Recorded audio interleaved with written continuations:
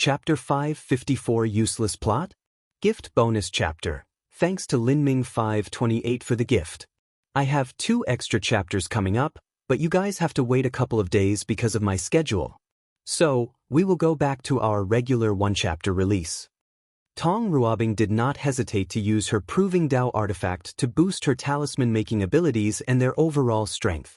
Finally, she took out a talisman from her space ring. Flesh Atomization Talisman. A brightening white light came from the talisman and enveloped Mu Lei before he could react. Even the participants on the ground had to squint their eyes slightly as they gazed at the light. Once the light abated, Mu Lei appeared with burn marks all over his body. However, he appeared intact overall, making Tong Ruobing frown.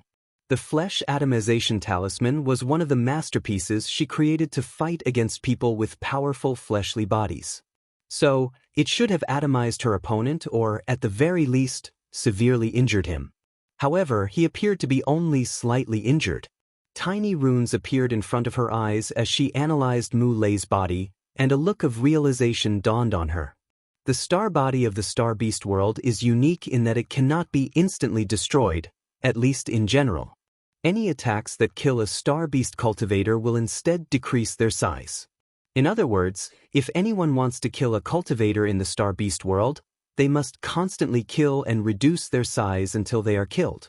As such, the bigger the opponent, the more lives they have. So, only attacks that can instantly destroy their entire body can kill them, and her talisman did not achieve that effect. Although Mu Lei's current body looked intact, his real body was now several times smaller. Tong Ruobing quickly analyzed how to end this battle as she could tell the longer it continued, the more dangerous the situation would be for her. She did not have an attack that could instantly annihilate her opponent, at least, not until she finished her transformation of binding with the Origin Talisman. So, the only solution is to use a method that annuls healing or regeneration. Tong Ruobing waved her to create a talisman that manifested in the form of a spear. Then, with a flick of her hand, it flew incredibly fast toward Mu Lei. At first, he did not care about such a measly attack and planned to ignore it while continuing his assault. However, he suddenly sensed grave danger and rapidly enacted a shield to protect him. Unfortunately, the spear penetrated his defense and went straight for his heart, only stopping 1 inch before piercing it. Mu Lei had an ugly expression as he sensed a mysterious power on that spear.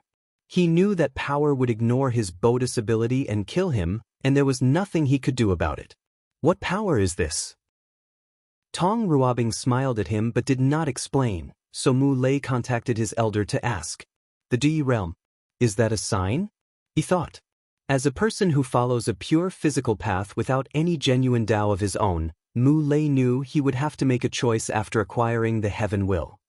The first choice is to comprehend the Grand Dao source of power and prove the Dao using that method. The second choice is to use his Heaven Will to go up a few layers in the true power Dao realm. If he chose that option, he could have the battle prowess of a great emperor of any class, even eternal emperor, based on his talent for fleshly body and how much he can make use of the Heaven Will.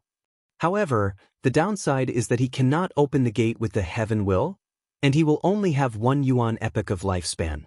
As such, he only has this time to continue cultivating and opening the gate of power. Mu Lei could also become a Dao ancestor, and he would be an insurgent. With the infinite lifespan, he could continue walking the path of true power Dao until he opened that gate. The third option is to find a way around the Star Beast system and control law by another method. Mu Lei had some ideas after interacting with other Heaven Chosens and learning about their system. He cannot control law with his soul since it is fused with his body. However, he could allow his body to create some energy/chi to control laws. With this method, he might enter the Dui realm, and after acquiring the Heaven Will, Heavenly Dao will consider him a dual chi refiner and body cultivators. He can comprehend the Grand Dao source of whatever laws he controls while also getting a slight boost in the true power Dao realm. It seems like the third option is the best for me. Mu Lei remembered his recent business partner, Wang Wei.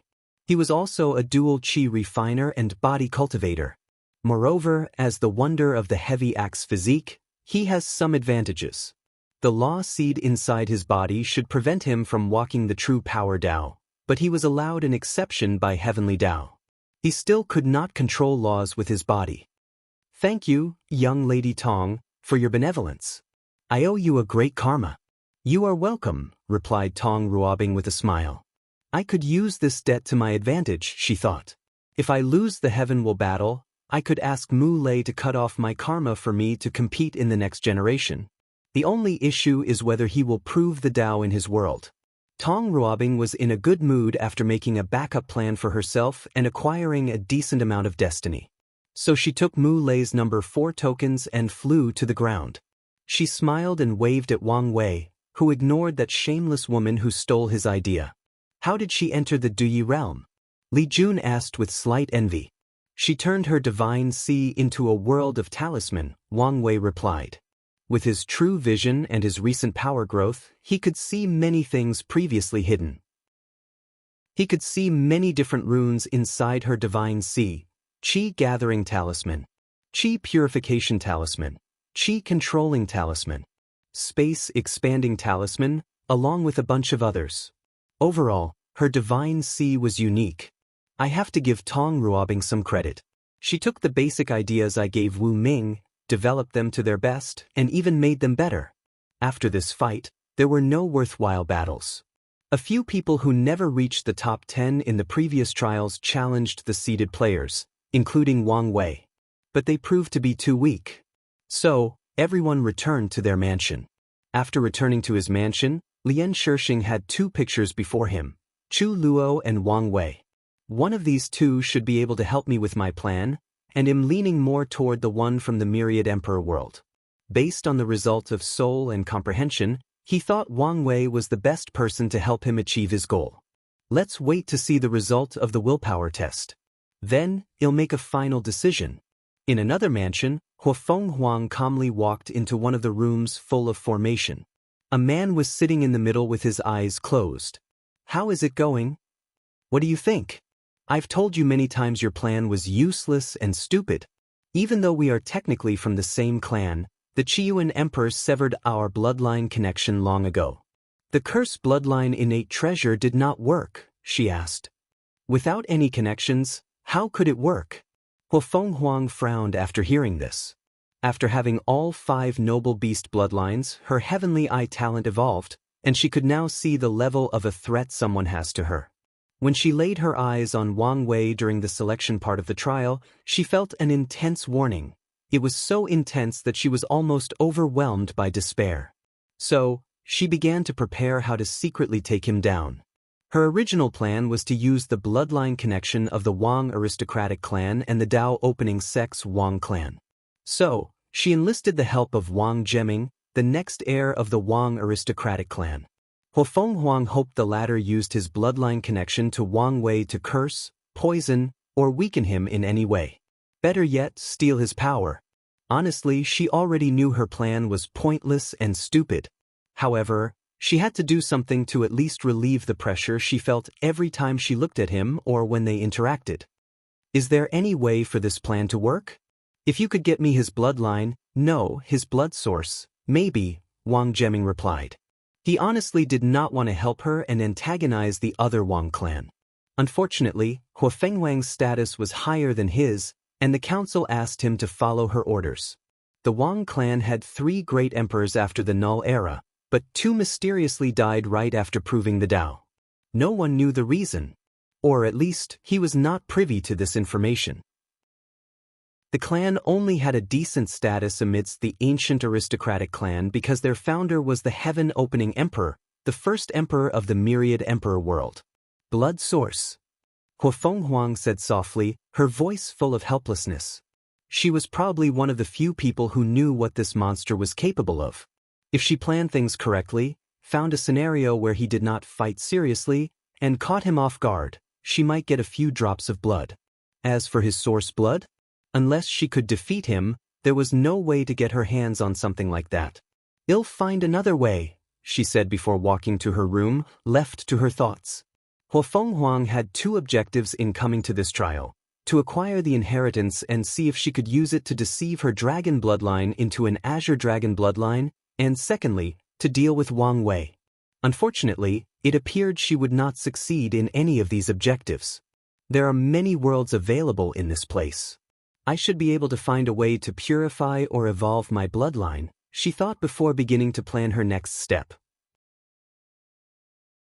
Chapter 555 The Incarnation's Mission. Bam! Bam! Bam! Powerful clashes emanated from an ample space. Luckily, a mysterious power prevented the attacks from destroying the surroundings. A few minutes later, the fighting stopped. Wang Wucheng looked at the young man before him and sighed. You indeed have the strength of two root Dao ancestor. Wang Wei smiled before saying, Can you show the power of each root? Sure, said Wang Wucheng before waving his hand to manifest an enormous hand manifested before him. How do you feel? I feel like I could not withstand 5 attacks. Most 3 root Dao ancestors could defeat 2 roots with 1 attack. You can survive more than one because of your law and the many ways you have to defend yourself. Wang Wucheng then used another attack, but a more powerful one. That's 4 root. Wang Wei nodded, he wouldn't survive 1 attack. Finally, Wang Wucheng displayed the 5 root Dao ancestor strength, and Wang Wei could only shake his head. You should know there are differences between the roots, especially the 5 root level. The difference between controlling 4% and 4.9% of the Grand Dao source is enormous. I understand, replied Wang Wei. With this knowledge, he has better ways to gauge his strength. According to his calculation, if he does not do anything else, once he finishes with his 9 extremity Dao foundation, his strength will reach 4 root Dao ancestor, while Tian is likely to be 5 root. Hopefully, the Fate Palace and Fate Incarnation can give me the final boost. Otherwise, I will have to find other methods. How are things going in the commercial hub? Shadow One has already investigated things, and we can set a booth there if needed. Are you worried about something? Mu Lei seems to have eyes for Tong Ruobing. I'm afraid he will terminate our partnership and ally with the Great Talisman City instead. He does not seem the kind of person to put business above his personal feelings. We don't know nearly enough about him to make such an analysis. True. Having someone from the Star Beast world would make our integration into the hub smoother. Ultimately, we do not need to rely on them if necessary. Wang Wei agreed. The commercial hub will be very significant to his plans, so he needs to begin planning for the future. After chatting with Ancestor Wucheng, he handed him the Sovereign Dragon Chi and returned to his room. Wang Wucheng was in charge of finding someone that could make use of this unique energy.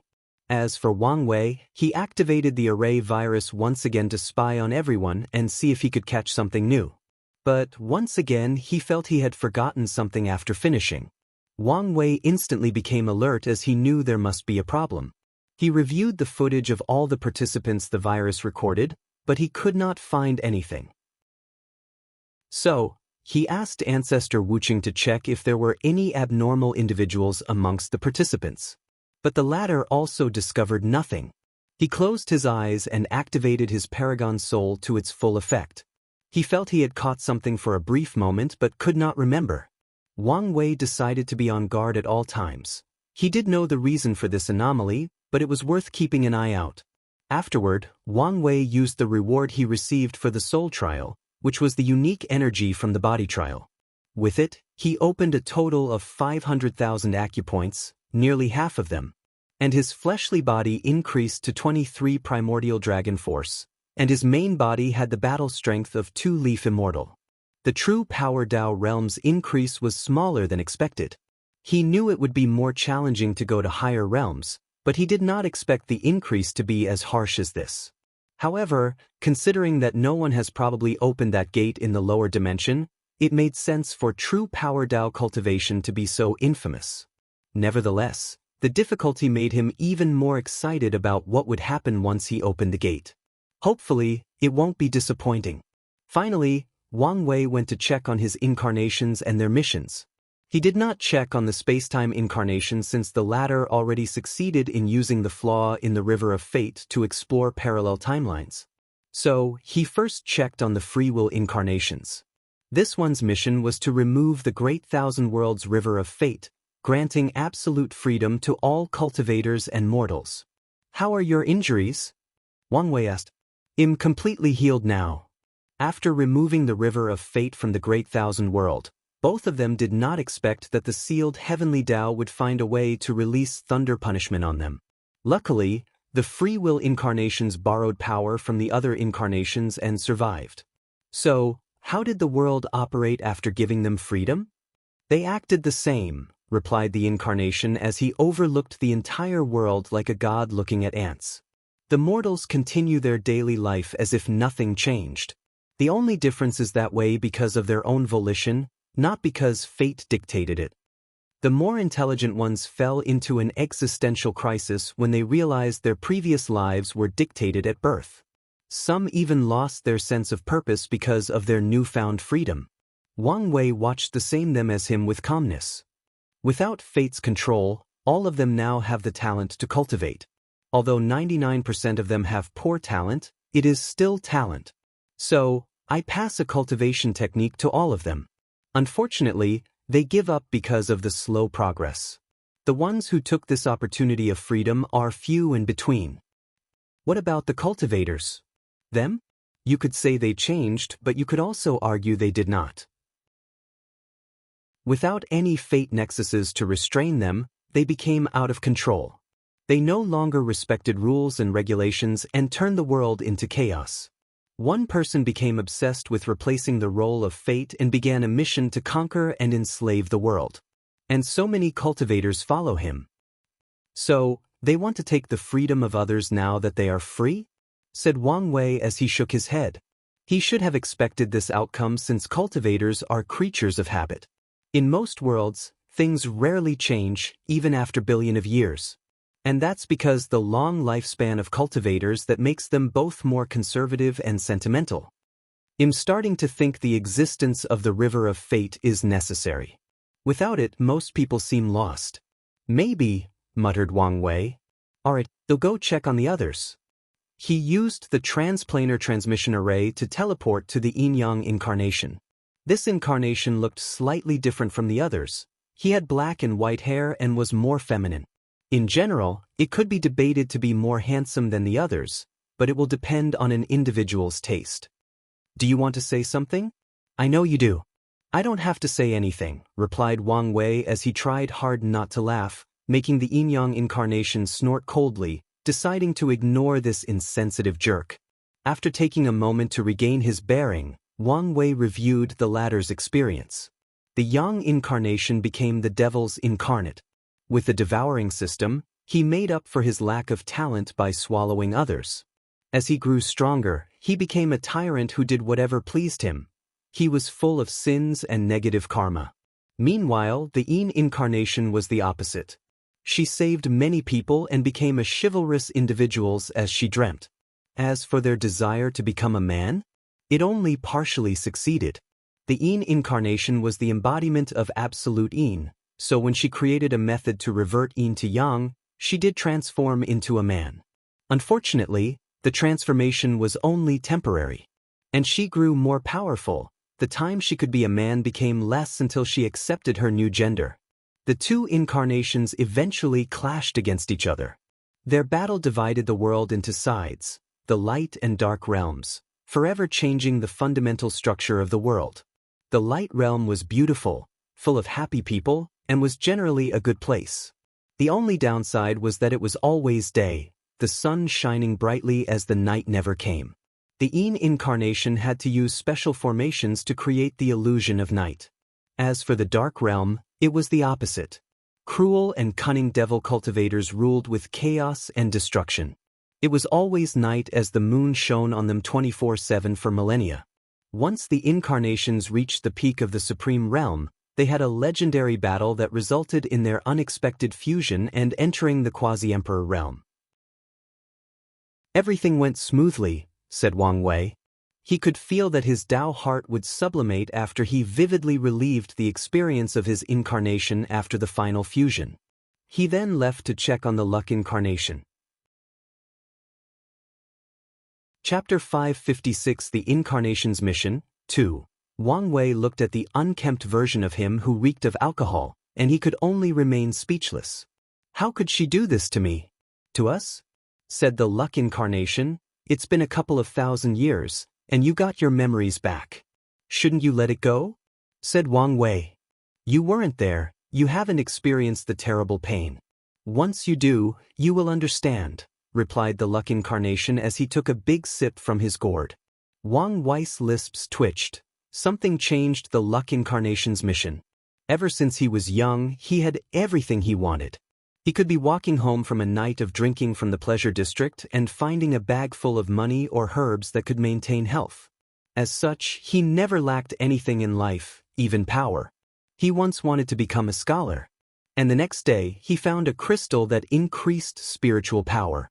He then accidentally saved the life of the most famous teacher in the city, and the latter offered to teach him everything he knew for free. His luck was so powerful that it could fulfill all his desire.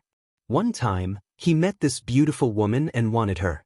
However, she had a husband. His parents appropriately raised the Luck Incarnation before their untimely passing. So, he left things alone and did not contact or try anything against her. However, a week later, the woman's husband died in an accident, and he met her when some cultivators chased her. The Incarnation wanted to help her, but he knew he was powerless against cultivators. So, he did the cowardly thing and hid in a desolate house nearby. And to his surprise, he discovered a talisman powerful enough to kill all the cultivators chasing the woman he desired. And after saving the damsel in distress, he took her home to protect and help her in her time of need. Unfortunately, at this time, the Incarnation began to suspect he was a man with maximum luck and began testing it out. He went to a cultivator gathering and bought some random book and treasure that turned out to be of the saint tier. After figuring this out, the Incarnation knew the reason this woman came to like him was most likely the result of his luck, making him conflicted if he should reciprocate. So, he delayed deciding by focusing on his cultivation. And as expected, everything went smoothly for him. Whatever he wanted, he would get it. Wherever he went, he encountered a beautiful woman who would fall in love with him and acquire some form of fortunate encounter. As time passed, the encounter became tired of life since everything came so easy to him. He never had to try for anything in his life. Once, he decided to become a king and headed to a place to establish his dynasty. On his way, he met a group of people who mistaken them for their runaway prince and rushed him to take the throne since most of his family had died recently. The Incarnation almost died of anger when these people showed him the picture of their prince, who looked exactly like him. This world was vast with a population of the septillion. So, what were the odds of someone having the same face, build, height, and demeanor as him? Furthermore, when he tried to argue, these people pointed to a scar on his left wrist, which their prince also had. The Incarnation had this scar since he was young and never healed it despite his cultivation since he acquired it in the accident that killed his parents. He kept it to remember his past. In the end, the Incarnation flew away in anger after realizing his goal of being a ruler was again handed to him. He began to resent his luck. He saw it as a curse. As such, he decided to study misfortune to balance his overwhelming luck. However, before he could succeed, he met the most beautiful woman he had ever seen. The moment he laid eyes on her, his entire being screamed that he wanted her. So, he quickly investigated her to find out she did not have a Tao companion. Knowing it was his opportunity, he waited. The Incarnation knew that his luck would soon activate, allowing him to have a magical encounter with her and have a chance. So, he waited. Unfortunately, the waiting lasted a week, then a month, and eventually a year, but nothing occurred. So, he became more proactive. He used a technique to give her misfortune. His plan was when she was in danger, he would swoop in like a handsome and chivalrous immortal to save her. His plan failed since nothing occurred.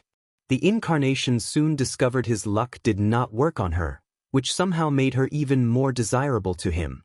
Therefore, he approached her to court her directly. Regrettably, the first sentence she said to him was, "You're the bastard cursing me with misfortune? Get out of my sight." Despite the rejection, the Luck Incarnation did not give up. For a man who could acquire everything he desired, there was nothing he wanted more than something unattainable. Consequently, he pursued her religiously. No matter how many rejections he received or what terrible thing she said to keep him away, he never gave up on her. And eventually his persistence paid off. She began to warm up to him. They became friends before starting to explore a romantic relationship. Unfortunately, the incarnation's luck had repercussions. The luck backlash arrived in the form of a rumor: Wang Wei, the blessed one, whoever acquire can rule the world and achieve immortality. Once the rumor spread worldwide, all the cultivator sects, families, factions, and dynasties suddenly knew of the incarnations and wanted to capture him. He was hunted for thousands of years. Luckily, he had the love of his life with him. She accompanied him throughout everything. She was with him when he fell from the peak of the world to the gutter. The incarnation felt that his pain and suffering were worth it as long as she was with him. Sadly, fate had another plan for him. On one occasion, hundreds of sects encircled him, and even with all the treasures and fortunate encounters he had, he could not escape.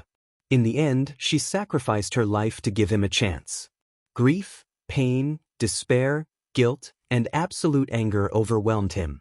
So, he went on a rampage. He used guerrilla tactics to destroy countless sects or factions. And when he felt this was too slow, he finally took cultivation seriously. With his talent and resources, he quickly reached the strength to be invincible in the world. So, he killed 99% of all cultivators in this world. Sadly, revenge could not fill the hole in his heart, so he focused on cultivation to reach a realm where he could revive her. The idea of seeing her beautiful and confident smile motivated him. He had to work hard to accomplish something for the first time since he met her. However, after entering the Supreme Realm and unlocking his memories, the Luck Incarnation received another shock he did not know how to process. The woman he loved, lost, grieved, and pined after for tens of thousands of years was just another clone of Wu Hong. He also realized she might have changed the setting of his mission. After all, he should have never had affection for another woman. In the end, he was happy he did not technically lose her, but he could not forget the pain of watching her die in front of him. So, he began to drink his frustration and completed feeling. Wang Wei's lips twitched as he did not know what to say. He did not expect Wu Hong to tweak the incarnation's life and make him more miserable. However, he had to admit that her action made his Dao heart tempering even better. So, he looked at the incarnation and said, "Don't be sad, she's fine and healthy." "You don't understand," replied the incarnation. "However, when we fuse, you will experience how I felt and know how much it truly hurt." Wang Wei knew he was correct. In the final fusion, he will experience the life of these incarnations as if it was his own experience. So, all their emotions, thoughts, and actions will be extremely vivid to him. "You're right," Wang Wei replied, but he appeared a little distracted. He was thinking about the incarnation's way of courting Wu Hong's clone. Although his persistence seemed romantic, he felt that the incarnation appeared too much like a stalker. If Wu Hong did not have feelings for him, his actions would not seem as romantic but creepy. As a person with memories from Earth, he should know better. Does that mean I have some secret stalker tendencies? Or is the result of his environment? He quickly denied the first option and blamed everything on the incarnation. He also ignored that they would fuse and become one sometime in the future. So, after giving the incarnation an odd look, he went to check on the Karma Incarnation. Chapter 557 The Incarnation's Mission 3. Wang Wei looked at the Karma Incarnation, who now had yellow hair. "So, how is it?" he asked. "Why don't you see for yourself?" replied the incarnation, and Wang Wei looked at this great thousand world. He saw karma threads connecting to the incarnations, and they were so many of them. He could see that the incarnation was now connected to every single individual of this world, every single object, and even every single atom. Wang Wei looked at an ant a few 100,000 light-years away, and he could see the incarnation had some connection to it. "Is this your answer?" he asked. "Yes," replied the incarnation. "My entire life was boggled down by karma. I could not even breathe the air without owing heaven and earth some karma. I tried isolating myself from the world to cultivate in peace, but the debts I owed would eventually catch up to me. I tried repaying my karmic debts, but more kept piling on my head. No matter how carefully I tried to act or how many calculations I made to avoid karma, it was impossible for me to escape. The incarnation paused as he reminisced. Every step he took felt like he was in quicksand, unable to move and slowly drawing. It was truly a nightmare since he never knew a single moment of peace. I tried to transcend karma, to become free from its restrictions. But I failed. So, you choose to fuse with it? Asked Wang Wei. I became the embodiment of karma itself in this world, the origin of all karma.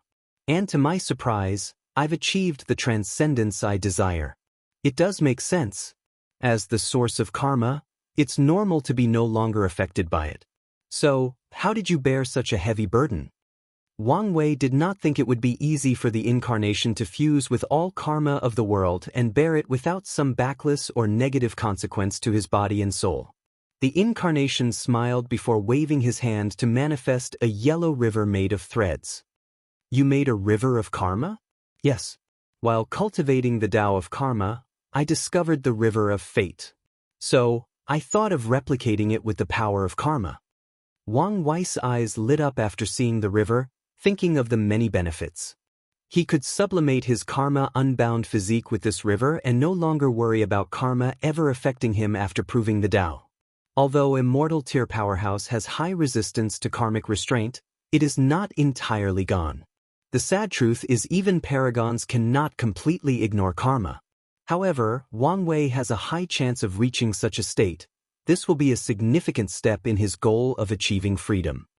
I'm sure you can understand the significance of this river to us, but I will tell you a few more abilities. The incarnation waved his hand, and a drop of water came from the river. Karmic washing water, said Wang Wei. Yes. You can easily create an ocean and leave it to the sect. In the future, they won't worry about washing karma and needing help to compete for the next generations. Heaven will. Then, the incarnation pointed to another thread in the river. The river of karma is connected to all karma, past, present, and future. So, you could do this. He took one string and manipulated it, and Wang Wei squinted his eyes when he saw what had happened. About 2 million years ago, in this great thousand world, a spiritual herb called human mushroom went extinct. As the incarnation manipulated the thread, Wang Wei saw a scene 2 million years ago. A young hunter found this mushroom and took it for dinner. According to normal history, this farmer should have eaten the last human mushroom in existence, making this spiritual herb extinct. But now, something had changed. On his way home, he met a dying cultivator who gave him his inheritance. Through this inheritance, the hunter learned of the value of this spiritual herb and began to plant it. Eventually, he created a small secret realm where he stored the mushroom, and this secret realm lasted until this day as the incarnation manipulated events to ensure this. Wang Wei waved his hand to teleport the secret realm to their location.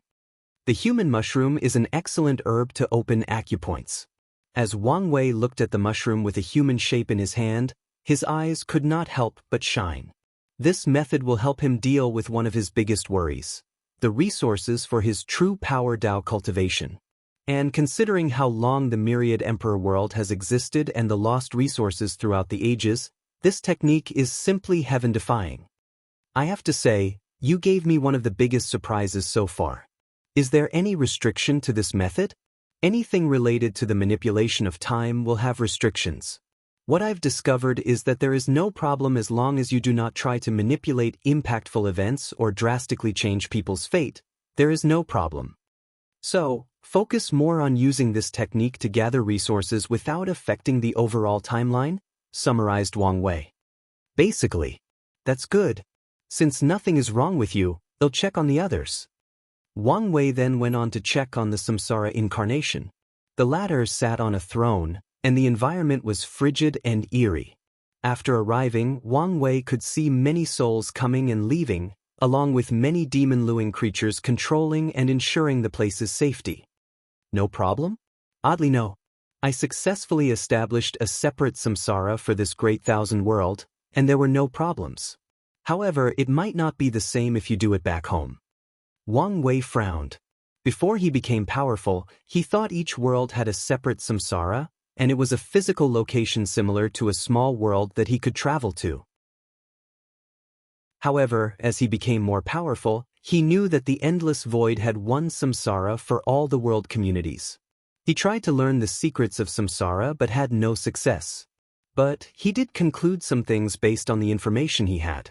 For example, why did Tion only reincarnate into the myriad emperor world? He theorized that it was either Heavenly Dao's doing or each world community had its own division. Wang Wei closed his eyes to access the knowledge the incarnation had. His theory was partially correct. There are separate divisions based on a soul's place of origin. But it is also possible to be reborn in another division, albeit rare, but possible. Your method was ingenious, he commented. The incarnation did not forcibly establish a netherworld. Instead, he asked to create a branch in this world from the main branch. And true Heavenly Tao was more than happy to give him some power and reduce the burden on itself, as long as the incarnation was willing to follow some strict rules. It even gave him a lot of merit for his actions. With this method, many of our plans are guaranteed to become a success. And we might not need to refine the 9 devil god worlds. The only thing we have to worry about is Old Man Nether, said the incarnation. He had many new plans after his recent success. He had greater ambitions after seeing how handsomely true Heavenly Tao rewarded him for his actions. Wu Hong told him about Old Man Nether from the Nether Hell. This was a person obsessed with controlling the samsara of the lower dimension, and for countless eras, he has been slowly stealing its power. Therefore, he knew this person would stop him from establishing a netherworld in the myriad emperor world. And if he were to learn of the method this incarnation used, he would definitely try to replicate it. The 9 devil god world is still needed, just not as important as we previously thought. As for Old Man Nether, we will deal with him after we prove the Tao, replied Wang Wei. From what he knew, Old Man Nether was the only Empyrean in the lower dimension. Many people have wondered he managed to stay there without any repercussions. However, Wang Wei is not that scared of him. He believed once he found a way to reach the 10 Extremity Foundation, after becoming an eternal emperor, he might have the battle prowess of an Empyrean, 70% Grand Tao source. And even if he does not, he will be closed and will not need much time to reach that battle strength. Make sure to remove all your tracks before the fusion, said Wang Wei. He did not want to get Old Man Nether's attention more than he already did. Then he went to see the Destiny incarnation. He found the latter reading intently before a large book titled Book of Destiny. Wang Wei called him, but the latter was distracted, so he had to push him before waking up from his deep concentration. Oh, you're here. You should be more careful. I've placed a formation in the surrounding, and only you can enter. You should still be careful since this world is not absolute. You're right. It's just I've been a little fascinated by our little experiment. Oh, did you discover something? Maybe. Chapter 558 The Incarnation's Mission, Finale. Using the Book of Destiny, the Incarnation controlled or established the destiny of everything cultivators in this great thousand world. When people with a talent for cultivation are born, their names will automatically appear in the book, and the incarnation will establish their destiny. Each individual's destiny is different. For example, it could be as simple as they are destined to become a supernatural realm cultivator. Of course, just because someone is destined for such an accomplishment does not mean that they definitely can achieve it. This is not how destiny functions. The cultivators have to work to achieve their destiny. They have to undergo arduous cultivation, temper themselves, and fight for resources. Now, as someone destined to become a supernatural realm cultivator, they will have a particular luck to ensure they accomplish their goals. They also have specific karmic connections with people that help them achieve their destiny. Nevertheless, destiny still gave people a certain level of freedom to accept or reject their destiny. Furthermore, the incarnation discovered other forms or unique destinies. For example, the destiny to become the most powerful sect in the world. Once, he tried to give this destiny to a faction, and he realized that some people could compete with the chosen faction to hinder them from achieving their destiny or steal the destiny of becoming the best sect. After controlling the entire world's destiny, the incarnation tried to recreate the eternal emperor's destiny and failed. No matter what he tried, he could not succeed. So, he tried to create an immortal destiny. As long as he gave an individual such a destiny, they had a 90% chance of becoming an immortal tier powerhouse. Consequently, his actions touched the bottom line of true heavenly Tao, and he received a warning. Another application the incarnation discovered is establishing the destination of mortal objects and animals, turning them into spirits or demon race. This method is valuable to the spirit race but has no actual application to Wang Wei besides maybe creating an army of spirit race. As you can see, we have learned much about destiny but no revolutionary discoveries. That's fine as well. What about battle applications? Did you come up with something? In fact, I did, replied the incarnation, who stood up from his sitting position. He looked at Wang Wei and said, "Attack me with your chaos flame." Then, the incarnation created a wound on his forearm with his left finger. "All right," said Wang Wei before creating a multicolored flame in his hand and throwing it at the incarnation. At first, it appeared as if the latter was rapidly burning. But soon, the process ended, and the wound on the incarnation healed. Wang Wei squinted his eyes. Purpose manipulation. Exactly. I changed the purpose of your chaos flame from burning to healing. You can imagine the wide application of such a technique. Indeed, there were many applications of this ability. Wang Wei could alter his fleshly Buddha's purpose, allowing it to use more force than usual. He could change the purpose of his enemies' attacks and make them help him instead or render them entirely useless. Wang Wei waved his hand to manifest a turtle shell. It was the 8-trigram turtle shell he borrowed from the Heaven Mystery Pavilion. He then used the Destiny technique to modify the purpose of this magical artifact. It used to be a supporting item used only for divination, but Wang Wei turned it into an attack artifact that used the River of Fate's power. And since the artifact was an immortal artifact, the attack it could use was at the same level. Of course, Wang Wei could modify an item of such level because he now had the strength of Immortal Venerable. If not, he would fail or suffer some backlash. This technique is worth all your effort, said Wang Wei. I tried my best, replied the incarnation as he looked at the world again. I found it fascinating to control the lives of so many people, controlling their destiny with them being none the wisest. Don't lose yourself to such meager power. You underestimate me, replied the incarnation. He knew that this great thousand world was a drop of water in an ocean in the grand scheme of things. Furthermore, he only learned to control people's destinies to control his own. As long as you understand, replied Wang Wei, who patted his shoulder before leaving. He went on to check on the Order Disorder incarnation, the one who had problems. He saw the latter at the center of the world's core, sitting cross-legged and fighting heavenly Tao that was supposed to be sealed. He frowned. The Order incarnation had to begin his journey from a low thousand world. After becoming the supernatural realm, he would replace the heavenly Tao of that world and decide the order of this world. He would establish the rules, regulations, punishments, and restrictions for all mortals and cultivators. With this method, the incarnation could make the world safer for mortals and prevent chaos. Consequently, many cultivators did not like absolute order, rebelling against the incarnation and creating more chaos or disorder. However, this is precisely what the incarnation wanted. He wanted oppositions to help him understand disorder laws. Once he finished his mission, he ascended to a middle thousand world and repeated the same plan once he reached void-shattering realm. The issue arose after he ascended to a great thousand world. The heavenly Tao of this world acted swiftly before Wang Wei sealed it. It created a sun of destiny that Wang Wei did not even detect, and that destiny sun made some cracks or flaws in Wang Wei's formation. That person even destroyed some of the puppets he left guarding the formation.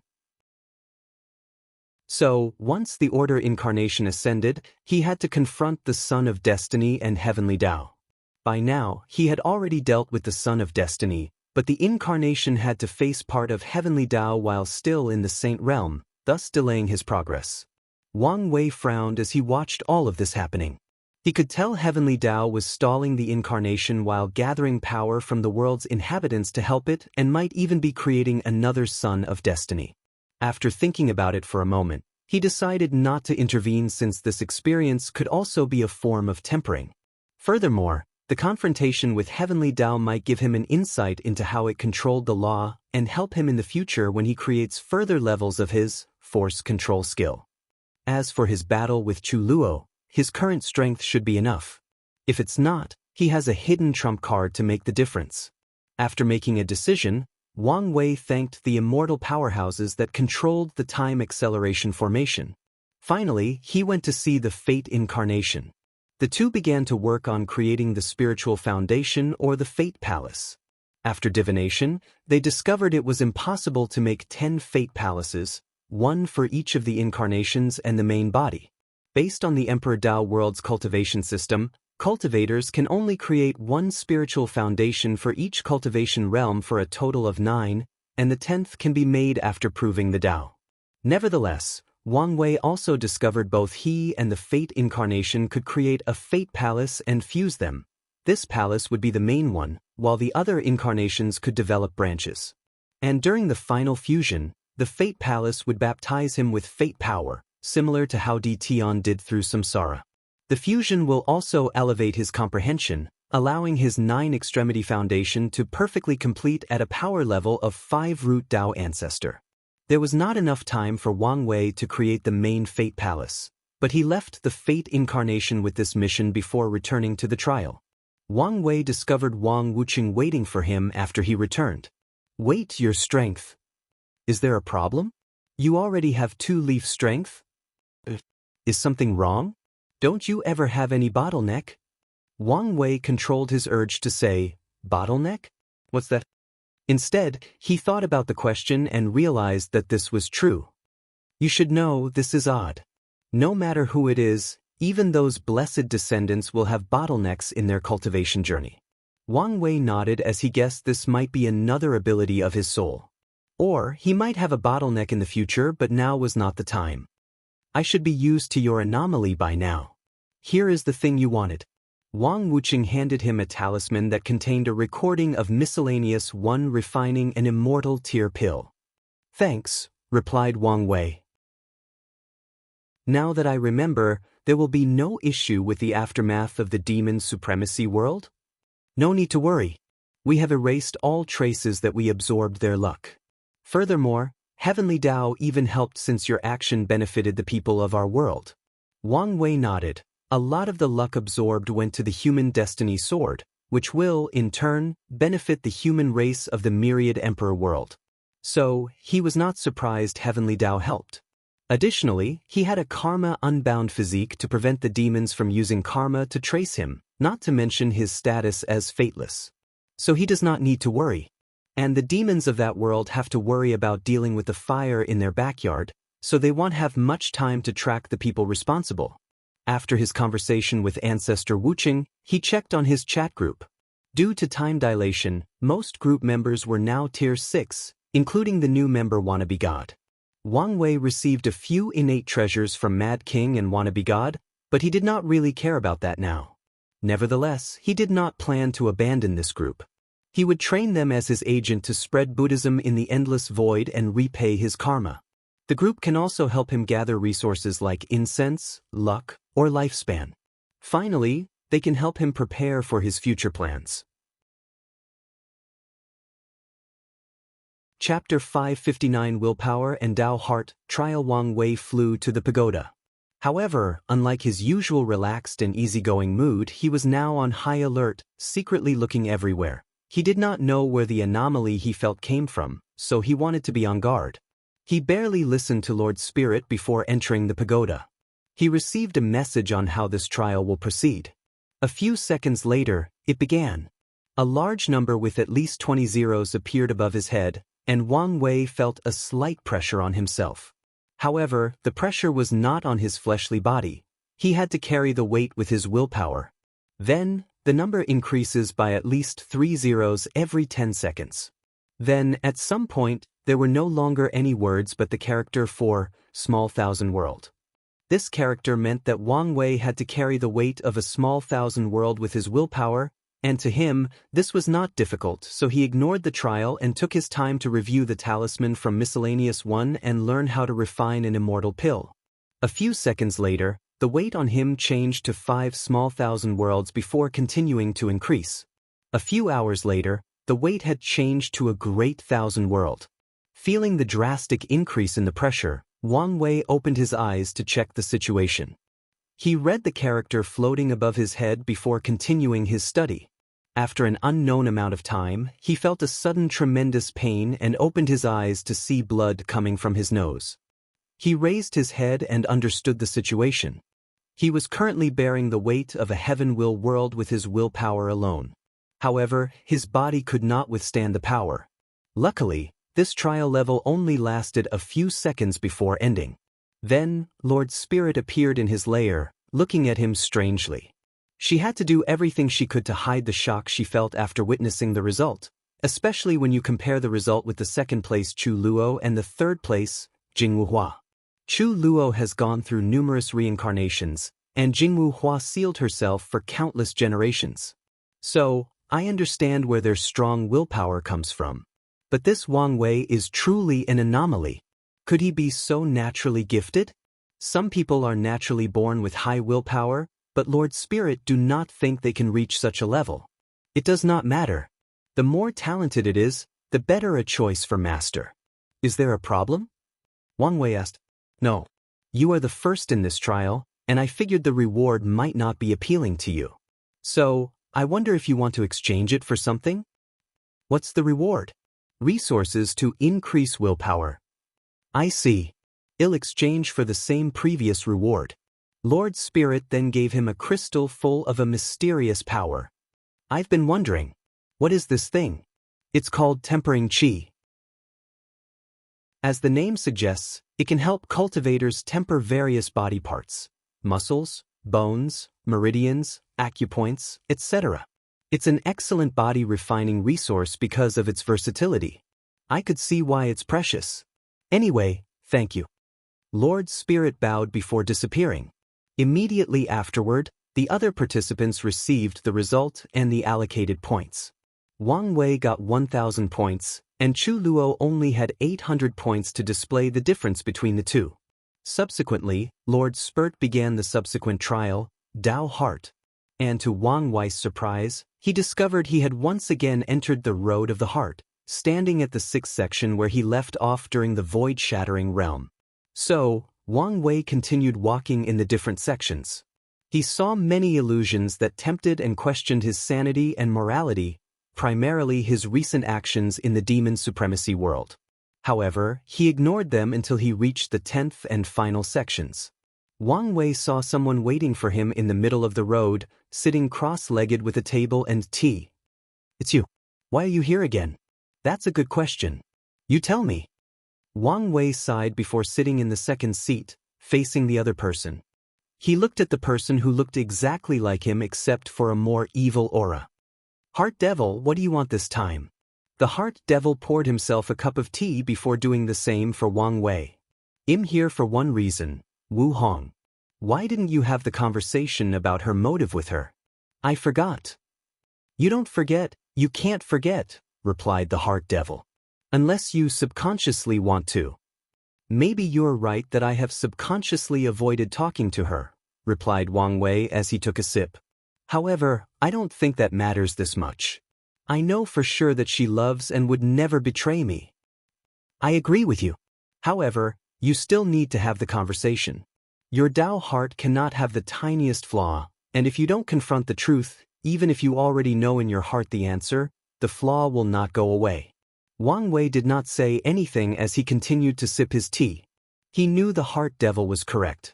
Since he knew she loved him, why couldn't he have the conversation? That's because a tiny part of him feared he would discover something else in that conversation. No matter how slight that fear is, it is still a flaw. All right. I won't procrastinate anymore. So, are you going to talk to her now? So, how soon? I said soon, so get off my back.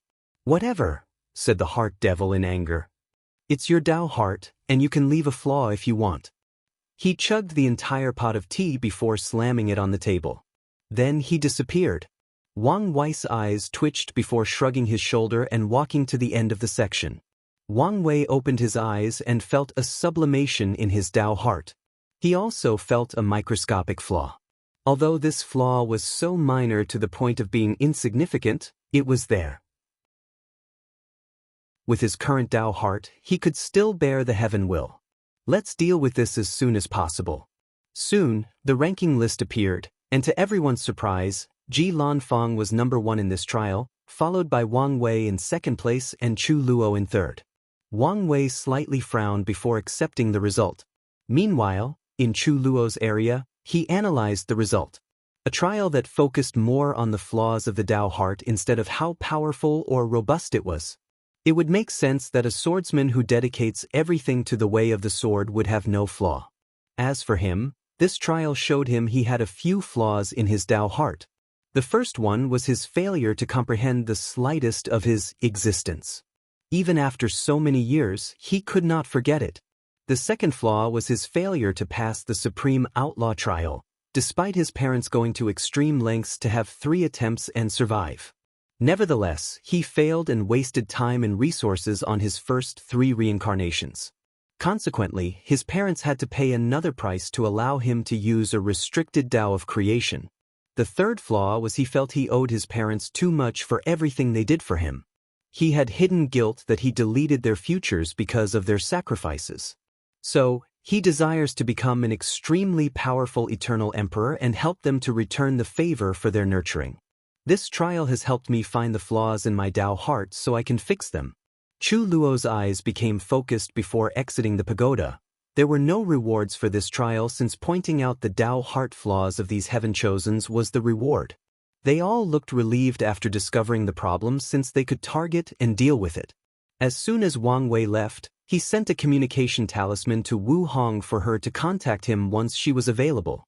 Then he focused on Lord Spirit, who seemed to have a more eerie smile than usual. I have good news for all of you. There will be changes to the combat trial. It will not be a battle competition between you, as you expected. It will take a different form that will allow you to gather many points, enough points to not even care about the first seeded token. Many people frowned as they were getting a little tired of this trial constantly changing the rules. It was too chaotic for many. Lord Spirit, will you tell us what it will be in advance, or do we have to wait? Of course, he'll tell you. It will be in your best interest to prepare in advance, replied Lord Spirit with a wide smile. So, the battle trial will take place in the form of Chapter 560 Complications and Curse Gift Bonus Chapter. Thanks to Taoist True Self for the gift. So, the battle trial will take place in the form of challenges, but not from each other, but heaven chosens in the upper dimension. The heaven chosen presents were the backbone of their respective faction, so they had access to some secrets of the universe.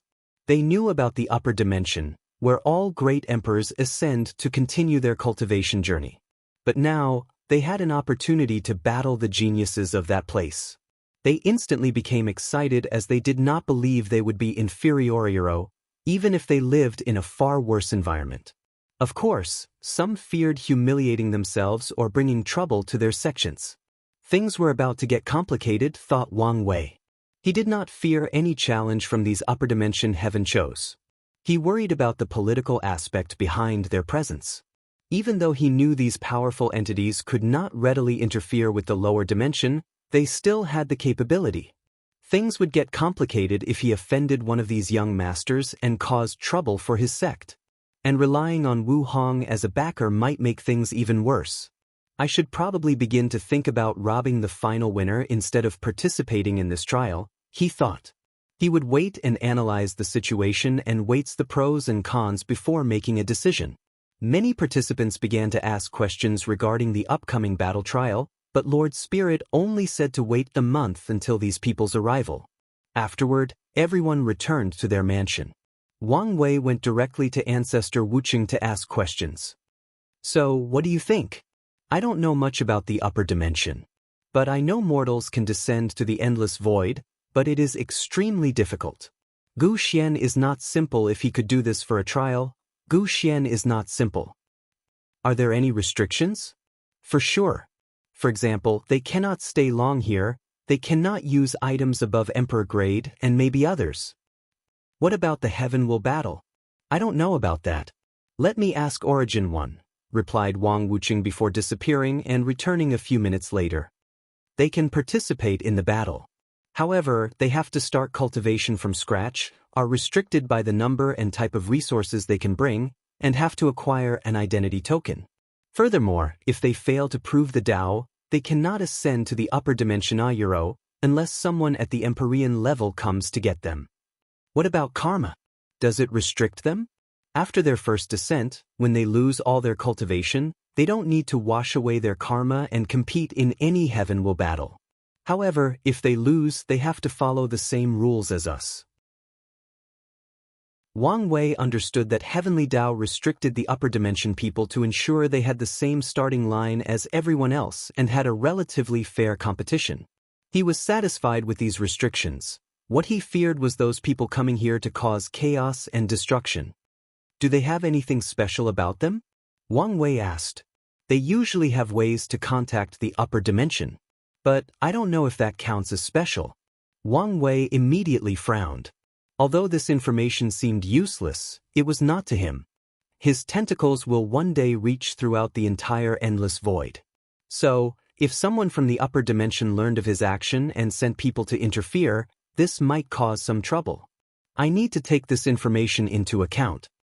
Thank you for the information. No need for formalities. By the way, Wang Ju said she prepared everything. Excellent. I'm going to deal with the issue now. Wang Wei teleported back home before contacting Wang Ju. It seems your seclusion was successful. Thanks to you, young master. The shadow innate treasure was beneficial. That's good. We will find a day for you to officially become my shadow. I looked forward to it, replied Wang Ju before handing him a talisman with some information. After reading it, Wang Wei closed his eyes as the power of fate, karma, samsara, and time surrounded him for a few seconds before saying, "We will need more people in these positions. Use some suicide soldiers for the rest." Wang Ju looked at the map handed to her, and a look of surprise flashed before she nodded and went to mobilize the people. Meanwhile, Wang Wei teleported to a small village at the southern end of the central continent. While invisible in the air, he observed a young village boy who looked ordinary except for his eyes. Deep hidden inside was an infinite hatred. For as long as this young man existed, he carried that hatred passed down from generation. And he knew, once he died, he would pass this hatred to his children. Today, the young village went to get some woods in the forest, and something unexpected occurred to him. He found a booklet with the title, Curse of Hatred. The young villager quickly hid the book before looking at his surrounding to discover if anyone had seen him. After not finding anyone, he rushed home to read the book. He was glad his wife and daughter were not here, and he felt this was not something they should involve themselves with. A few minutes later, he finished reading, "Oh, Tian. Do you think you can do whatever you please because you are a mighty cultivator? Today, I will teach you that your actions have consequences." The young village boy closed his eyes before chanting in weird and incomprehensible language. As he did so, the hatred deep in his soul, inherited from his bloodline for thousands of generations, activated to power the curse to unimaginable heights. Wang Wei watched as a dark and invisible power traveled to the western continent, and he knew it was going for Tian. After receiving the curse of hatred and the bloodline curse, he had a basic plan on his mind that he laid the groundwork for while taking his trial. He changed the memories of an ordinary mortal family that Tian destroyed their village, killing everyone they loved. This act resulted in fostering a powerful hatred of that family. Then, he cast a spell on them to pass down that hatred through bloodline for countless generations, nurturing and strengthening that hatred over time. And after more than 10,000 years and numerous mortal generations, the hatred reached the level he wanted where it could cast a curse that could barely touch a person's existencia, similar to Lin Fan's situation. Western continent, sealed mountain. Tian suddenly opened his eyes and felt a powerful curse descend on him. He frowned calmly as he looked at the markings on his body. The curse Passion Emperors, 3 anomalous curses? Di Tian knew the Curse Passion Emperor as he was technically one of his mentors. He studied briefly under the latter. The Curse Passion Emperor was a pseudo-eternal emperor famous for his curse and poison Tao. During that era, he was very valuable to the war as he could poison innate demons on large scales and even weaken some eternal emperors. One day, the Curse Passion Emperor discovered a destroyed village with only one survivor, a young girl full of hatred. He tried to help the young girl, but she only wanted revenge. So, he promised to cultivate her into a powerful being to have her revenge. She refused. She wanted her revenge now. So, the Curse Passion Emperor created a special curse for her to use her hatred as the source and her life as the price. Finally, the girl killed her enemy before moving on to samsara. After that, he created 2 other curses of the same category, which were eventually called the 3 anomalous curses. This curse became essential to the war as it allowed mortals to have significant battle prowess. However, the Curse Passion Emperor came to hate his creation because of how much damage it did to mortals. He hated the acquired side for weaponizing these 3 curses. Di Tian was momentarily sad after thinking about the past. He was present when numerous primordial gods and innate demons besieged the Curse Passion Emperor and killed him. He was pretty sad after receiving the news. Although they were not close, the latter was still one of his mentors. Using such a cruel and cunning method, this must be Wang Wei's method, he thought before sneering. If I did not have some understanding of existence, this curse would have killed or crippled me. So, he used his Tao will to protect his existence. He knew from the Curse Passion Emperor this was the quickest method to deal with this curse with no repercussions. A few minutes later, the markings on his body disappeared as he returned to normal. So, it failed as expected, Wang Wei muttered. Then he contacted Wang Ju to begin, who then mobilized all the Fate Shadow Guards worldwide. Chapter 561 The hostile takeover. Wang Wei teleported to a special place. Meanwhile, a great event with worldwide repercussions occurred. The Shadow Guards began assassinating people from every continent, every domain, and every faction and race, including the Sea race. Even the hidden powers that have not shown up in the myriad Emperor world were affected, alarming all the Emperor lineages. And the target of the Fate Shadow Guards was no one else but Di Tian's sleepers. Wang Wei was careful this around and planned for many years before acting. And with the help of the Oracle Mirror and his recent increase in strength and abilities, he knew the position of most of them. So, he attacked them simultaneously, not giving them or the faction they infiltrated a chance to respond. A few minutes later, Wang Wei appeared before Wang Ju with his clothes disheveled. "Young master, are you all right?" "I'm fine. I just killed a Tao ancestor," he replied casually before giving her a token. This token leads to a small world where the sleepers kept all their information. Take control of it and make a copy of everything for the sect. Di Tian sleepers have gathered so much impossible that it was mind-boggling. They have detailed records of every heaven chosen in each generation since the ancient emperor era. They also have records of every noteworthy event that occurred since then. When Di Tian was reincarnating, they would not stop gathering information and keeping records in case their master wanted to know. The knowledge in the small world was so vast that even Di Tian had not read all of them. After all, he would not care much about the life of someone who has long been dead by the time he successfully reincarnated. However, Wang Wei planned to read all of them. He knew he might be able to learn many things from these records. From a person's life, he might learn a valuable lesson.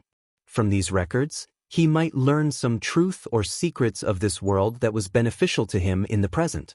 Or, just reading the information, he might be inspired and come up with a great idea. It's a shame that he did not find any cultivation scripture from that small world. However, he knew long before that Di Tian was careful and did not leave any records. "How did things go on your side?" Wang Wei asked. "Smoothly. As you ordered, we did not kill all the sleepers. Instead, we stole the fate of those in high positions and used the assassination as a distraction to clean our tails. As of now, Project Deep Infiltration is complete." "Excellent," said Wang Wei. With this move, He now controlled the Sleepers' information agency. He had the same spying and assassination capabilities as him, not to mention he had planted so many spies inside these factions. With this move, he should be able to get his hands on most of the Emperor lineage's scripture to learn from, just like Tion. Of course, he now had eyes everywhere in the myriad Emperor world. Wang Ju went to process everything on the Sleeper information world while Wang Wei had other things to deal with. He ignored the fact he just slightly tilted the world to its side and went into seclusion. Immediately, he took out the Oracle Mirror and activated it. His main objective for the Curse of Hatred and attacking the Sleepers was the mirror. With his action, he increased the karma he had with Tion, and now, the mirror increased the information by another 10% for a total of 90%. He acquired new information regarding Tion, including some secrets of the Null Era. Then, he focused on a specific piece of information that caught his attention. Tion was trying to find a way to go past the 9 Extremity Foundation to reach the 10th. And he found a way. Regrettably, the mirror did not disclose the method. I already suspected he was doing this, but now I have confirmation, thought Wang Wei with a frown, thinking about how he could increase his karma with the latter and find the answer. Unfortunately, he could not think of anything. He once tried to use the fact that Xiao Ning gave him the perfect foundation method to increase his karma with Tion, but he failed. She seemed immune to his karma technique. He knew she was the key to increasing the remaining 10%, but he did not want to get in more contact with that woman. She was too weird and dangerous. The other option was Tion's family. But based on previous divination, he did not have much affection or karmic connection with them. To Tion, his real parents were the ones who died before the Null Era. So, killing or doing anything to them would not increase his karma much. Wang Wei then borrowed the power of his incarnation to do another divination. He wanted to know if there was a way to increase karma with Tion. Jia, he muttered. She was the woman in charge of Tion's information network from the D clan side. She was his Wang Ju and accompanied him everywhere in the same manner as Wang Ju. From the divination, he knew she loved him, but he did not care about her. However, compared to his affection and connection to his parents, she had a higher weight on his life. By killing her, I can increase the mirror's percentage by 1%. Wang Wei frowned. He did not know whether that 1% would tell him how Tion planned to break the 9 Extremity Foundation limit or another piece of information. I could try to modify the purpose of the mirror to give the information I need, thought Wang Wei before deciding to try it.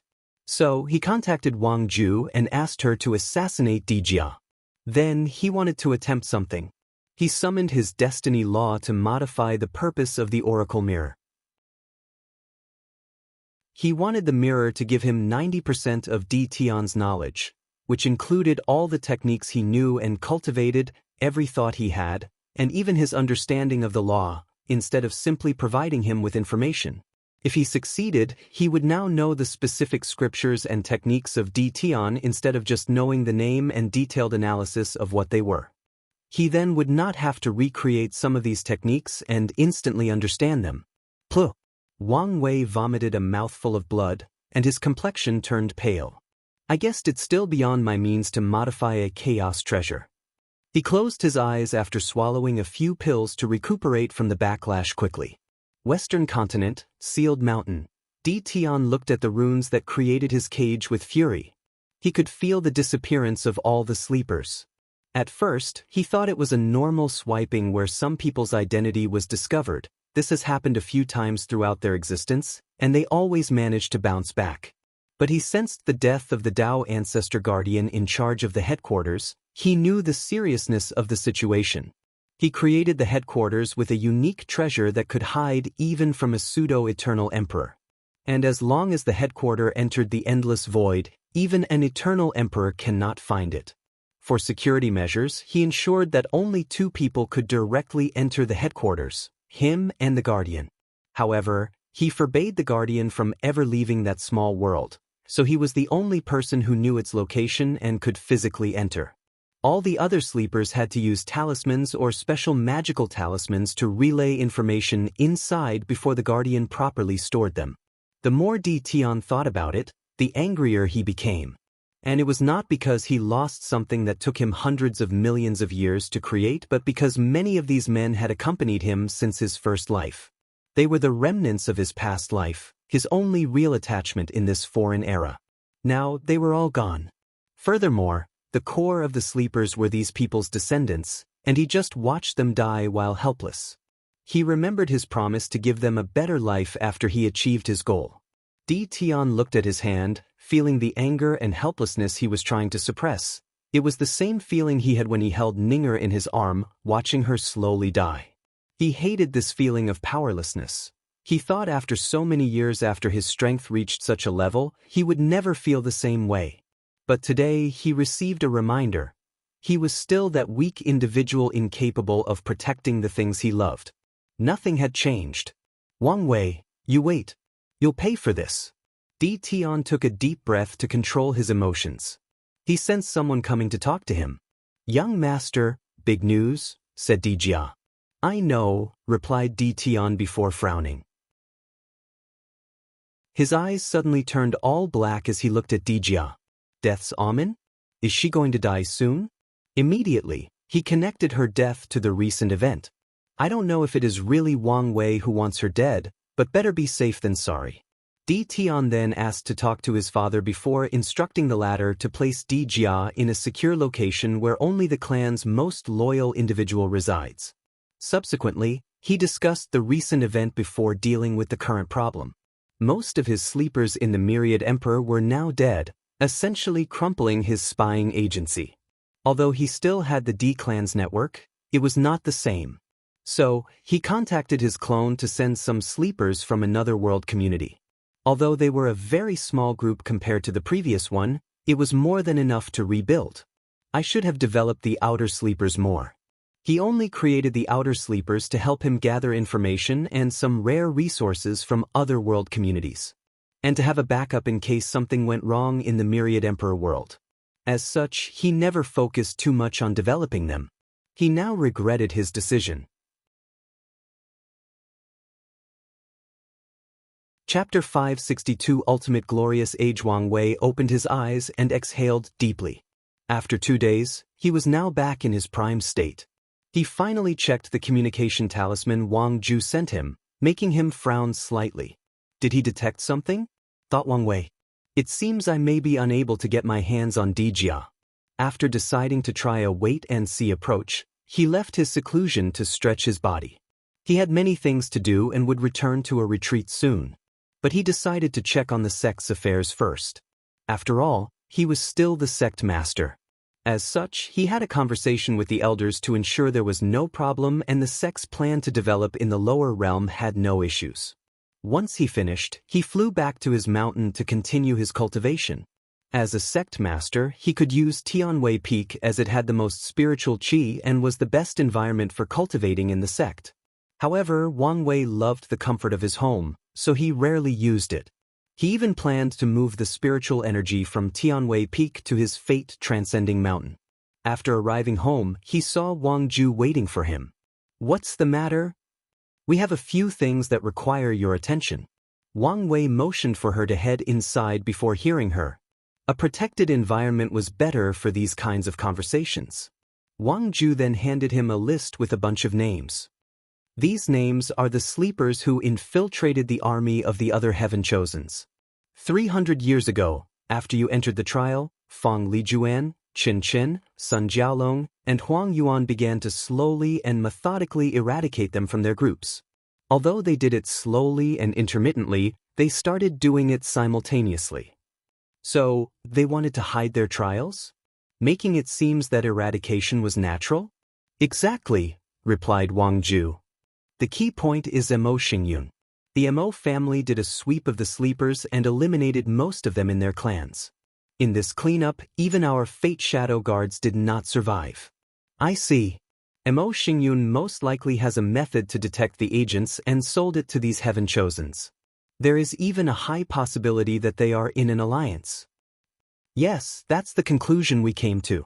Many Heaven Chosens have been removing the sleepers from their armies, including from the sea race. Them? Did they finally begin to move? The heaven chosen representing the sea race in this generation's heaven will battle is Yi Lianqing, an abyssal squid. What's that? Asked Wang Wei, as he had never heard of such a species. That's what he calls himself. However, he is probably from the deep squid race but had some mutation. You don't sound too sure? The deep squid race supports Yi Lianqing, but their relationship seems odd. Moreover, Yi Lianqing is very secretive. So far, all we know is that he beat all the heaven chosen of the sea race, had a confrontation with Sun Jiaolong, and almost killed the latter. Wang Wei nodded as he did not care much about Sun Jiaolong. He allowed the other to escape after taking the human destiny sword because he knew the great Wu Crown Prince had a high affinity with destiny Dao. And letting him live might help him gather the luck-condensing treasure of the other races. What happened to Xiao Songxi? He lost to Yi Lianqing. However, he is now in the process of taking the patriarch position from his half-brother. Wang Wei smacked his lips as he could guess what was going on. Xiao Songxi's father had another child that was pure Baishi. Now, these two brothers were fighting for control over the clan. There is something else you should know, said Wang Ju. What is it? Our spy has heard a rumor that the Baishi clan has a 5-star star sage sealed, and Xiao Songxi wants to become the patriarch to get access to it. So, he wants to ask the star sage how to prove the Dao in this generation? Even how to become an eternal emperor, muttered Wang Wei to himself. How credible is that rumor? It's not very credible. If the Baishi clan had a star sage of that level, they would have used it long ago. Unless they find a way to increase the bloodline of a lesser star sage, commented Wang Wei. The star sage bloodline is one of the few very restrictive bloodlines. There has never been a precedent of one person going from 1 star to 2 stars, let alone achieve the highest 5 stars level. Usually, that would be the case. But this is a glorious age, unlike anything that has ever been seen. Anything is possible. Wang Wei was not just saying these words to justify his wild guess. He was speaking based on a recent observation from the trial. There were too many high-level heaven chosens. All the top individuals who participated in the trial have the talent and potential to break the barrier between mortal and immortals. It could be for only a brief moment through secret techniques with a terrible price or even using some treasures or unique methods. Nevertheless, they had the potential. And that potential will also transfer in the form of becoming eternal emperors. Wang Wei would not be surprised if all these people became eternal emperors in their respective heaven-will world. All this information indicated that a glorious age was occurring throughout the entire endless void. This conclusion might sound absurd, but Wang Wei had other evidence to support his conjecture, the absolute chaos physique. Why did 9 of them appear in one generation? The first heavenly physique was precious not only for his power but because it allowed individuals to wield outlaws and supreme outlaw Daos without consequences. Consequently, heavenly Dao will not grant this physique lightly. So, it is normal for hundreds of generations to pass by without the first physique showing up. The only exception is when some heaven-will world began a glorious age by sacrificing the heaven-will of one generation to benefit the next one. And even then, the physique might not show up then. Yet, 9 of them appeared in one generation. No matter how anyone analyzed the situation, this is a statistical anomaly. And since nothing ever occurred for no reason, there must be an explanation for the anomaly. Wang Wei has a theory that involves the myriad emperor world, him, and Di Tian. He believed these worlds' heavenly Dao sensed a shift in the endless void coming from the myriad emperor world, and they wanted to maintain balance. If Wang Wei proves the Dao, he will bring significant changes to the endless void. However, not every world wants to change, nor do they want someone from another world to make that change. Furthermore, the changes he will bring will grant him tremendous power, to be precise, unchecked power. Heavenly Dao is all about balance and order, and they do not like people who can easily overthrow the entire table and break the balance. If Di Tian proves the Dao, from the conversation Wang Wei had with his dead wife, he could tell the latter was on the verge of madness. With the power he will acquire after becoming an eternal emperor, who could stop him if he went on a rampage in the endless void? So, Wang Wei believed that these heavenly Daos across different world communities had created a glorious age in the entire endless void to eventually balance the two of them and manage the influence the myriad emperor world would have during their resurgence. He believed this is why so many peak heaven chosen suddenly popped out of nowhere, making it seem as if achieving immortal venerable strength was common. Wang Wei even suspected the real mastermind behind this move of balance was the true heavenly Tao from the upper dimension. Although he did not have any concrete proof for his theory, nor could he verify the truth through divination, he felt he was correct. As such, he will proceed with his plans bearing this information in mind. Keep a watch on Xiao Songxi and the Baishi clan. Even if the rumors might be unsubstantiated, it's best to be on the lookout, just in case. As you wish. Is there anything else? Nothing that you need to concern with immediately, replied Wang Ju, who suddenly remembered something. I don't know if this news is important, but a Wang clan member from the ancient clans traveled with Hua Fenghuang. Is that so? I'll pay attention, replied Wang Wei. How about my parents? How is their mortal dust proceeding? So far, there is no trouble. During mortal dust, Wang Tian and Yu Yan sealed their memories. Although they can regain it in an emergency, it would break the tempering process. So, the people of the sect are secretly protecting them. Suddenly, he thought of something not pleasant.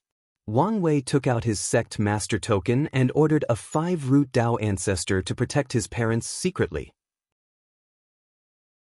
After finishing, he dismissed Wang Ju before using his divine sense to check on the Supreme Cottage.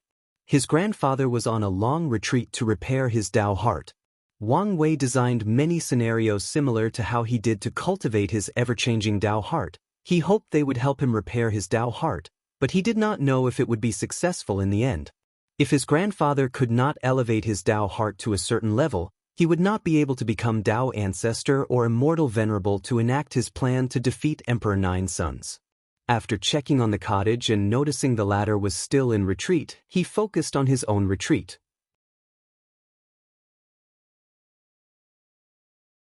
Memories, Gift Bonus Chapter.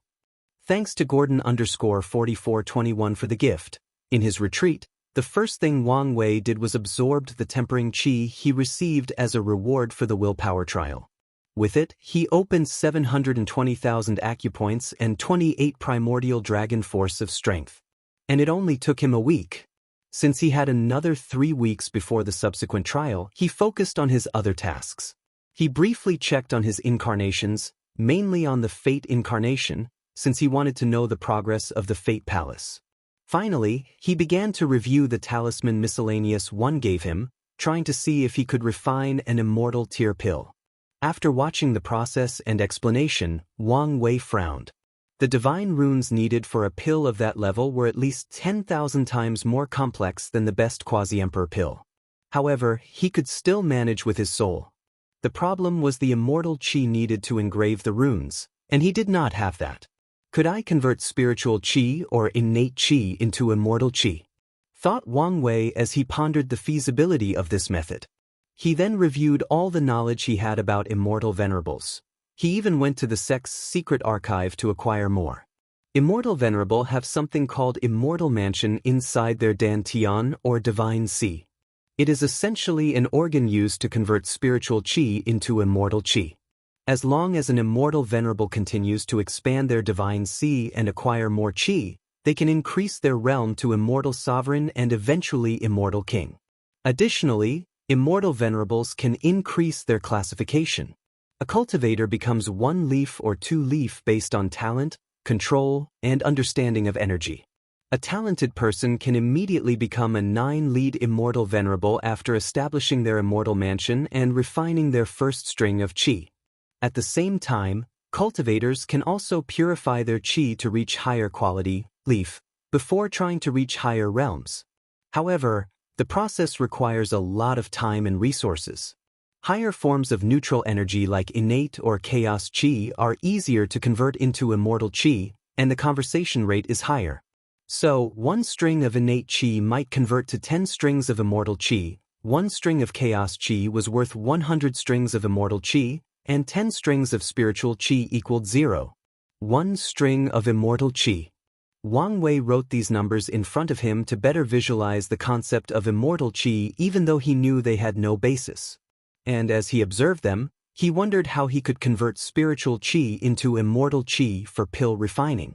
He first thought of his qi flower that could create spiritual and innate qi. Maybe if he knew enough about immortal qi, he could program it to create immortal qi. After all, the flower was connected to the source qi space. Consequently, anything related to the source qi space is inherently dangerous, so Wang Wei did not want to mess with that place and place himself in deep trouble. So, he wanted a second solution before trying this one. The answer he came up with was the origin pill flame that had the power of good fortune, which could change anything rotten to something magical.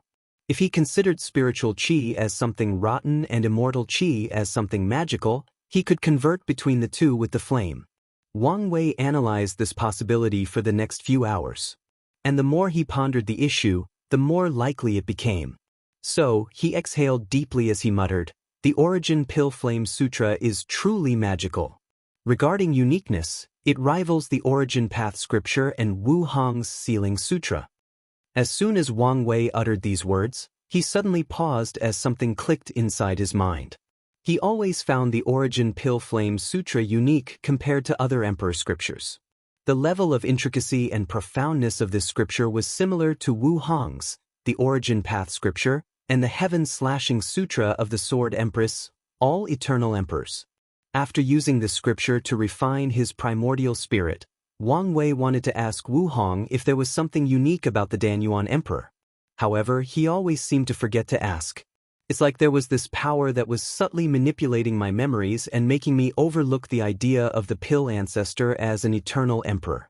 After coming to this conclusion, Wang Wei felt another click inside his mind. He closed his eyes as he mobilized his soul to the limit.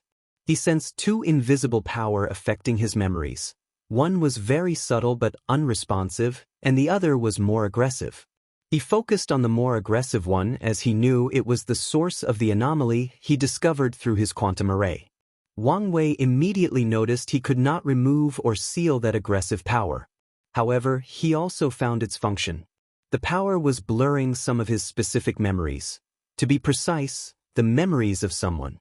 And no matter how much Wang Wei focused or what method he used, he could not see the person in the memory, so he reviewed the memory countless times, trying various methods. Then he sensed something. It was the emotion of hatred. Wang Wei then used the trick he learned from Suya to read the unique emotion released by a person, and he immediately sensed an indescribable rage, hatred, fear, and desire to kill. Using these intense emotions as a guide, he bypassed the aggressive memory-blocking power and saw a hooded figure staring at him.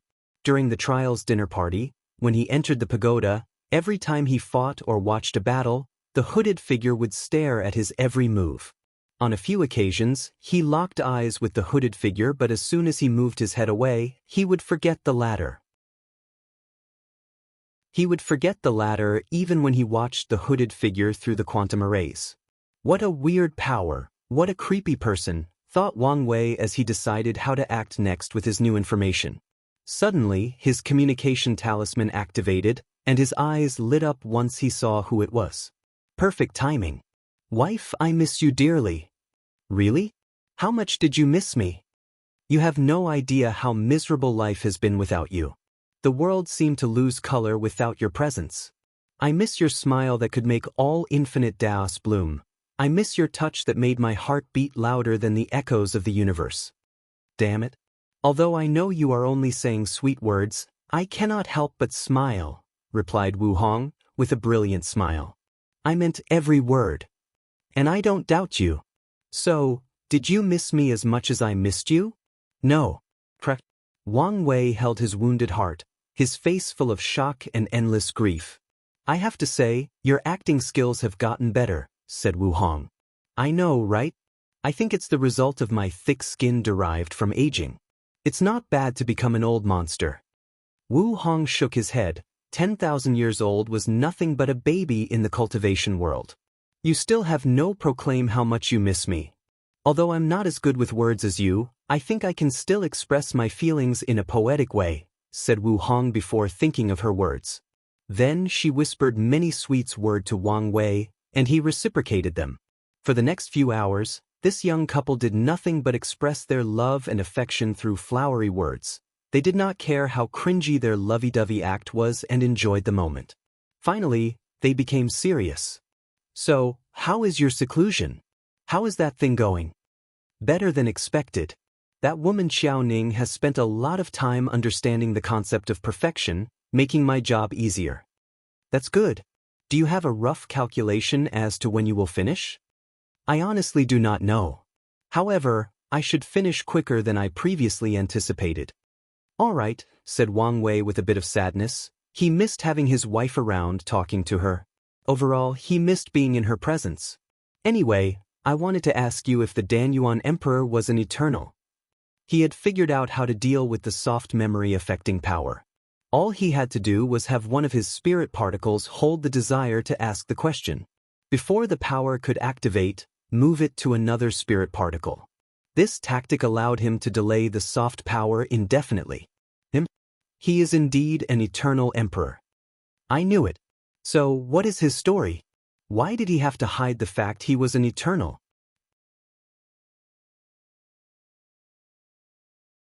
Danyuan Emperor.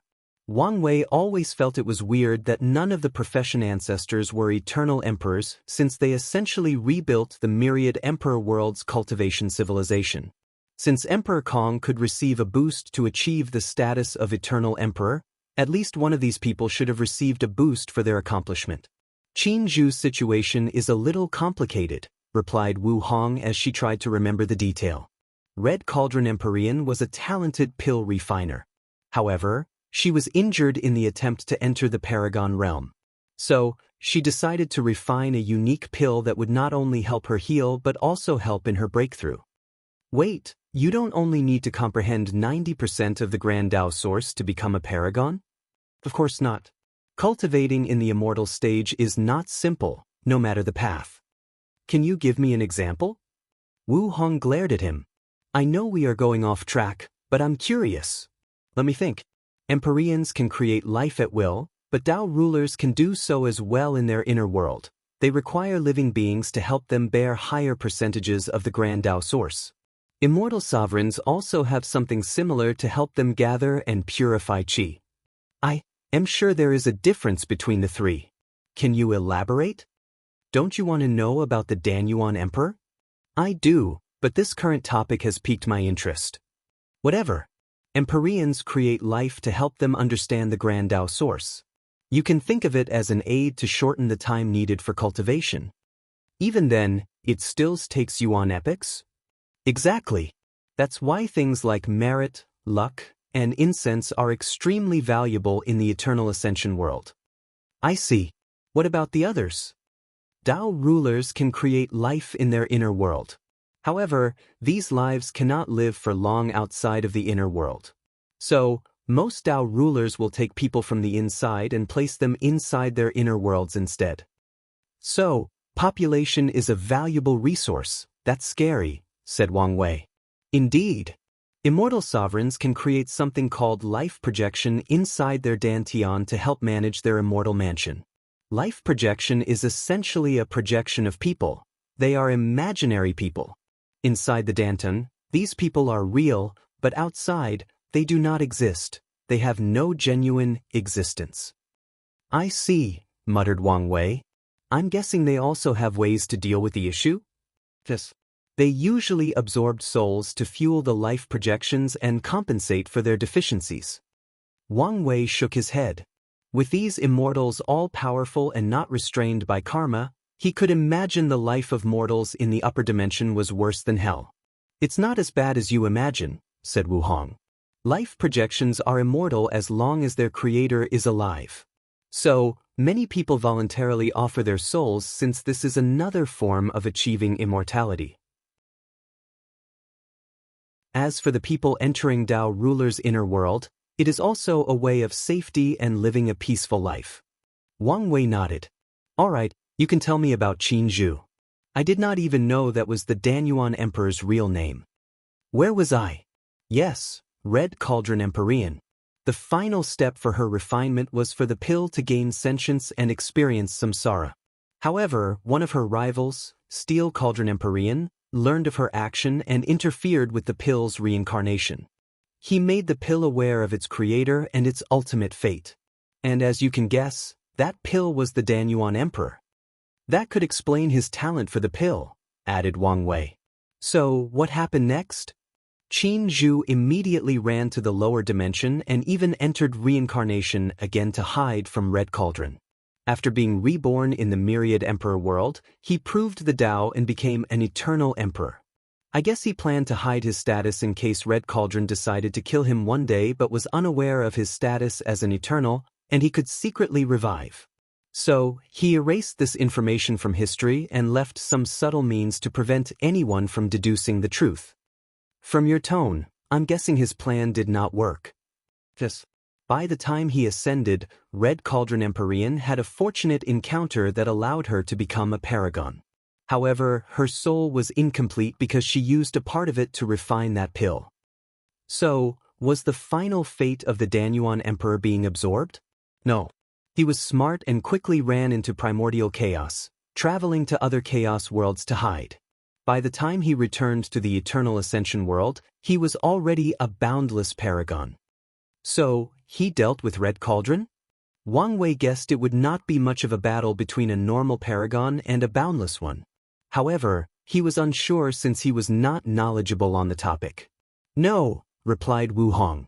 They became Tao companions. Enemies to lovers? I did not see that coming. Most people did not. However, the two became a famous pill refining couple. I've bought many pills from them and even learned about runes from the Danyuan Emperor. Wang Wei briefly analyzed the information he had just received. I've theorized that material alchemy should have become the mainstream in the Myriad Emperor world. Did the Danyuan Emperor learn of divine rune alchemy in the upper dimension? He got the idea from there, but he did not directly bring it from there. The divine runes he created were based on the laws of the Myriad Emperor world. Do you think he spread it to other world communities? Probably to a few. I guess he did not want to be too much in the limelight. So, if he did, probably only a few instead of the entire endless void. That makes sense. What about the other profession ancestors? Were they also eternal emperors? No. Why not? With their accomplishment, the destiny of that time, I don't see why Heavenly Tao would not give them a boost. The talisman and weapon ancestors were very arrogant individuals. They refused Heavenly Tao's aid and only became pseudo-eternal emperors. The Formation Emperor only became a pseudo-eternal emperor because of the boost. What about my ancestor? Did he rely on merit? No, he relied on himself. But he did receive a lot of merits? Yes, which helped him cultivate faster than most people in the immortal stage. The same for the Sword Empress. That makes sense. Heavenly Tao that has emotion will break the principle of balance that they should operate. So, removing their emotions and even ensuring they could no longer have emotions would grant her a lot of merits, analyzed Wang Wei. From what he knew from the Sword Empress, her power existed to this day, preventing any Heavenly Tao from acquiring emotion and intelligence in the entire lower dimension. I'm guessing it was the same for you as well? After you dealt with the devil race? Yes. Suddenly, Wang Wei thought of something and asked, was there an ultimate glorious age during your time as well? What's that? When a glorious age occurred throughout the endless void, with unparalleled geniuses appearing everywhere. He also told her about his theory. Wu Hong paused for a moment. Now that you mention it, it was indeed like that. The devil race had conquered more than 95% of the endless void, but it was on the decline during my period. When I traveled to other world communities, I met numerous genius that could be considered the sons/daughters of an era and had unparalleled talents. They probably resulted from Heavenly Tao revolting against the devil race. Wu Hong remembered the time she left the Myriad Emperor world with great fondness. She met many talented individuals, defeated many, and became friends with a few. That specific period was the first time in her life she felt free, not having to worry about being constantly hunted down. It was when she built her confidence, since she no longer had to always hear that it was her honor to be desired by the devil prince. She also no longer felt the weight of the world crushing her. As she witnessed the suffering of various races throughout the endless void, she no longer felt her mission as a daughter of destiny was a burden but a choice she consciously made. It also helped to know she was not alone. I remember this kid who was collecting absolute chaos physique, proclaiming that he would create the greatest body-refining scripture of all time, she said with a brilliant smile.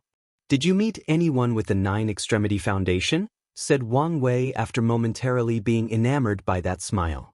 Wu Hong slightly frowned as some memories she could not previously remember suddenly appeared in her mind. Beside me, there was none. You also had this foundation? Not exactly. After I defeated Di Tian's reincarnation, I sealed his foundation and absorbed it as my own before taking the heaven will. Later, after I ascended, I learned I had a pseudo-incomplete 9-extremity foundation. So, I hunted an eternal emperor with a complete 1 to perfect mine. Wang Wei gave her a thumbs up. He did not expect less from her. Now that we are on the subject, what happened to the absolute beginning emperor? You said he was in limbo, implying someone killed him?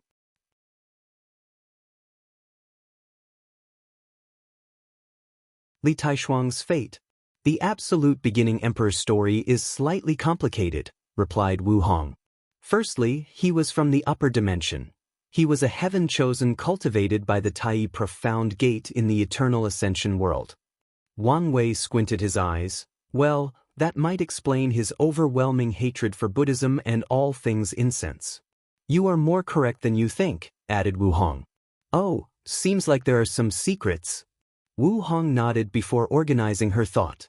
To understand Li Taishuang's story, you must understand the story of Li Bo, his father.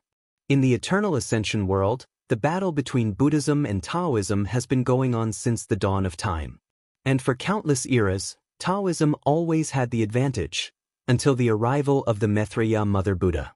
She revolutionized the philosophies of Buddhism while also creating the concept of incense itself in the eternal ascension world. With her as the leader of Buddhism, they finally overtook Taoism and became the most powerful religion. However, all things that rise must also fall, similar to Taoism.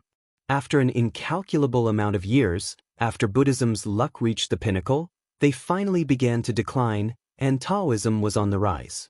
The first indication of this shift was the appearance of Li Bo. When he appeared, he was a peak paragon, 100% Grand Tao source, who could fight peak boundless paragons. He was an unmatched genius. Li Bo created the Tai profound gate and quickly became the de facto leader of Taoism in the eternal ascension world. However, Li Bo hated incense, and the philosophies he introduced in Taoism outlawed the use of incense. Wu Hong suddenly felt parched, so she stopped and took out some tea, ignoring the weird look Wang Wei gave him. I'm guessing his radical views on incense did cause some trouble? Asked Wang Wei. Correct. There was nothing fundamentally wrong with incense. And although Taoism could not use as effectively as Buddhism, it was still a great tool in their fights against their competitor. Were there any consequences? Many Taoist factions decided to stop following him. However, they were in the minority. However, Li Bo did try to ban incense in the entire eternal ascension world, but some people put him in his place. So, he focused on his battle against Buddhism? Exactly, replied Wu Hong as she sipped her tea. So, Wang Wei decided to follow and take out his own tea. As such, while this couple communicated through formation, they also had a tea party. Despite how Li Bo felt about incense, he knew it was the main advantage of Buddhism in their conflict. However, he also knew it was difficult for him to eliminate incense in the upper dimension. So, he targeted the lower dimension? Correct. And this is when Li Taishuang, the absolute beginning emperor, came into the picture. He had the same hatred for incense as his father since it had been ingrained in him since he was young. And it did not help that his mother died to a Buddhist monk in a confrontation. Poor guy, Wang Wei commented nonchalantly. Not really. I'm 90% sure that Li Bo orchestrated his wife's death to ensure his son's absolute hatred for Buddhism. How cruel. However, from what little I know about this Li Bo, I'm not surprised, Wang Wei answered as he suddenly remembered something. Wait, was his mother a great emperor? No, an empyrean. So, the absolute beginning emperor was the son of a paragon and an empyrean? I'm suddenly full of envy. He could imagine the talent of the absolute beginning emperor, and he was slightly envious. So, is there a name for his kind? In the eternal ascension world, there are so many of these different children, making them not that relevant. Only in the lower dimension are there specific classifications for them. So, whether it is emperor child, empyrean childs, paragon childs, or a combination of them with other immortal beings, they are referred to as Tao chosens, people chosens by the Tao upon their birth. I see, it makes things less complicated, replied Wang Wei. I still envy them, their talent, and their background. Wu Hong ignored the urge to say these children would still be jealous of his paragon quality soul, so she continued her story. Li Bo sent his son to the lower dimension to destroy, and as you know, he succeeded. I thought the absolute beginning emperor did what he did because of Qi of calamity, said Wang Wei. That was involved too. Li Bo was a cunning man. He schemed against the Maitreya Buddha, and during one of their confrontations, he used some method to create an incense backlash. The backlash divided the Maitreya Buddha's mind into two, her Buddhist and devil sides. While she dealt with this problem, Li Bo had plenty of time to develop Taoism and plan things. Unfortunately, as the leader of Buddhism, the Maitreya Buddha was connected to all the incense they gathered, even the ones in the lower dimension. Her devil side began to affect all the Buddhist monks. The one in the upper dimension had ways to offset this influence, but not all the ones in the lower dimension. Is that why they began to act crazy in their gathering of incense, to the point of irrationality and madness? Yes, replied Wu Hong. She even helped them by granting them the Western Pure Bliss land. I know her, and she was in her right Ming. She would never have done this. Wang Wei sighed. Is this the fate of mortals when they are connected to powerful entities? Maitreya Buddha could be said to be responsible for both the creation and destruction of the incense era. You could say that. So, what happened next? True heavenly Tao did not want the influence of Maitreya Buddha to completely spread throughout the lower dimension as it appeared it would. So, it lowered Qi of calamity on the Buddhist monks to help increase their madness and decrease their intelligence and decision-making, an act that would increase the hatred they garnered from other races and factions, encouraging them to band together. Finally, it also gave some Qi of calamity to ensure that nothing went wrong on Li Taishuang's side. Regrettably, that only escalated his already deep hatred. Is that why he even eradicated the god race and other races connected to incense? Probably. Now, I feel bad for him, said Wang Wei in a tone that was hard to believe whether he was genuine or not. So, what caused his death? Li Taishuang eventually ascended. Under his father's care, he soon became a boundless paragon. However, the Maitreya Mother Buddha finally dealt with her devil's side. She even managed to kill Li Taishuang. As for Li Bo, he was schemed and killed by Taoist. I can't say his name or hell no. Wu Hong did not dare say his name since even her main body, at her peak, would have to be careful when saying that man's name after the events of the ultimate taboo. Now, you pique my interest. All you need to know is that another person became the leader of Taoism after killing Li Bo. He's responsible for preventing Li Taishuang from completely being annihilated by the Maitreya Buddha since he wanted the latter's magic to remain in the lower dimension. So, what was the result between Buddhism and Taoism? Did any of them win? No, there is currently a balance between the two, as they are now even considered partners on some issues. However, if you were to analyze the situation, you would discover Taoism has an advantage in overall strength, while Buddhism wins in terms of popularity or prestige. So, one has power while the other is loved by the people? I guess you could put it that way. Wang Wei nodded as he analyzed the information he had just received. He felt that Feng Heng was a pawn in reviving Buddhism in the lower dimensions, and when he accepted the future Buddha scroll, he also entered the game and already chose a side. Whatever. Let's deal with the issue when it arrives. I always felt that the myriad emperor world was involved in too many world-changing events affecting the lower and upper dimensions. You're correct, and that's because of your ancestor, the Chiyuan Emperor.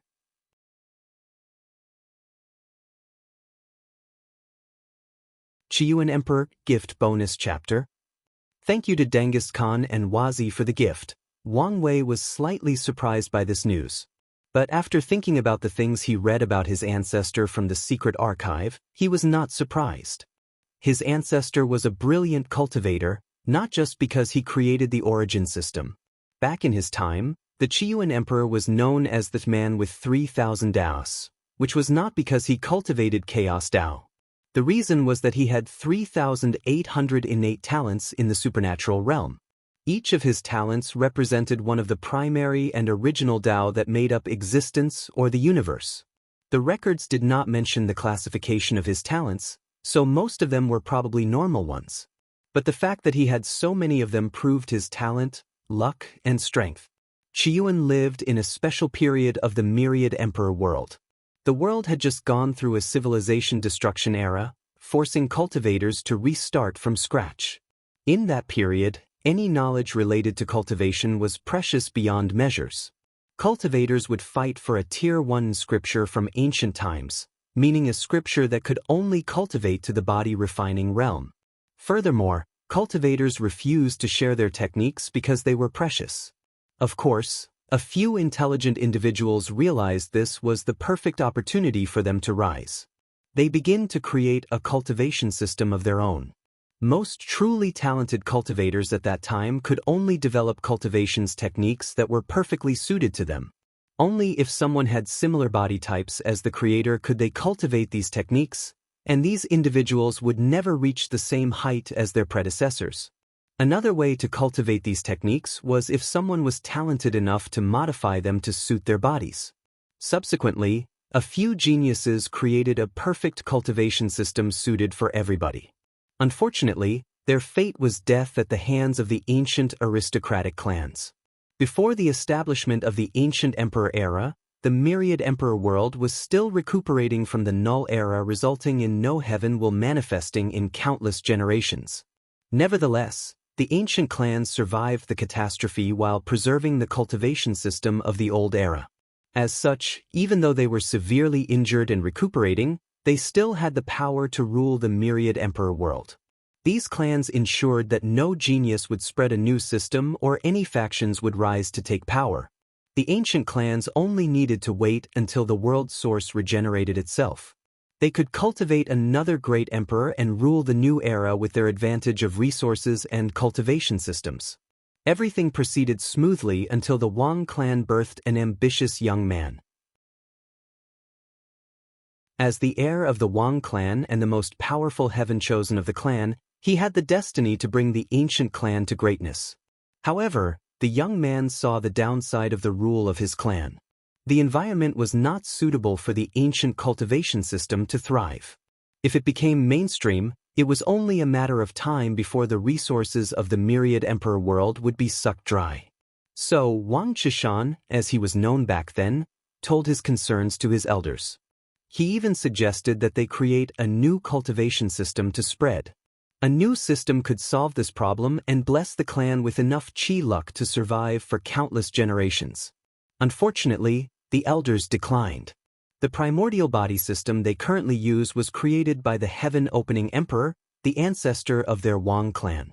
So, these pedantic elders refused his proposition with no room for debate. However, they acknowledge his concern over resources. So, they planned not to spread the cultivation system even after cultivating a new great emperor. Instead, they will hoard all cultivation resources to ensure that all the emperors came from the ancient clan, creating a monopoly. Wang Chishan became appalled after hearing this. He argued with his clans and the others, but no one listened to him. If he were not the most talented individual of his time, his status would have been revoked, or worse, he would have been killed or imprisoned. Nevertheless, Wang Chishan began to plan for his future as he knew it was not in this family. He used his political skills to turn many Wang clan members into his allies while creating his own cultivation system. After reaching the supernatural realm, Wang Qishan's treachery was discovered, and the ancient clan hunted him down. The details of his escape were briefed, but Wang Wei theorized that this escape might have been his ancestor's outlaw trial since Origin Dao was an outlaw Dao. Wang Wei was not too sure about this since there was another incident that could have been his trial. After leaving the ancient clan, Wang Qishan eventually met a very talented young man from a cultivation family. His name was Li Ming, also known as the Battle Maniac Emperor. Li Ming's family had a unique cultivation system. However, he was not suited for it, making him an outcast. Nevertheless, Li Min was very talented, so he developed a plethora of methods to temper his body to be on par with supernatural realm cultivators, overwhelming his family and becoming the patriarch. After meeting Li Ming, the two became friends rapidly. It was as if their meeting was fate written in the stars. They did not waste time becoming sword brothers. And after spending time with Li Ming, Wang Qishan learned a great deal about the body, allowing him to create the divine body realm in his new system, even making up for some of the flaws in the body refining realm. The two optimized the already existing realms and even completely changed some of them. Afterward, the two began to travel worldwide and through other world communities. They learned about other cultivation systems based on Taoism, Buddhism, bloodline, martial arts, soul, etc. They learned from them to perfect the system. With each new system, he would improve the origin system. And it was during this time that Wang Qishan invented the concept of innate talent and made the origin system unique. Then, the two encountered a great danger in another world community that caused them severe injuries. Luckily, a young lady from a wealthy family saved them, despite her family's disapproval. Her name was Yen Hai, and her name would one day be known throughout the endless void, the Sword Empress. After meeting Yen Hai, Wang Qishan knew someone had sealed her talent for the sword. And after a quick investigation, he knew the heavenly Tao of her world had sentience, so it sealed her out of fear for her talent and future potential. The records on this period are not much. Most likely, there might have been some trouble with Yen Hai's family. However, what is left is that these three began their travel together around the endless void, fighting other heaven chosens and perfecting their cultivation system. After accomplishing their tasks, these three returned to the myriad emperor world to spread this cultivation system without being detected by the ancient aristocratic clans. The process was not easy since the clans still had some immortal tier powerhouse alive. But they survived and succeeded in their actions. Then, Wang Qishan participated in the Heaven Will battle, proved the Tao, and became an eternal emperor. Afterward, he took the Wang clan that followed him, Yen Hai, and Li Ming's family to create a sect, the Tao Opening Sect. He sealed the ancient aristocratic clans for a few generations to prevent them from messing up with his achievement. He then removed the karma for his sworn brother and sister so they could prove the Tao in the subsequent generations. Unfortunately, Li Ming failed and did not become an emperor until much later. So, what did my ancestor do? He has done many things. What he is most known for was the Battle of Origin. After becoming a peak boundless paragon, Qiyuan wanted to change the origin of the myriad emperor world to bless with the most luck and destiny, making it a focal point of all history of the entire eternal accession world. If he succeeded, the myriad emperor world would have the most eternal emperors, the most pseudo-eternal emperors, and first-class emperors. Most major incidents that would affect the entire chaos world would be linked to it in one way or another. The myriad emperor world would become the epicenter of this chaos world. That would explain a lot, nodded Wang Wei. The innate acquire war began in this plane, and there are rumors it also ended here. Then, there is the Buddhist catastrophe and the end of the devil race, two events also connected to the upper dimension. I'm guessing he succeeded? Yes, but it was not easy. All the paragons of the otherworld communities would not allow such a thing to happen, so they joined to stop him. A lot of paragons from the myriad emperor world came to help, but few also did not want this to occur as this move could place the world in danger. Then there were the paragons from the upper dimension who also did not like the idea of some world in the lower dimension becoming the focal point of history. Wang Wei's eyes lit up more brilliantly than the sun. Did you participate in that battle? No, that was before my time, Wu Hong replied.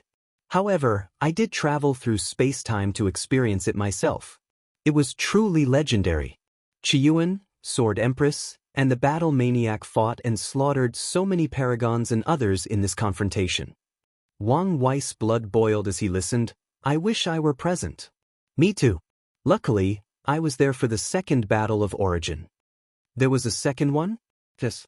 Qiyuan wanted to do the same, this time, for the entire Chaos Universe. He wanted the Eternal Ascension world to be the focal point of all history of the Chaos Universe. That battle involved countless paragons from other Chaos worlds, countless fiend gods and other races. That battle also started the Golden Age of the Eternal Ascension world. If the Devil Invasion was the precursor to the Golden Age, the second Battle of Origin was the beginning, and the ultimate taboo was the end. Wu Hong remembered that epic battle as she killed many paragons, Dao monarchs, immortal kings, and fiend gods. So many chaos worlds of any category died, not only her hands but also the paragons from the Eternal Ascension world. Of course, many of their own also fell. Did you guys succeed?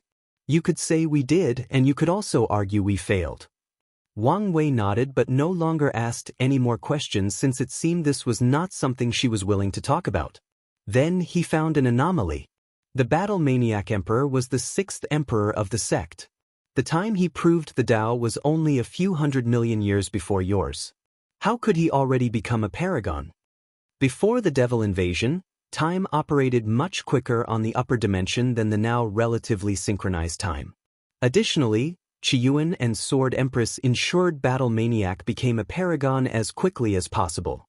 Their actions even created some conflict with the ancient Desolate Emperor and the Turtle Shell Emperor.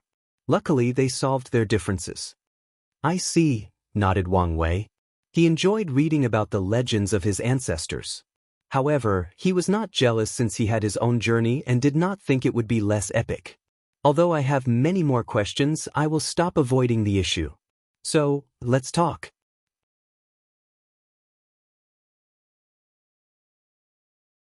Insecurities? Wang Wei directly told her about the conversation he had with his heart devil, his worries, and the flaws in his Tao heart. Wu Hong frowned slightly before ending the communication. Then she disappeared and appeared outside his retreat room. And after opening the formations for her, she entered so they could have a face-to-face conversation. The young couple sat opposite each other to have their conversation. I understand how you feel, but what do you want me to do to fix the situation? Asked Wu Hong. You should understand that there are some things I physically cannot say even if I want to. I'm aware of this and I've come to terms with that. Then what can I do?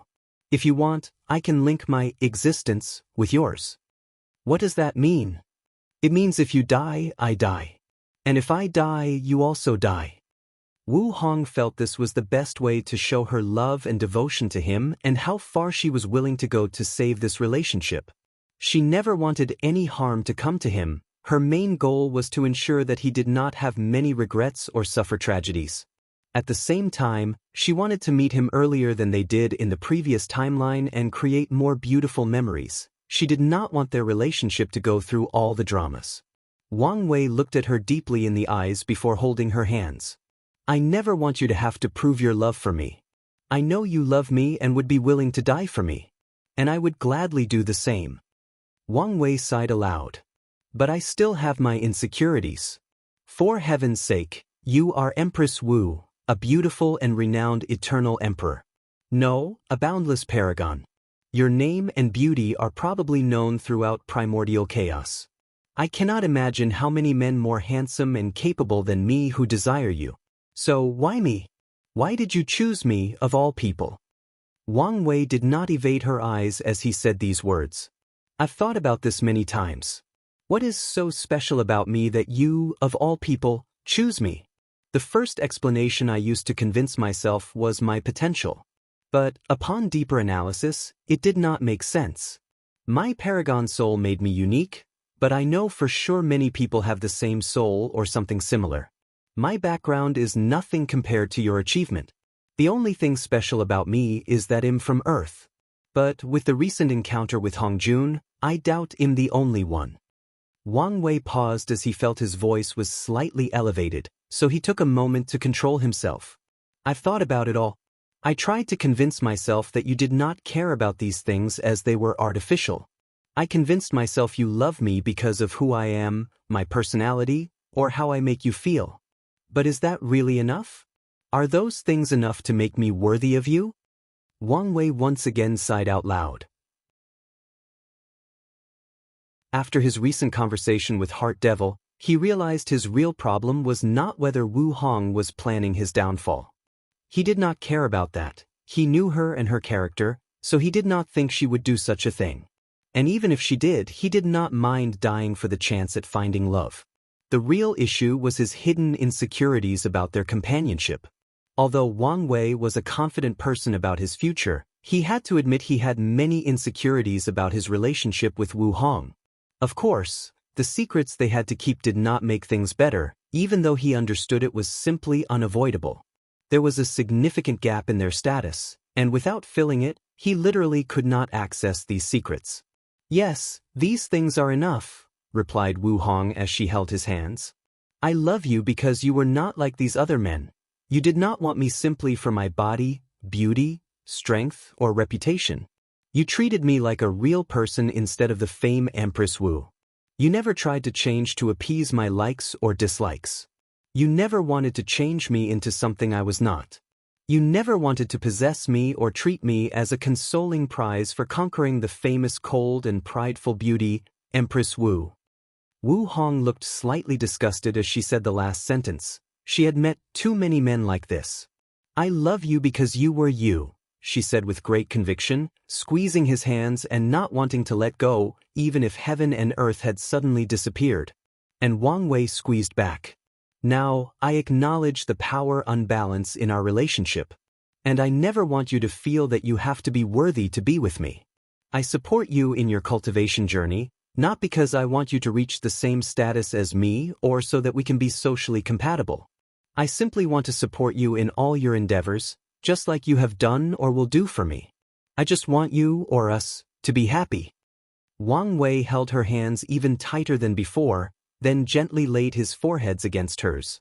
I know this about you, and this is one of the many reasons that I love you. But, sometimes, I cannot help my insecurities get the best of me. I know how you feel. You do. Of course, I have my own insecurities as well. What are you insecure about? You. Me. You have no idea how charming you are. Although I know I'm handsome, it's not to the point of causing insecurities. Look at all the women in my generation, they all want to kill me instead of being attracted by my charm, said Wang Wei with a smile. That's because you live in a glorious age. All the women in your generation are focused on the throne and have no time or desire for companionship, which would make things complicated for their future. However, after you prove the Tao and ascend, with your looks, strength, achievement, smooth tongue, and personality, I can already foresee how many women will throw themselves at you. Wang Wei laughed joyously before he saw the sneering and severe look on Wu Hong's face. You're serious? She sneered even deeper. In the other timeline, Wang Wei had attracted so many women even though he was not as accomplished as he would be, and always being cold and indifferent like some emo kid. However, she could already imagine how things would be 100 times worse in this timeline.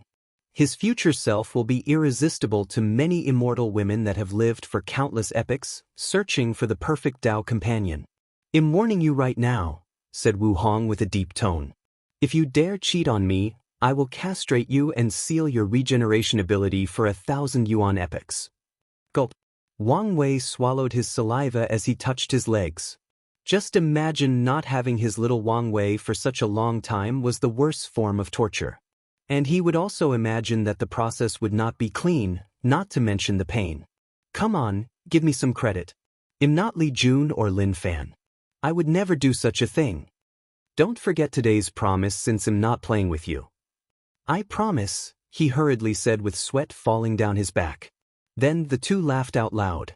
Then Wang Wei felt a weight suddenly removed from his shoulder. His mind became refreshed, and his control over his power increased by a negligible amount.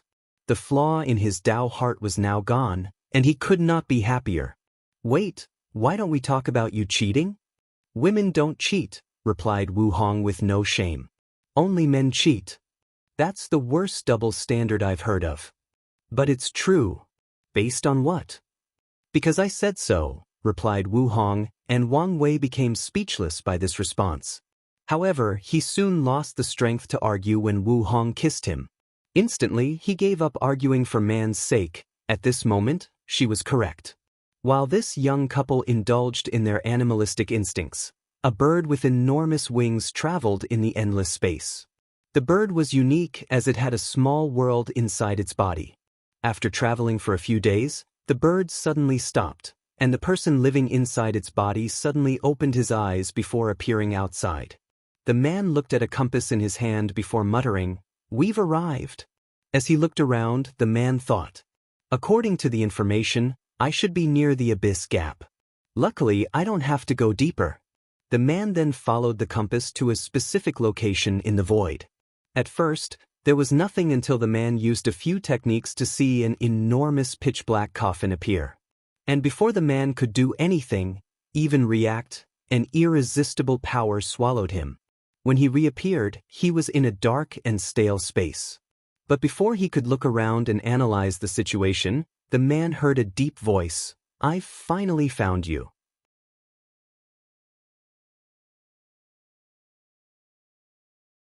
Limit breaker? An older man with long white hair tied loosely in a bun, a long white beard, and wearing a plain black robe, looked at the trespasser before him. His pure eyes, which seemed to contain the entire world, calmly looked at the young man before him. "A clone," the older man said in a deep voice. Then, his eyes seemed to penetrate an infinite distance to see a young man sealed underneath a mountain. Finally found a perfect 9-extremity Tao foundation. Although he cannot reach the absolute peak power of 5 root, it is still 5 root. "Who are you?" asked Di Tian's clone with vigilance. "And what do you mean you've been waiting for me?" He did not understand the words coming out of this person's mouth.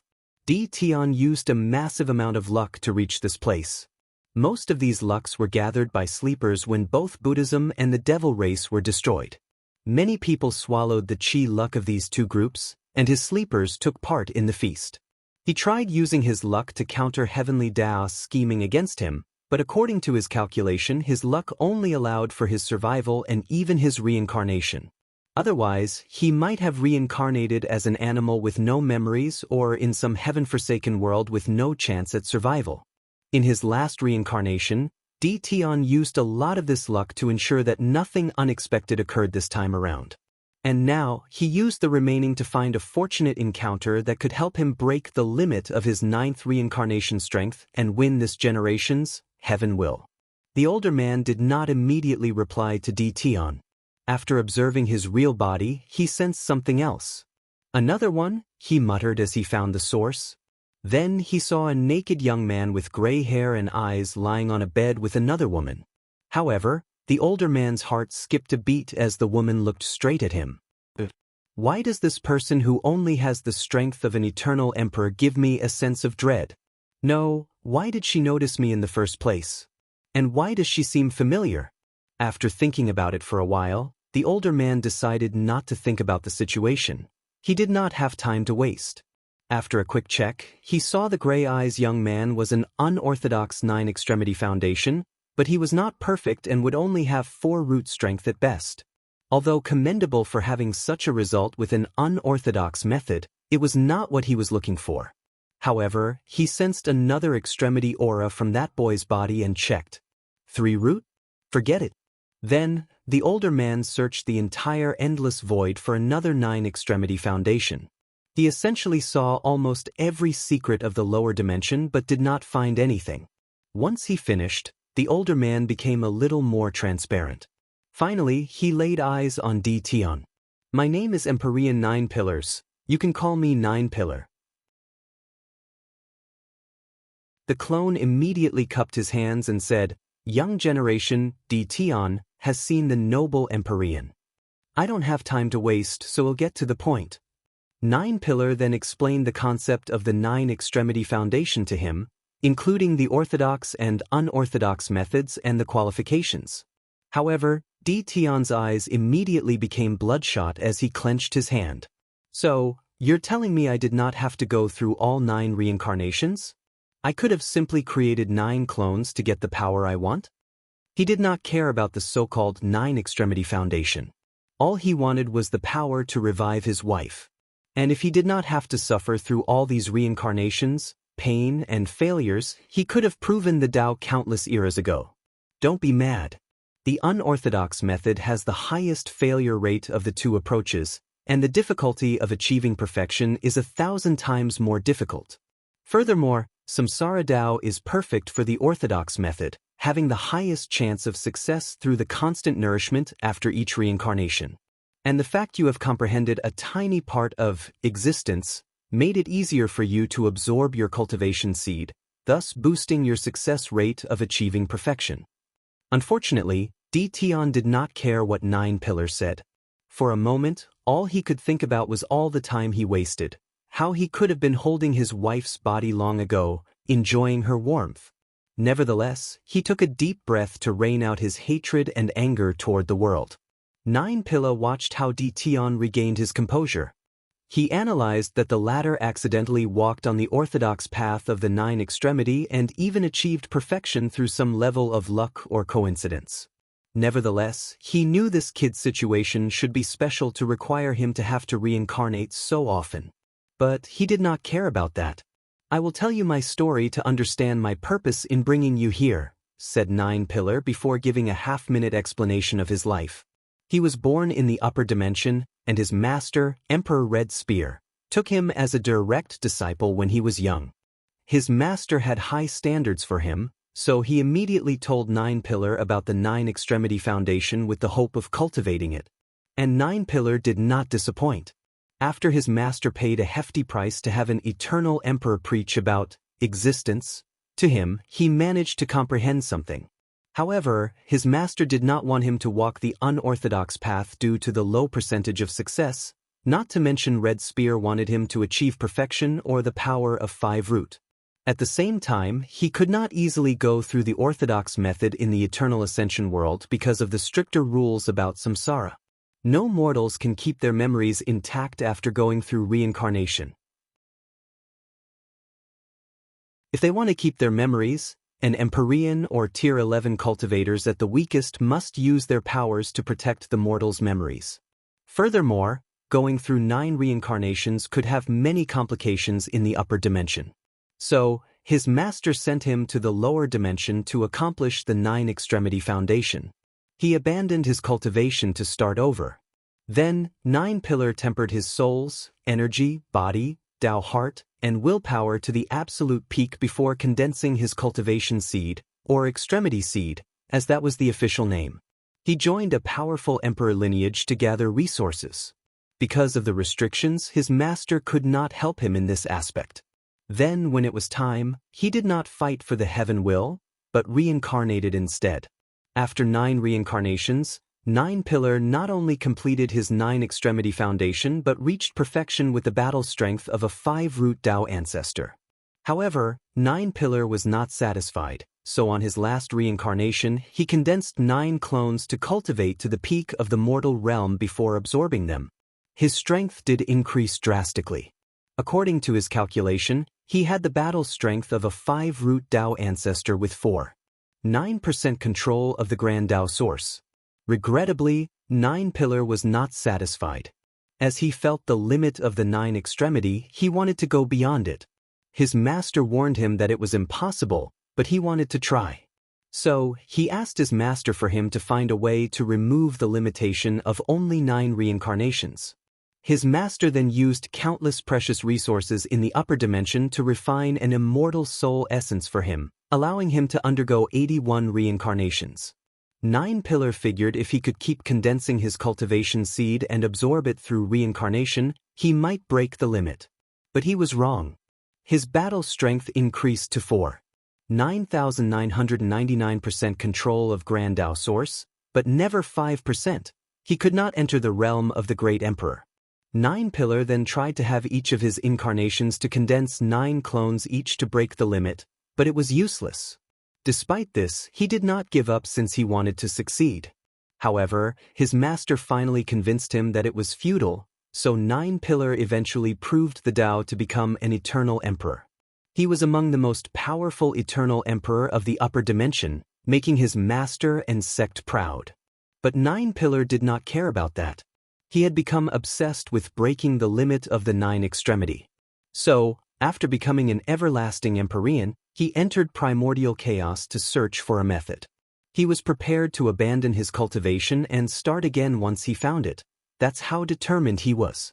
And he did find what he wanted. Regrettably, a fiend god also wanted the thing that would help him. And after a battle, the fiend god killed him and even eradicated his existence, history, and anything related to him. The only reason Nine Pillar survived for this long was because of a unique treasure he had and because of his intense obsession to find a successor that could break that limit. He has little to no power left, so he spends most of his time in deep sleep, waiting for someone worthy to find the inheritance he scattered all over the world. But he did not expect someone to come directly to his door. Nine Pillar raised his hand, and a purple orb the size of a tennis ball appeared. This is a very rare primordial chaos treasure called the Limit Breaker. Its purpose is to remove limitations or restrictions. Fiend gods are restricted by the laws or attributes they are born with. So, they love treasure like this since it can remove their bloodline limits. Great emperors, Empyreans, and even paragons use this thing to remove the limitation of their talents and achieve higher realms of cultivation. There are even rumors that a unique limit breaker exists that allows paragons to reach the realm above. Of course, I think that's pure nonsense. Tion did not understand many of the words coming out of Nine Pillar. However, he understood the concept of removing restrictions. You said this thing could remove any restrictions? That's correct. Does it apply to taboo as well? What do you mean? I'm asking if someone could use this thing to remove the restriction that they cannot partake in certain taboos. Nine Pillar frowned slightly. Depends on the taboo. The taboo of perfection.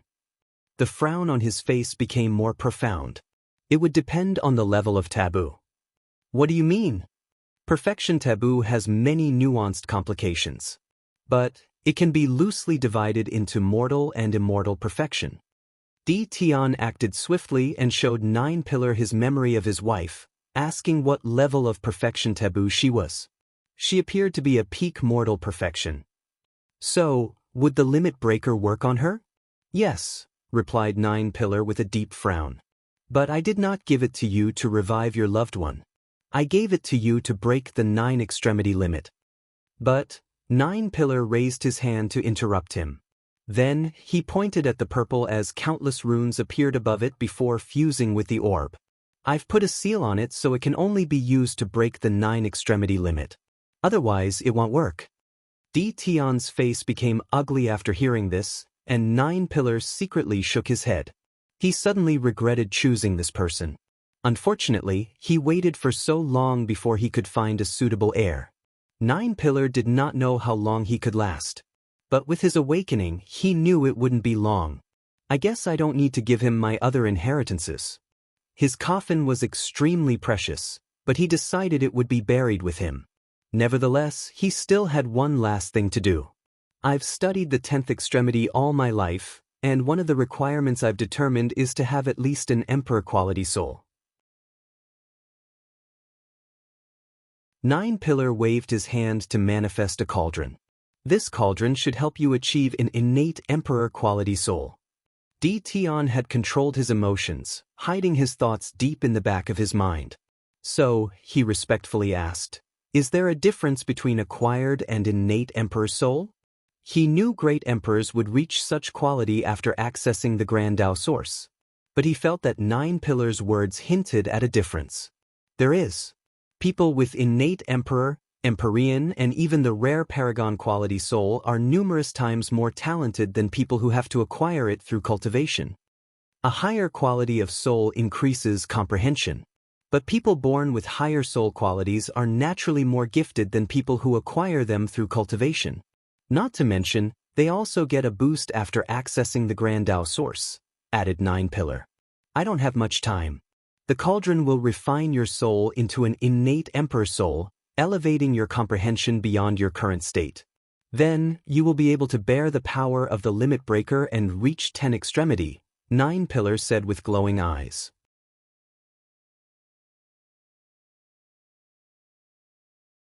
Dion's woe.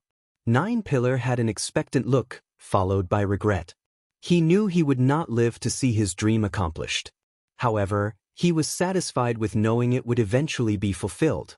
He glanced at Tion before controlling the power of the coffin and using it on the limit breaker. He used the coffin to escape with this precious treasure from a fiend god. After so long, he knew his enemy was alive and even more powerful than ever. As such, he decided to take precautions to prevent the fiend god from sensing the limit breaker and coming after it. 9 Pillar handed the 2 treasures to the clone before waving his hand. In an instant, Tion's clone appeared before the mountain where the real body was. Meanwhile, 9 Pillar's gaze penetrated the upper dimension to check on his master and sect. And as expected, they were now all gone. He sighed deeply before shaking his head. He wanted to leave the coffin for his sect. But based on what he learned of the upper dimension, they could not keep such a treasure. So, he decided to disappear with it. And that's exactly what he did. With his obsession removed, he had nothing to keep tethering him in the world of the living. So, 9 Pillar and the coffin disappeared from this world as if they had never existed. Myriad Emperor World, Western White Tiger Continent. Inside the sealed mountain, Tion looked at the limit breaker before him, deep in thought. What should I do? Which is the right choice? These questions echoed in the depth of his min, occupating all his thoughts. After syncing memories with the clone, he analyzed the situation, realizing he had to make an important choice. Absorb the limit breaker now or wait later to remove 9 Pillar's seal. With Wang Wei as my opponent, I may not be able to win this generation's heaven will even with the 9 extremity foundation. So, I need the limit breaker to prove the Tao. He never thought about going to other world communities to prove the Tao. Every great emperor has a special connection to the worlds they prove the Tao to, and he needed that connection to revive Ninger. He used materials and laws from the Myriad Emperor world to create her. As such, she has an imprint in his world. An example of the imprint's importance was that she used it to live on for many years as a spirit. If Tion proves the Tao in another world, the plan he has to revive might fail, or at the very least, become hundreds of times more difficult since he could not access her imprints in the Myriad Emperor world. Tion looked at the purple orb floating before him, his eyes full of complex emotions. On the other end, after I prove the Tao and revive her, will she be my perfect Ninger or someone who just looks like her? Tion asked himself how he would feel if it was the latter, and he did not know the answer. He did not want to know. And with the limit breaker, he did not have to find the answer. His Ninger will be the perfect creature he envisioned and created. Then, everything would be back to normal. Maybe, Wang Wei will not reach the 10th extremity. Maybe, I can still win with my current strength. He wanted to convince himself dearly of this truth. After all, a person as powerful as 9 Pillars searched for numerous Yuan epochs for a method. And he died after finding the answer. So, it is not far-fetched that Wang Wei would fail, especially given the available time. But he knew better than anything to underestimate an enemy, especially someone like Wang Wei. Tion took a deep to enter a logical thinking state. I have 2 options. Find a way to break the 10th extremity limit on my own to use this limit breaker on Ninger, or find another limit breaker or something of the same effect. As he analyzed the 2 options, none of them were ideal. Although he was intelligent, Tion knew it would not take intelligence to find a way to break the limit. Such a feat would require imagination and ingenuity, something Wang Wei seemed to have in abundance, but he did not. The second option could cause a problem if his wife were not resurrected on a specific timetable. No, I don't have to choose. I can use the limit breaker to prove the Tao. Then, gather Ninger's imprints but not immediately revive her. Subsequently, I got to the upper dimension to search for methods to perfectly revive her. He learned from 9 Pillar how vast the world truly vast. So, he did not think there would be only one limit breaker. So, No matter what he had to do or how long it took him, he was determined to find what he wanted. After making a plan, Tion suddenly felt his mind open up as if a group of dark clouds had been dispersed after a storm. He felt the world was brighter and had a new sense of purpose. Then, a rare smile appeared on the corner of his mouth. Without hesitation, he began refining the limit breaker to fuse later after he entered the Quasi-Emperor realm. Central Qilin Continent, Dao Opening Sect. Wu Hong had a slight frown, thinking deeply about what had just occurred. She tried to rack her memories to find who was peeking at her, but she could not remember him. It was an anomaly that she did not know such a powerful everlasting Empyrean, especially one living in the lower dimension. And Wu Hong did not feel that the reason she did not know him was due to her missing memories. Has this timeline changed so much? Too many things occurred that should not have. The deceiving heaven trial never appeared in the previous timeline. Many of the current heaven chosen were not as powerful as they were. That included Tong Ruobing, Su Shi, and Huofeng Huang. In the previous timeline, Lin Fan and Ji Song survived until the heaven will battle. Forget it. Too many things have changed for me to care. Anyway, the point was to change things for the better. Is something wrong? Asked Wang Wei. No, I just felt someone peeping. Oh, who was it? A very powerful and talented Empyrean. Do you know what he wanted? No, he seemed to be scanning you. Wang Wei nodded. He did not care much since Wu Hong did not indicate he had something to worry about. It's a shame, Wu Hong said with a small sigh. What is it? That person would not survive for long. I think it's a shame such a talented individual died. He must have been excellent if even you have such high praise of him, replied Wang Wei, who suddenly thought of something. An Empyrean just saw us naked, but why did that suddenly arouse me? Am I into exhibitionism? Asked Wang Wei, a little perplexed. Let's test it out, said Wu Hong with a smile. She then waved her hand to change the room into a stadium with people made from illusions watching them. Finally, she got on top of him. Wang Wei looked at the watchers. His eyes lit up before snapping his finger to change the illusion into a modern setting with people and cameras filming them. Then he got down to business. A few days later, Wang Wei left the room, refreshed and happier than ever. He went to brew some tea to further enhance his current happiness. Then, he walked toward the main room of the mansion to contact Wang Ju. However, when he took a step, Wang Wei suddenly realized something. He forgot to mention the hooded figure to Wu Hong. I let my guard down, he thought. He was so invested in spending time with her that the hooded figure's power worked on him again. He took a talisman to contact her, but he received no response as she seemed to have already entered deep seclusion.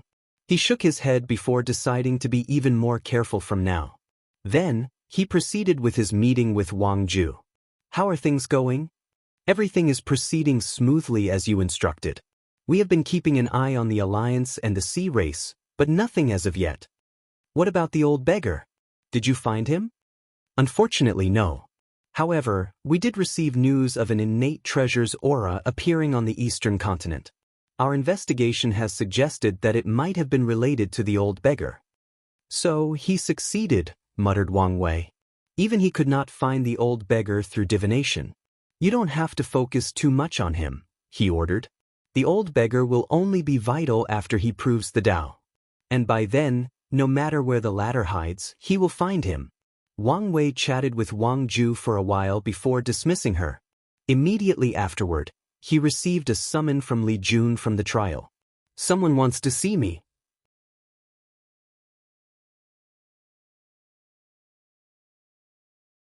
God King. After pondering about things and reading the information Li Jun sent to him, Wang Wei decided to return to the trial. Before returning, he first checked on his parents' mortal dust, the sect, and other things. He saw someone waiting for him in his mansion after being received adequately with tea and snacks. Young Master Liang, it's a pleasure to make your acquaintance, Wang Wei asked after sitting down. He could tell the person next to him was a clone, but he did not mind the latter's cautiousness. The pleasure is all mine, replied Liang Shixian. I'm sorry for the intrusiveness. I hope I am not bothering you. Not all. I'm always happy to receive guests, added Wang Wei, Then the two had small talks about their thoughts on the trial, the other competitors, and what to expect when the heaven chosen from the upper dimension arrived. Have you heard of the god, or divine race? Liang Shixian finally asked with some embarrassment. He thought Wang Wei would ask him about his purpose, and he would use this question to mention his goal, but the latter seemed to really enjoy talking and receiving guests. Of course, Liang Shixian knew that was not true. His competitor likely wanted to dominate the conversation. And since he wanted something, Liang Shixian decided to no longer beat around the bushes. I've heard of the tragedy they suffered at the hands of the absolute beginning emperor. Well, I'm a member of the divine race. I see. How fortunate for your kind. You don't seem surprised. I've had my suspicions when I saw the mutation of your soul was incense-related, Wang Wei replied. But that could have meant I used an incense-based cultivation system. I've met people who use incense, and they have a less pure aura than you. Adding the fact the absolute beginning emperor did not completely eradicate Buddhism, it is not far-fetched that some members of the divine race survived. So, I've had my suspicions about you but could never confirm it until now. Liang Shixian slightly squinted his eyes as he analyzed some information from this brief conversation. He theorized that something in the myriad emperor world affected the absolute beginning magic, thus allowing the divine race to appear again in the world. He previously did not have any proof and was uncertain. But now, he was sure the person before him was either responsible or knew something. You are correct. Before our extermination, we used help from the upper dimension to save many of our kind and sealed ourselves until now. We could not appear outside because of the absolute beginning magic, but recently, we realized that some members could leave. I'm guessing the god race now wants your clan member to prove the Tao in some world communities to completely unseal the rest? Wang Wei asked. Correct. I'm curious, what kind of god are you? I'm a second-generation god, so I am the god of river and thunder. But from my cultivation, I'm also the god of soul. Second generation? Wang Wei had never heard this term from the secret archives. It's understandable if you don't know since this term has only recently become popular after the catastrophe, replied Liang Shixian. First-generation gods are the ones born purely from incense and worship. They usually have one attribute or divinity based on the people worshipping them at birth. Meanwhile, second-generation gods are born from two gods mating. They usually inherit both their parents' divinity. Fascinating. Are there any other differences? Yes. First-generation gods have a harder time cultivating laws not related to their divinity. In fact, most of them don't even try, Liang Shixian said with a slight sneer. Second-generation gods are more open-minded and not overly limited by their divinity. Of course, it is also because it is easier for us to understand foreign laws, and it also helps that we usually have two divinities, making us stronger. I can see the conflict such a division would create. Indeed, replied Liang Shixian. Second-generation gods are way more talented and powerful than first-generation. Nevertheless, the first generations are the ones with most, if not all, of the power. The main reason for this situation was the seal. First-generation gods are the oldest, and many of them survived the annihilation. Second-generation gods did not increase their population to a substantial level until after living in the sealed world. As such, they were younger but with no power. The first generation had many immortal tier powerhouses, but the second generation could not become immortals in the sealed world. The only immortal tier powerhouses they had were the rare second-generation gods that existed before the catastrophe and survived. But many of them are old-fashioned and share similar views as the first generation. Luckily, only second generations could leave the sealed world, and as soon as someone proves the Tao, the power scale will shift to their side. So, why are you telling me all of this? Asked Wang Wei when he realized Liang Shixian did not want to mention the inner conflicts of his race. I need your help with something. Liang Shixian took out a book before handing it to Wang Wei. After inspecting it, the latter read it. What a good idea. How come I never thought of that? It's perfect for my situation, thought Wang Wei. You want to create the fourth path of immortality? Correct. Besides the Emperor path, the Tao path, and the Immortal path, I believe a soul path is also viable. Just like there are immortal venerables, Tao ancestors, I want to create God kings. Interesting. I like the idea, but why are you coming to me? Because I want your help to help me create that path.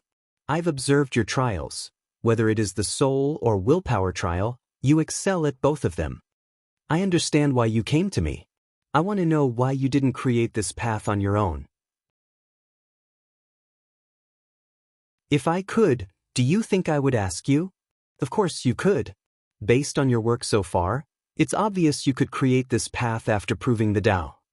Liang Shixian quieted down for a moment. I don't want to become emperor. Excuse me? It's as you heard, I despise the emperor path. Why do I have to compete like Poison Gus stuck in a cave to be the final winner? I refuse to participate in Heavenly Tao's cruel game. So, my goal is to create a path that is above the emperor path. I understand how you feel and admire your conviction. But you understand your actions are futile, right? Said Wang Wei. The endless void is a place dominated by the emperor to the point of strictly restricting the others. So, even if you create the soul path, no other individuals will be able to become a god king without an emperor's aid, including you. I know. That's why I wanted to use the deceiving heaven longevity art to deceive Heavenly Tao to allow me to become an immortal tier powerhouse. You should understand that this is most likely impossible. Otherwise, this scripture would have been too valuable, and Gu Xian probably would not have survived long. Liang Shixian sighed aloud. I'm aware, but I still choose to become a god king with an emperor's help instead of becoming one myself. Wang Wei shook his head before commenting. No matter what you do, the best outcome is for you to become an insurgent god king capable of killing eternal emperors. In the end, your soul path will probably be between the Tao and immortal path regarding strength. Not necessarily. The way I envisioned it, god kings can create immortal mansion inside their bodies while also borrowing the grand Tao source's power. Then you are delusional. Heavenly Tao will probably restrict the soul path, making it separate and incompatible with the other paths. The best you could do was create an insurgent technique that allows you to have the power of the other paths. But such a technique would never be universal or a fundamental aspect of the soul path. How is that fair? Asked Liang Shixian with slightly clenched teeth. It is fair. The emperor is technically a combination of the three. Great emperors have powerful souls, can directly control the grand Tao source, and their Tao bodies are immune or have high resistance to most high-level forms of energy. And as long as they understand enough about a particular energy, they can search for it in the source chi space and directly use it. Liang Shixian snorted coldly. I still refuse to be a performative puppet for Heavenly Tao. I despise the emperor path, and nothing will change that. Wang Wei shrugged his shoulder. He also did not like how the heaven will operated. However, he understood that sometimes you must play the game before making the rules. Heavenly Tao and Grand Tao above dictated the rules of the cultivation world. But as long as he becomes powerful enough, he can dictate the rules. Now, if he reaches the top and realizes he cannot surpass these two using their rules, he will then walk his own path. But so far, he has not found any evidence that proved such. So, there was no need to complicate his cultivation journey or goals because of his displeasure. I did not want to dissuade you, I just wanted to point the truth to you to eliminate certain expectations you might have. Liang Shixian calmed down. I understand. Quick question, do you have a name for the Tier 11 and Tier 12 realm? Tier 11? Tier 12? The realms after Great Emperor, Tao Ancestor, and Immortal Venerable. Liang Shixian frowned after hearing this. He never thought about these realms far away from him. Although he suspected they existed, he never learned about them. Let's call it God Lord and God Emperor. Good name, I supposed, said Wang Wei. In the Tao language used by all world communities, the character for soul can also be translated as God, depending on the context. And adding Liang Shixian's identity as a god race, it made sense he used such a name. Last question, aren't you worried I steal your ideas and leave you out?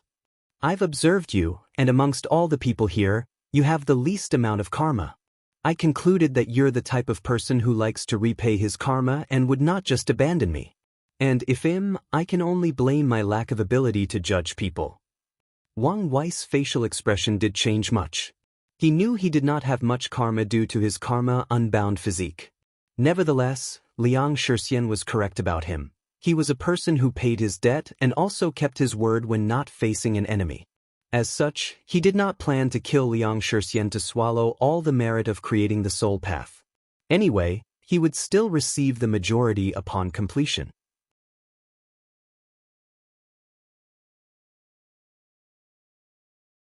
The upper-seated players.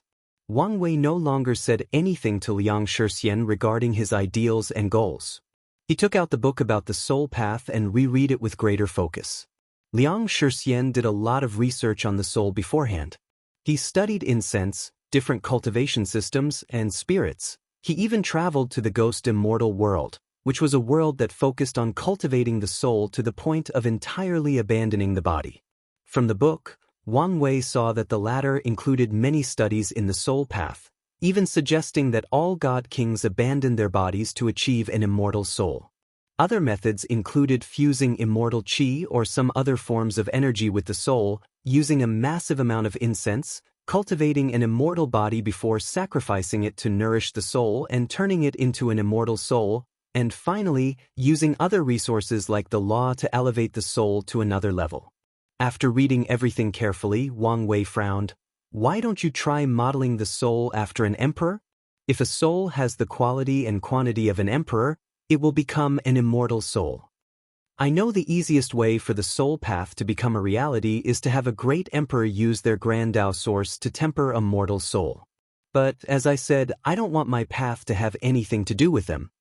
And as I said, you will have to rely on them. Yes, but I can reduce the amount of influence they have on my path. Fine, said Wang Wei as he contemplated. He activated all his spirit particles, acting like a supercomputer as he analyzed many things. I think I may have a way that used incense, he said a few minutes later. Really? What is it? Wang Wei did not immediately respond. He took out a highly binding contract before inscribing it with his divine sense. Liang Shixian looked at the contract and hesitated. Since I come to see you, I'll put my faith in your character. There is no need for the contract. I admire your nobility, but we should never mix business with personal beliefs. The contract is for both our peace of mind. Liang Shixian thought it would help their future cooperation, so he agreed. However, after reading the contract, he frowned. Why are all the rules about secrecy? They seem a little too harsh. He could not reveal any information, and the rules even involved his memories and soul. The contract would prevent anyone from getting information from him, even if it meant killing him. The method I came with involved some secrets I do not want to get out before I prove the Tao, hence the harshness. If you want to remove these clauses, it's fine.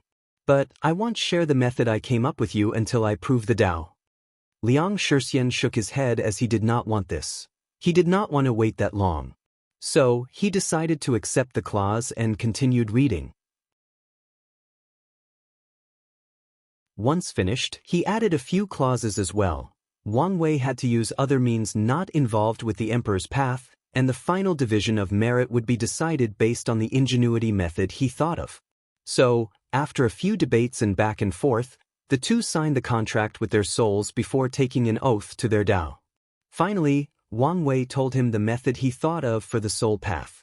The required secrecy was because this method involved another one of his plans after becoming emperor that would affect the entire endless void. He did not want the information to leak and cause trouble.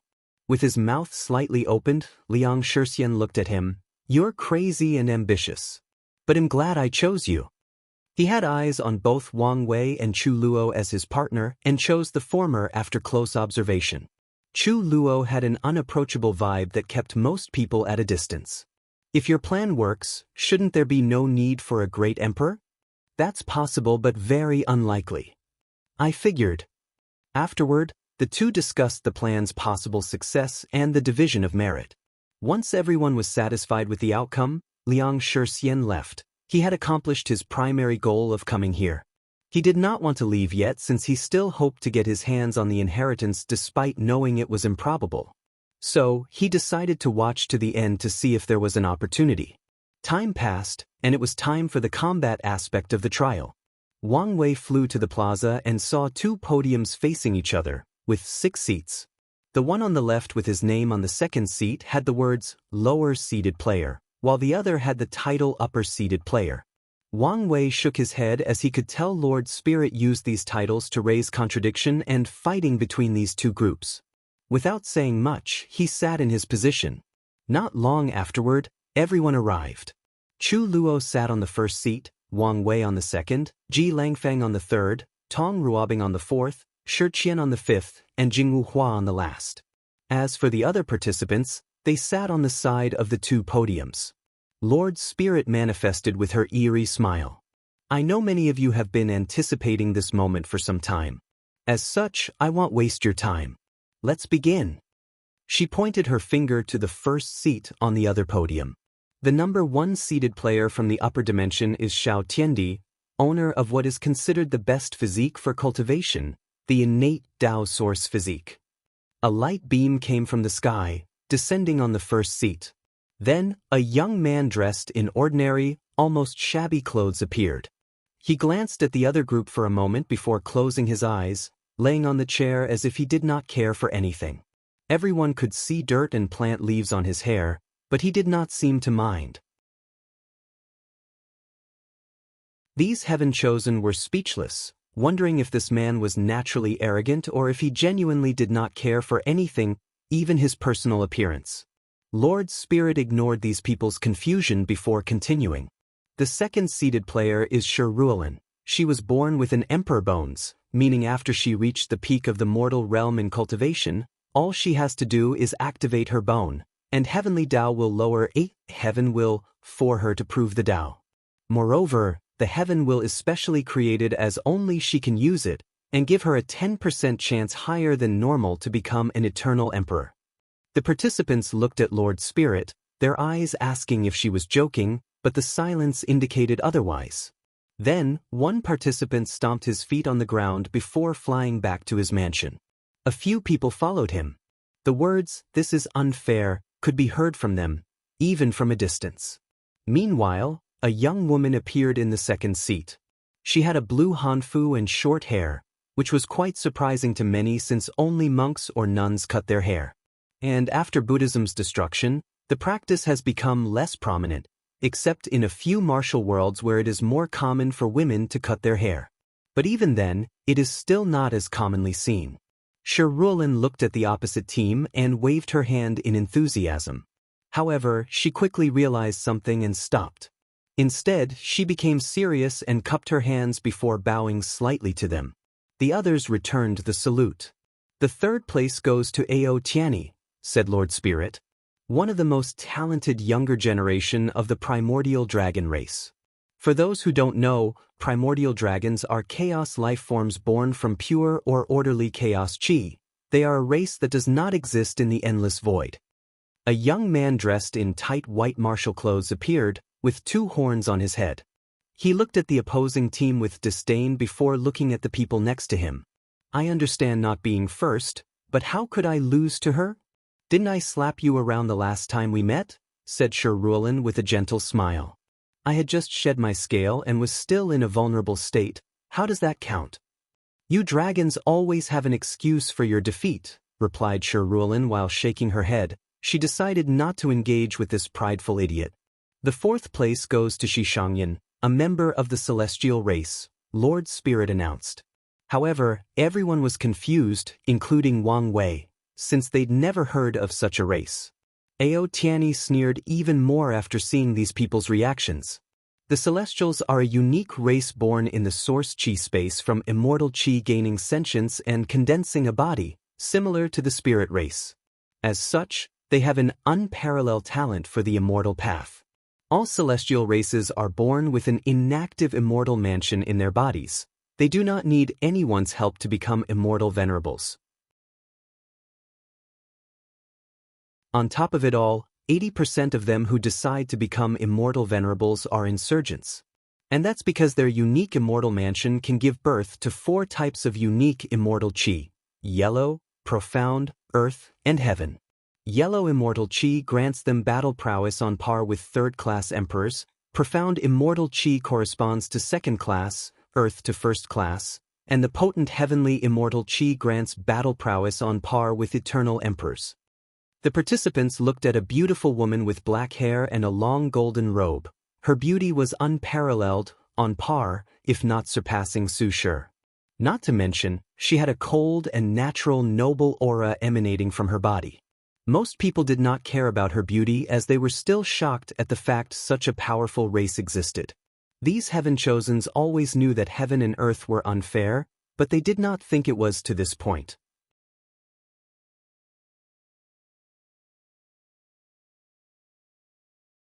Longevity resources? Shi Shangyan looked at the shocked expression on these people's faces and mentally shook her head.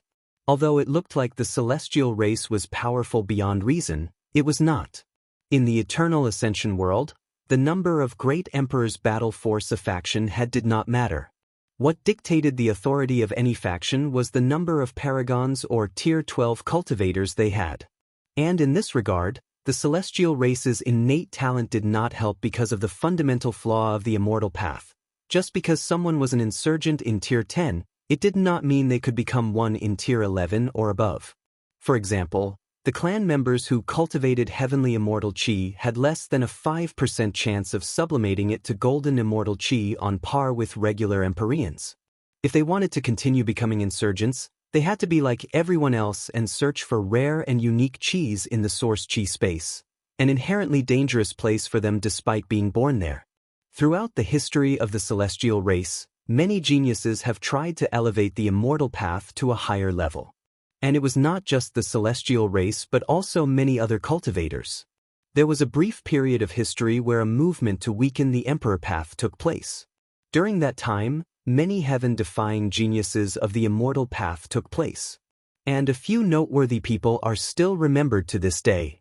The myriad chi immortal sovereign, for example. He created a method for his body to hold more than one immortal mansion. His goal was to create 3,800 immortal mansions, a number that symbolized the number of primary Daos in all existence. In each mansion, he refined a unique and powerful insurgent chi. The myriad chi immortal sovereign was an unparalleled genius regarding understanding and controlling energy. So, after using countless yuan epics and an incalculable amount of resources, he built more than 2,000 immortal mansions with unique chi, becoming an insurgent immortal sovereign capable of killing everlasting Empyreans. Not defeat, but kill. Although he could not erase their existence, he could force them to enter limbo and revive them. However, in one of his battles against an Empyrean, the latter caught him off guard and destroyed hundreds of the immortal mansions inside his body. Although he defeated his enemy, myriad chi realized the weakness or frailty of the immortal and Dao path.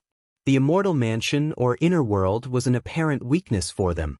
Meanwhile, the imprint of the emperor path could only be removed by Dao wills and some unique treasures. So, myriad chi sacrificed all his immortal mansions and chis to temper his body, eventually opening the gate of power and walking on the body path. Another genius of that era was the Heaven Will Immortal King. After acquiring the Heaven Will, he did not become an emperor but spent years analyzing it to fuse it with his immortal mansion and create a unique chi. The concept of Heaven Will chi existed long ago, but few people dared to try it. And the ones that did fail. But, to everyone's surprise, Heaven Will Immortal King succeeded. The Heaven Will chi was one of the few chis that allowed an individual to become an insurgent from Tier 10 to Tier 12. The only downside was cultivation took almost as much time as the Emperor path. The Heaven Will Immortal King could fight and defeat paragons at his peak. Regrettably, he became dissolute with the Immortal path because it did not grant him eternal attributes like the Emperor path. If an immortal king or a Dao ruler died, that's it for them. But an ordinary great emperor, Empyrean, and paragons had so many ways they could revive themselves, not to mention these freaks eternals, everlasting and boundless. After voicing his frustration with the immortal path and his regrets about not using the Heaven Will correctly, The heaven will immortal king left the world to enter primordial chaos and was never seen again. Many people believe he went to find a way for the immortal path to acquire eternal attributes, but most people think he went to prove the Tao in another source chaos world. Shi Shangyan has read the stories of many geniuses similar to these two during the booming era of the immortal path. However, the ending of most of them was not satisfactory. The booming era ended with the conclusion that the immortal path had no future, there was no way for it to rise. However, some people did not give up and went to search for the source Qi, an energy believed to exist at the core of the source Qi space. Source Qi was theorized to be the only form of energy capable of creating an insurgent on par with a peak boundless paragon. Regrettably, to this day, only rumors of it appearing in some other chaos worlds are known. As Shi Shangyan thought of that period, she could only sigh to herself. That booming period did a lot to raise the status of the immortal path, but it also ruined it. The emperor path would not just stay by and watch as the immortal path flourished, they counterattacked. Many great emperors from 3rd to 1st class began exploring the source Qi space to discover insurgent Qi and grant them battle prowess above their class. Meanwhile, eternal emperors would also find insurgent Qi similar to the heaven immortal Qi. They would understand it and absorb it into their Tao body to become immune to it. As such, an insurgent immortal venerable might defeat an eternal emperor. But, in the subsequent encounter, he realized his Qi was useless to the latter, rendering him powerless. This tactic has been normalized now in the eternal ascension world, thus further weakening the immortal path. Because of these hard truths, the celestial race has long focused on the emperor path. Although some factions are die-hard supporters of the immortal path, they no longer have much power. Our next contestant is the Taoist priest, Zhang Yuqing, Lord Spirit said. He is the owner of the 22nd heavenly physique, the myriad sword soul physique, and the 5th heavenly physique, the Wuji Tao body. The face of the participants was neutral, they were done with being surprised. Furthermore, a few people have been born with 2 physiques, albeit rare, but it was acceptable. The only thing noticeable about this upcoming person was how high his physique ranked and how powerful the physiques in the upper world were. The Lord Spirit shook his head. You ignorant people! In the upper dimension, having 2 physiques means you can absorb 2 heaven wills and instantly reach cultivation of 40% Grand Tao source. Of course, there is also the possibility for someone only to achieve 10%. Wang Wei's lips twitched, and he was not the only one. Many people did not know how to react. So, more people just flew away back to their mansions. Things were getting even more ridiculous. A young Taoist with a very youthful face appeared. He politely bowed to the lower-seated players before bowing to the others and sitting down, not uttering a word. And everyone immediately returned the salute, including the previously arrogant Ao Tianyi. Even Xiao Tiandi opened his eyes and nodded before going to sleep. Wang Wei and the others took notice of this behavior, thus placing even more emphasis on this young Taoist. Wang Wei could even see Lord Spirit looking at the young Taoist with even more respect than the others.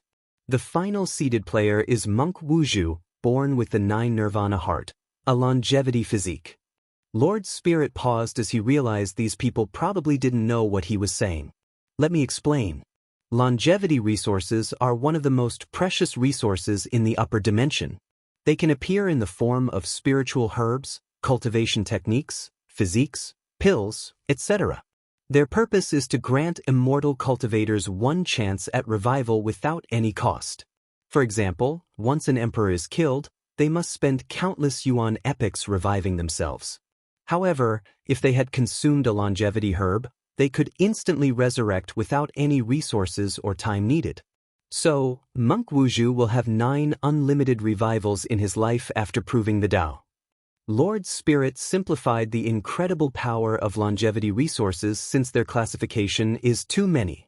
For example, some only work for a certain tier. As such, after an emperor becomes an empyrean or paragon, they no longer have the previous revival. Some longevity resources can work for a cultivator from tier 10 to tier 12. Those are extremely rare. Some can only work for lower tiers. For example, A paragon cannot take a longevity resource that only works for tier 10 and 11. Nevertheless, no matter the restriction on the longevity resources, any of them are precious enough to enact wars with thousands of emperors, empyreans, and paragons.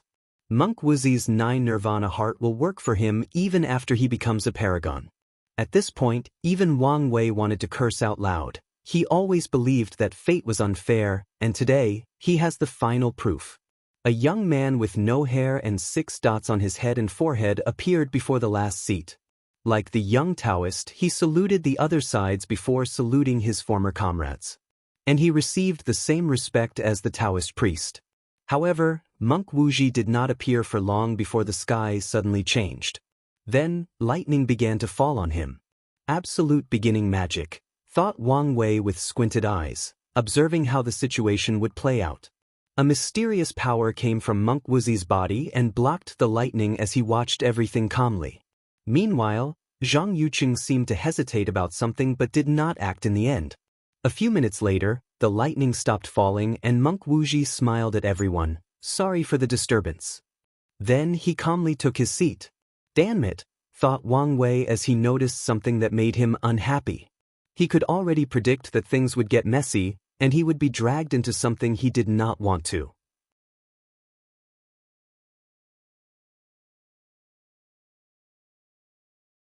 Lower-seeded players. Wang Wei could see both Zhang Yuqing and Monk Wuji glancing in Feng Heng's direction. Although brief, they could not escape his eyes. And immediately, he knew he would get dragged into the fight between Taoism and Buddhism. And since he had the future Buddha scroll, he had already chosen sides. Countless thoughts flashed across his mind as he pondered how to deal with the situation appropriately. If he did not play his card correctly, he might be used as a pawn before being discarded. Now, for the introduction of the lower-seeded player, Lord Spirit said. First is Chu Luo, the emperor child that wields the outlaw Tao of creation. He is a man who has tempered his will and Tao heart through reincarnation itself. Xiao Tiandi kept his eyes closed, a listless aura emanating from his body. The others, however, looked at Chu Luo. They did not care for his emperor child status. In the upper dimension, blessed children are too common. Although it is a statistical anomaly for immortal creatures to reproduce, there are so many of them, and they have lived for so long that it has become somewhat common. What they cared about was the fact of his outlaw Tao and the implications of tempering his mind through reincarnation. The second player is the heir of the Tao opening sect, young Master Wang Wei. He is a Tao overlord, creator of his own heavenly physique, and a person of unquantifiable willpower. The man's accomplishment could write a legendary tale. However, his most important quality is his intelligence and ingenuity. I can say without a doubt that he is more intelligent and cunning than all of you here combined. And I mean all of you. Wang Wei's lips twitched as he sensed the eyes full of killing intent on him. He sighed before taking out a cup of freshly brewed tea and casually drinking it, ignoring everyone else. The upper-seated players looked at him with squinted eyes. They knew what it took to be a Tao overlord. In the Eternal Ascension world, outlaws would summon a special area to go through their trial. Cultivators must do so before comprehending and using the outlaw laws. Otherwise, they won't even be able to enter any cultivation stage that requires understanding and using laws. In the summoned area, Heavenly Tao will place them under a perfect illusion that recreates their lives. Then, it will use the person's life to scheme against them, and they must find ways to pass the test. If a cultivator failed, the person would not be able to control an outlaw Tao. The main reason for this method was due to how complicated a karmic trial could become. In a world full of emperors, empyreans, and paragons, if Heavenly Tao started to scheme against these people, firstly, no one would pass, and these powerful individuals would never allow such a thing. The trial is of some similar difficulty in both dimensions, so there are a few people who hold the title of Overlord. However, many people wielded outlaws' Tao similar to Chu Luo. They usually had to pay the price to control their Taos and have some limits. When it comes to the Overlord title, even a paragon could not help someone else acquire it. As for creating a heavenly physique, Some people have succeeded in doing the same in the upper dimension. But their rarity also makes it a great accomplishment. Interesting, thought Shi Ruolin. Everyone knew Tao overlords were extremely powerful, cunning, and tactically minded. But to say this person was more intelligent than all of them combined, she did not believe it. Of course, she also knew that Lord Spirit was just saying these words to rile them up and ensure they fought to their full capability for this trial. What's the point of being intelligent? Strength is all that matters, thought Ao Tianyi. Despite his thoughts, he decided to keep a watch on Wang Wei. He did not want to be schemed against. Shi Shangyan only glanced at him but did not have any reaction. Zhang Yuqing also only politely looked at him with a neutral face. Monk Wuji gave him a smiling nod, and Wang Wei pretended he did not see anything. Meanwhile, the lower-seated players had different reactions. Most of them did not know what a Tao overlord was. However, the intelligent comment got to them, igniting their fighting spirit and desire to prove otherwise. A few intelligent individuals suddenly began to piece some things together. Recently, news of the essential destruction of the demon race from the demon supremacy world has spread throughout other world communities. By calculating the time frame of the incident, they realized it was soon after Yi Tuizi had a conflict with the player from the Myriad Emperor world. And by considering Lord Spirit's insinuation, a few people concluded Wang Wei might have something to do with the downfall of the demon supremacy world. Chu Luo and Tong Ruobing gave Wang Wei an odd look after coming to this conclusion. Ji Lanfang had a powerful intuition as a swordsman, so he felt Wang Wei was definitely involved in what happened in the demon supremacy world. However, Wang Wei ignored them and continued drinking his tea as if he were the only person present. He did not know what these people thought. Even if he knew, he would never admit it. The third seat goes to Ji Lanfang, a pure swordsman with a flawless Tao heart who has entered the realm of one sword breaks myriad laws. These so-called geniuses might not be as bad as I believe, thought Ao Tianyi. All pure swordsmen pursue the realm of one sword breaks myriad laws. It is the state where a swordsman can overwhelm all laws or concepts with their swords. Many people believe that someone could be referred to as a swordsman by entering this realm before proving the Tao. Otherwise, they are sword users, not swordsmen. Zhang Yuqing looked at Ji Langfang with a slight fighting spirit in his eyes. He also practiced the Tao of the sword, so he would love to battle a fellow swordsman. Fourth place goes to Tong Ruobing, a master of talisman making. She has created an acquired version of the 27th heavenly physique, the Source Rune physique.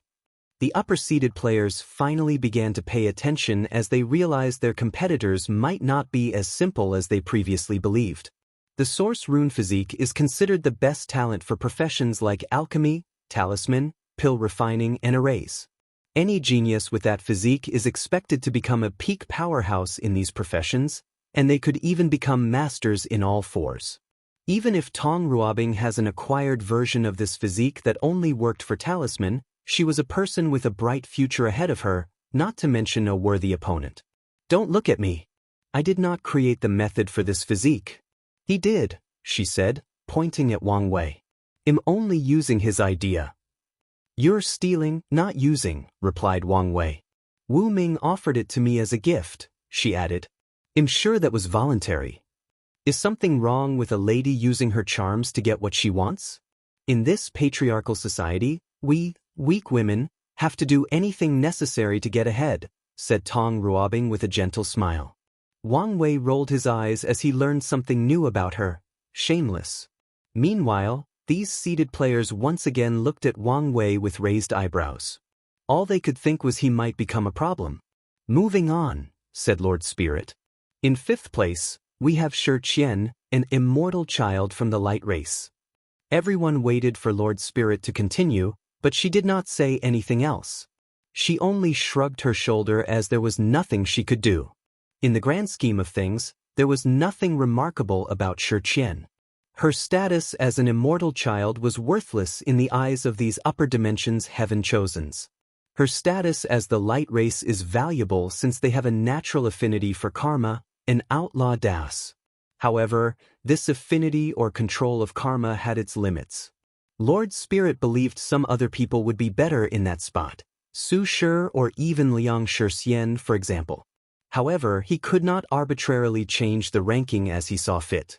Our final seeded player is Miss Jingwu Hua, an emperor offspring and three-legged golden crow that has once suffered a defeat in a previous heaven will battle at the hands of an eternal emperor. However, she sealed herself for countless generations, tempering her willpower in the process to try again. On top of it all, her father left a special reward to ensure she succeeded on the second try. Jingwu Hua looked at Lord Spirit angrily. She did not expect him to bring out her pain and display it to the public. Moreover, she wanted to know how he knew so much. The upper-seeded players paid some attention to Jingwu Hua. They understood how scary some immortals could be once they decided to leave trump cards to their descendants. In the Eternal Ascension world, it's normal for some mortal who has not started cultivating to suddenly take out a talisman capable of wounding an Empyrean or Dao monarch. It all depends on how pampered their influential parents are. She lost to an eternal emperor? Could it have been the Heaven Devourer Emperor? That would make much sense timing-wise, thought Wang Wei. At the same time, he also thought Lord Spirit seemed to know too much, which could be an issue. Lord Spirit, I have some questions, Wang Wei suddenly said, making Lord Spirit's heart jump. She felt things were about to get complicated.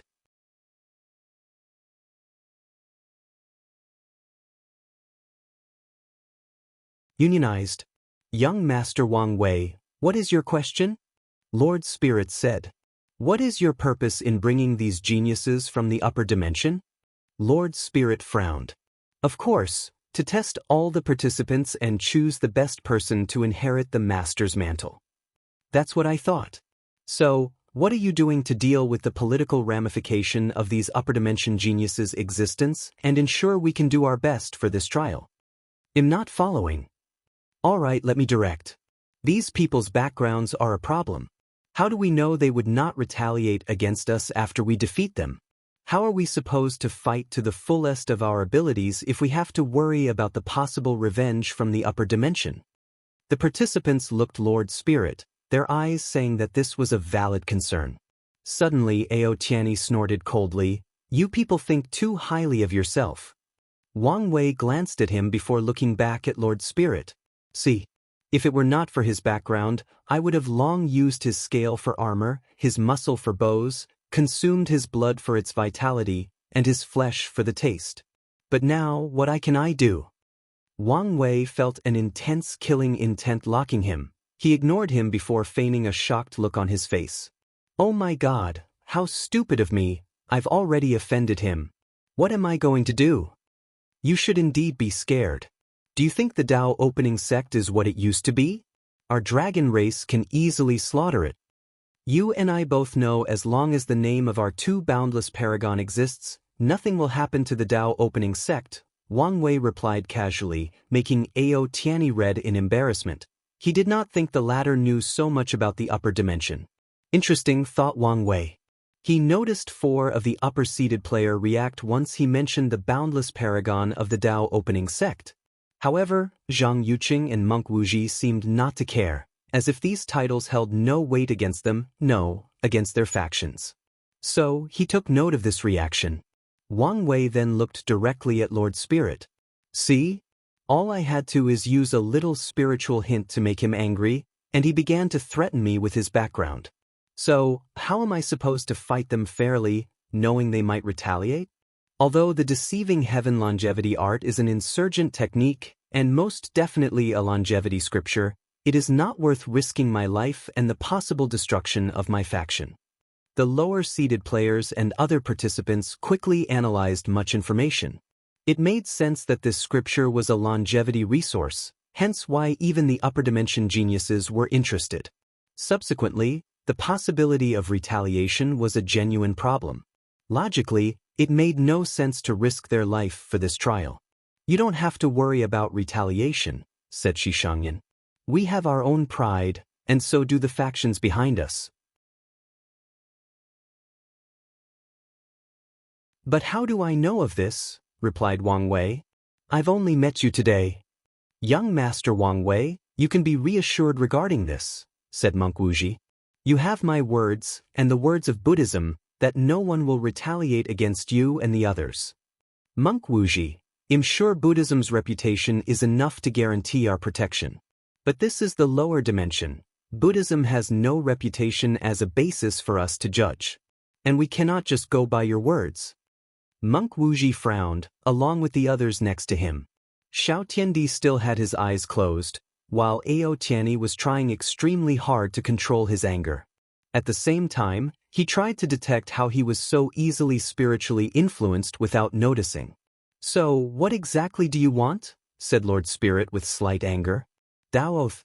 I want them to swear an oath not to heavenly Tao but to Grand Tao itself that their faction will not retaliate against us, directly and indirectly. I don't want any loopholes. Nonsense, roared Ao Tianyi. Grand Tao oath was the most restrictive oath. It was one not even paragons could break. Who are you to demand such a thing of us? Said Zhang Yuqing with a sneer. Young Master Wei, it appears your request was too much. Wang Wei sipped his tea calmly. By your response, it seems all of you already plan to get this inheritance by any means, even fouls one. This has nothing to do with retaliation, said Shi Ruolin. No cultivator likes to be restricted. And taking an oath for such a trivial matter, it's even worse. Sound like excuses to me. And what will happen if they don't swear? Asked Lord Spirit, staring straight at Wang Wei. Nothing will happen. I won't participate in this trial, but am only one inconsequential individual. Lord Spirit had veins appear on his forehead as he already knew what the latter was planning. And as expected, I will also forfeit, said Chu Luo. Count me in, added Ji Lanfang, who was drinking from his gourd after seeing Wang Wei casually drinking his tea. I will support my fellow countrymen, said Tong Ruobing. Shi Qian hesitated as she did not want to bring trouble to her parents by offending these upper dimensions big shots. However, she agreed reluctantly, thinking how she would become enemies with her fellow lower dimension peers if she did not pick their side. Of course, Jingwu Hua also agreed, followed by the other participants like Su Shi, Feng Heng, Liang Shixian, Hua Fenghuang, etc. See, Lord Spirit. With all of us forfeiting, you can choose one of them as an inheritor. Well, they are a better fit if you consider their talents and birthplace. Lord Spirit became quiet. My divination was correct, thought Wang Wei. Gu Xian does not want to give his inheritance to people of the upper dimension for some reason. A few minutes of silence then ensued. Then Lord Spirit said, You can all dismiss. I will contact you after negotiating the logistic of the current problem. Everyone quietly packed their things before flying to their mansions. As soon as Wang Wei arrived, Wang Wuqing appeared before him. What you did there was dangerous. And you also revealed yourself to these factions' eyes. It's not as bad as you think. They already noticed me because of the Tao Overlord title. All I did was revealed my intelligence as an Overlord. What about your soul? You've revealed yourself with that spiritual hint. I don't believe for a moment that Lord Spirit or Gu Xian could hide the result of these trials from these people. And even the lower dimension participants who were on my side would gladly sell my information. On top of everything, Wang Wei did not think these people would come along. So, they must send people or have other methods to investigate his information back in the Myriad Emperor world. As such, they will know his soul is unique. Did you observe anything from them? Zhang Yuqing has displayed some hostility towards me, even though he tried very well to hide it. He and Monk Wuji are definitely here because of Feng Heng, and I will probably get dragged into their confrontation. As for the others, they appear to also be here for another mission besides getting the inheritance. And that mission seemed to involve observing us. Now that you mention it, they seem not to be happy once all you forfeit. Yes. They reacted as if they wanted us to display our strengths and abilities. It appears they want to assess us, but the real question is why? I can't think of anything, but am sure you will figure it out, said Wang Wuqing. By the way, what did you mean by what you said about our founding fathers? Didn't I tell you about their disappearance and possible death? No. I think I would have remembered if you had said such an important thing. Wang Wei then remembered he told Wang Wuqing about his encounter with Empyrean Blackheart during his outlaw trial. But he was not detailed in his encounter, so he did not mention he learned of the founder's disappearance. Well, now you know. Don't take something so important so lightly, replied Wang Wuqing with a serious face. It's as I said. Our founders have reached the pinnacle of cultivation, and 2 of them can revive themselves as long as their names remain in the annals of history. So, it is only a matter of time before they revive themselves. Even so, I think this the kind of information that the others should know. After saying that, Wang Wuqing left to see Origin 1. Wang Wei shook his head as he also headed back to the sect. He wanted to learn more about Gu Xian as he felt the latter was not simple. He hoped he could gather more information about him and know better how to deal with the upcoming storm. The night of this event, 2 shadows secretly entered different mansions habited by the upper-seated players. Meanwhile, Ao Tianyi activated a formation in a secret room inside his mansion.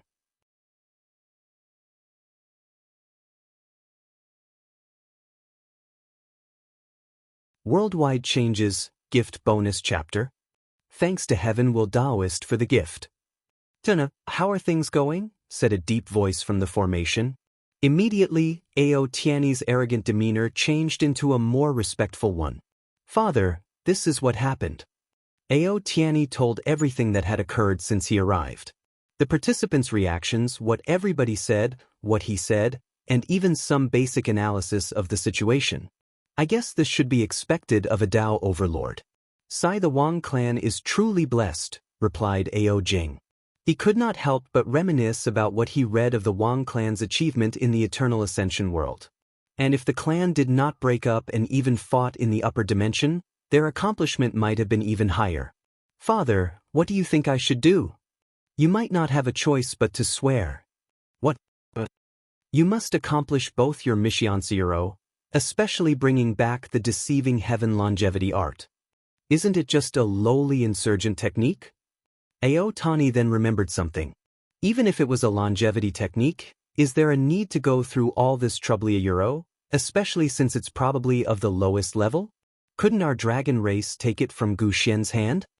Ao Jing paused for a moment before sighing. His son was the future leader of the primordial dragon race, so he should start learning the world's secrets and how to deal with them.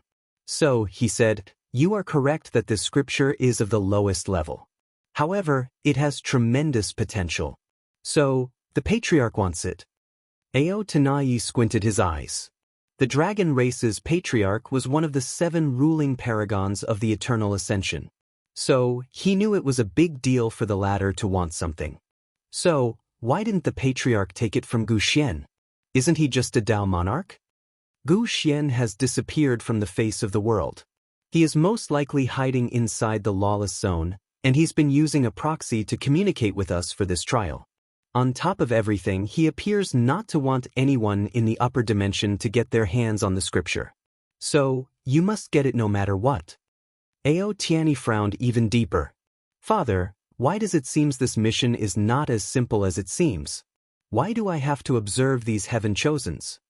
He did not understand why he had to gather information on the lower dimensions heaven chosens, focusing on the myriad emperor world. Psi I guess there is no point hiding things from you since you are now involved. Great changes are about to take place in the Eternal Ascension world. There are rumors of the end of the 2 suns 7 moons era is approaching and the return of the old era. These rumors have existed ever since the era began. Why would that matter now?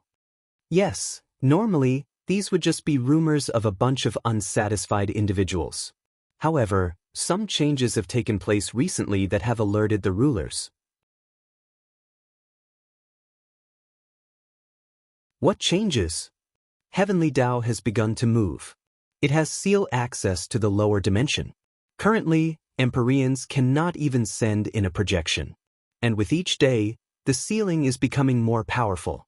According to calculation, it's only a matter of time before the 7 rulers can not only interfere in the lower dimension, they might not even be able to see anything from there. Ao Jing did not tell his son that even the 2 supreme rulers might become blind to the ongoings of the lower dimension. Is this why the patriarch sent me on this mission? Yes. The patriarch calculated that the rise of the myriad emperor world might be the cause of heavenly Daos actions. So, he wants you to gather information on the heaven chosens to detect the people responsible for leading this new era. As for the deceiving heaven longevity art, the patriarch deduced the changes of the myriad emperor world might be the prelude to something else. So, he wanted another longevity scripture as insurance for the future. I see. So, if Gu Xian wants you to swear the oath, do so.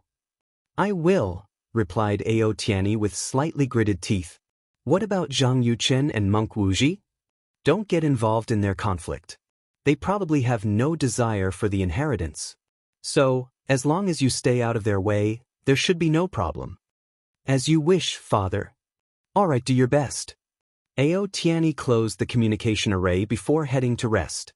But before he reached his destination, he sensed someone outside his mansion. He used his divine sense to determine who it was. Interesting. Then he went to open the door. Zhang Yuqing's mansion. Master, this all that happened, he said to an array. This Wang Wei will be a problem as I expected, said a cold and indifferent voice. You know your mission? Yes, eliminate Feng Heng and prevent him from spreading Buddhism. Act fast, as you do not have much time. Is something wrong? Heavenly Tao has begun to revolt against my suppression. And it will not let you stay long in the lower dimension, replied Taoist Supreme Unity. Master, are you all right? Don't worry about me. Just finish your mission, Taoist Supreme Unity replied in his eternal indifferent voice. Then he disconnected the communication. Zhang Yuqing did not mind since he knew his master was always this direct and cold. He was used to it by now. Nevertheless, he was determined to succeed in his mission. He knew his master was in a deadlock with Maitreya Mother Buddha. But if Feng Heng successfully spread Buddhism in the lower dimension, the luck and incense gathered by the Maitreya Buddha might be enough for her to surpass his master. Feng Heng must die. And if that Wang Wei gets in my way, I will also annihilate him. After making a resolution, Zhang Yuqing went to rest. Monk Wuzi's mansion. You know what to do? Said a melodious voice. Yes, great Buddha. Remember to use a friendly approach, don't rush or force things. And if things don't work out, it's okay to let it go. I will, replied Monk Wuji. I know I can count on you. After the communication ended, Monk Wuji bowed to the formation before going to cultivate. Shi Ruolin's mansion. She opened the door for someone outside. I did not expect to be receiving guests today. I am sorry for the late intrusion. No problem. Come in, Miss Su Shi, right? That's right. Shi Ruolin led her to the dining room and had her maid serve tea. So, to what do I owe this visit? I wanted to know something and figured I had the highest chance of succeeding by asking you. Oh, and why would I help you? Shi Ruolin asked with a smile. You can ask me whatever you want. Anything. Yes. It seems that desperation has clouded your judgment, commented Shi Ruolin. Very well. Let's see what you want to know first. I want to know how to revive someone that had their existence injured? Did that person die as a mortal? Does that matter? Of course. Yes. Shi Ruolin thought for a moment. Existence wounds are severe even for emperors. However, most eternal emperors can heal their existence injuries by themselves, a few talented ones can heal others, and some extremely talented individuals can even use existence reconstruction. That's when they recreate a person's existence and revive them even after being completely erased from reality. However, such a talent has not appeared in. Shi Ruolin suddenly remembered that peerless empress that incurred fear in the Seven Rulers. She might be capable of this. Whoever you want to revive might require only healing their existence. However, since they are mortals and will probably be dead for a long period by the time you prove the Tao, you might need the ability of existence reconstruction. I see, replied Su Shi, deep in thought. She knew she had no choice but to prove the Tao in this generation because the longer she took, the less chance she had to revive her husband. Furthermore, she must be an eternal emperor. Now, for my payment, said Sherruolin with a mesmerizing smile. Eternal Ascension World, Dragon Nest. A long dragon with beautiful and noble purple scales suddenly opened his eyes. Should I report things now to the Patriarch? Ao Jing did not want to, but he knew he had no choice. The current era was simply terrible. No Tier 12 powerhouses of any path were allowed to exist, forcing him to stay in the Empyrean realm for too long. On top of it all, he was not happy with the situation of the Dragon Clan. In ancient times, there were many tribes of dragons, Azure Dragons, Primordial Dragons, Fiend Dragons, and so many more. The Dragon Clan was united yet independent, with each tribe having its own autonomy. But now, all dragons had to obey the Patriarch, a blood dragon. If anyone disobeyed him, they would be annihilated. And this is not the only reason Ao Jing did not like the current era. He was born near the very end of the Golden Age and remembered how prosperous the Eternal Ascension world used to be. But now, with the 7 rulers promoting Heaven Will Emperors instead of Tao Emperors, the Eternal Ascension world was weak both regarding its high-end power and low-end ones. If he were not for the 2 supreme rulers, the world would have long been invaded by foreign forces. After thinking about these things, Ao Jing shook his head before heading to report to the Patriarch. He also removed his idea of downplaying some of the information he received. He did not dare to lie to a paragon.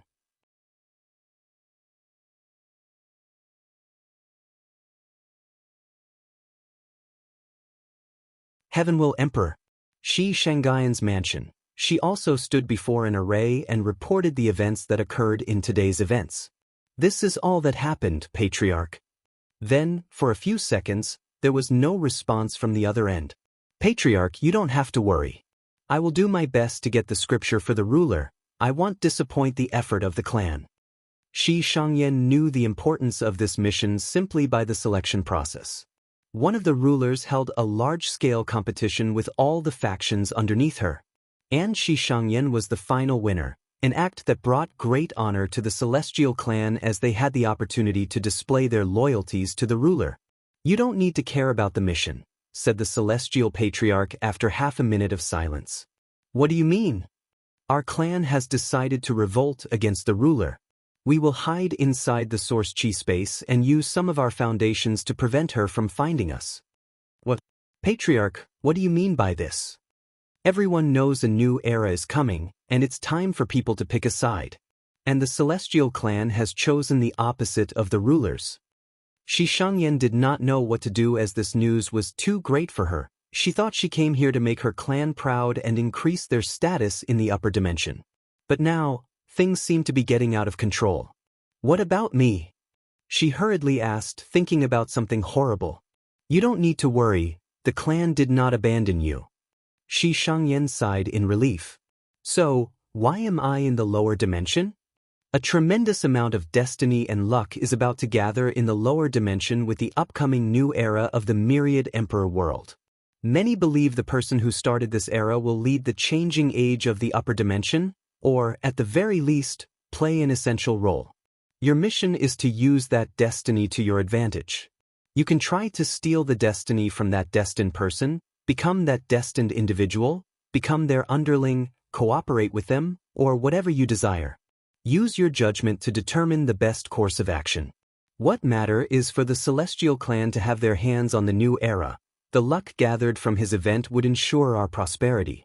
Shi Shangyan caressed her temples as she tried to process all the information she had received. She suddenly remembered the gray hair player from the Myriad Emperor world. Somehow, she felt he would play a vital role in this upcoming chaos. I know this is a lot to process so suddenly, but we could not tell you anything before you arrived in the lower dimension. I won't blame you, Patriarch. I know you're doing this for the clan's revival. I'm glad you understand. I don't have much time, as such, I will be quick. You must prove the Tao in the lower dimension, which means you must restart cultivating. Your space ring includes many resources to help you, including a time Choa's treasure to ensure you have enough time to catch up. You can choose whether to prove the Tao in the Myriad Emperor world. The 7 rulers have sent people to infiltrate there to prove the Tao in this generation and delay the arrival of the new generation. Delay? They cannot stop the arrival of the new era. But they can infinitely delay it to prolong their reign or better prepare for a high position in the new upcoming era. I see. I know this is a lot, so I won't say much more. One last thing, do not become a heaven will emperor. Although it should be impossible to do so in the lower dimension, anything is possible in the upcoming changes. Shi Shangyan nodded her head. Even if the patriarch did not say anything, she would not do so. Since she was young, the clan elders have always warned her about becoming a heaven will emperor because it is an unorthodox method that is nothing but shortcuts. Heaven will emperors created something called Tao trees, allowing them to absorb more than one heaven will. The Tao tree allowed them to rapidly reach higher realms of cultivation and serve as a way to control the grand Tao source. However, the downside is that a heaven will emperor will fall in cultivation realms once someone destroys the Tao tree. Meanwhile, Tao emperors have to comprehend the grand Tao source slowly. Shi Shangyan would never become a heaven will emperor for many reasons. For example, heaven will emperors cannot become everlasting empyreans or boundless paragons. Heaven will empyreans do not have the natural ability of Tao empyreans to create life. Heaven will paragons do not need paragon souls to reach that realm, making them drastically weaker. The only advantage of heaven will emperors is the rapid cultivation and the ability to sacrifice their heaven wills for a drastic increase in battle prowess. And even then, they only use this technique to be on par with Tao emperors. "All right, I've got to go," said the celestial patriarch. "It will take a little time for the information of our betrayal to be sent to the lower dimension because of the recent changes." Recent changes? There is no time for that. Just know that access to the lower dimension has become even harder. Always watch your back no matter which heaven will world you decide to prove the Tao. The rulers definitely send some spies to cause chaos in the lower dimension. After saying that, the patriarch ended the conversation. Shi Shangyan suddenly felt very lonely. It was the first time she did not have her clan as backing. Nevertheless, she quickly reined in her emotions to decide her next step. The best course of action would be to run away if the other upper-seeded players decided to eliminate her, the traitor. However, the patriarch told her the information wouldn't reach the trial for some time. Time she could use to get her hands on the deceiving heaven longevity art and give her some advantage in the upcoming chaos. "Let's wait and see," she muttered before resting. "Xiao Tiandis mansion, you have to do your best," said a beautiful female voice. "Yes, master," replied Xiao Tiendi with his usual listlessness.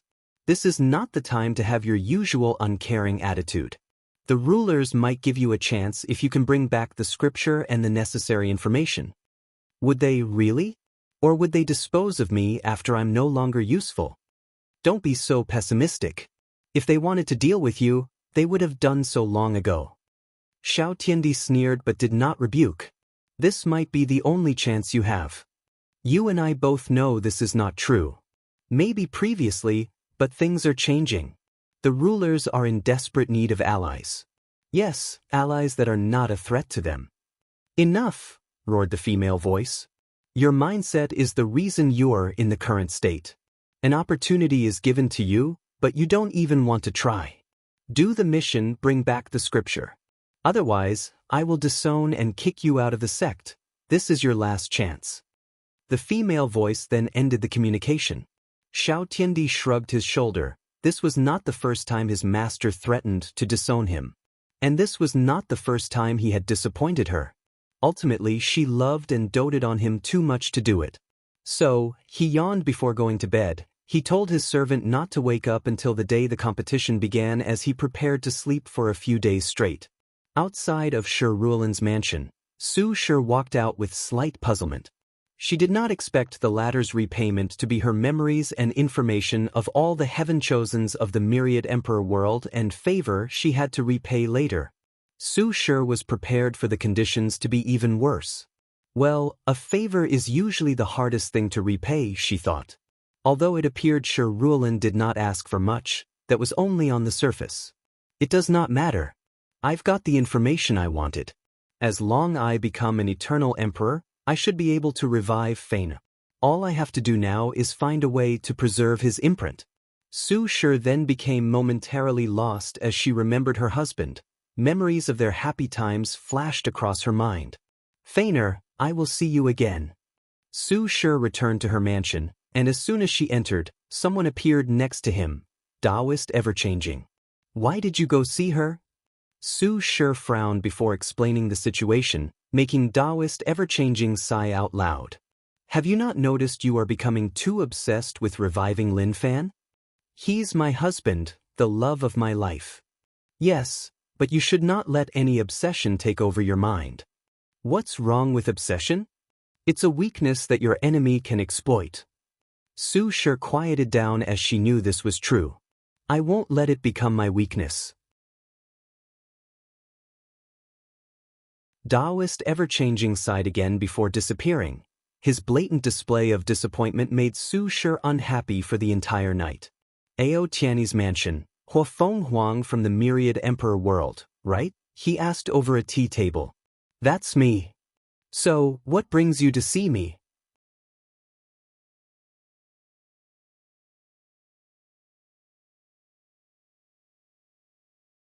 The Ancestors' Gift Bonus Chapter.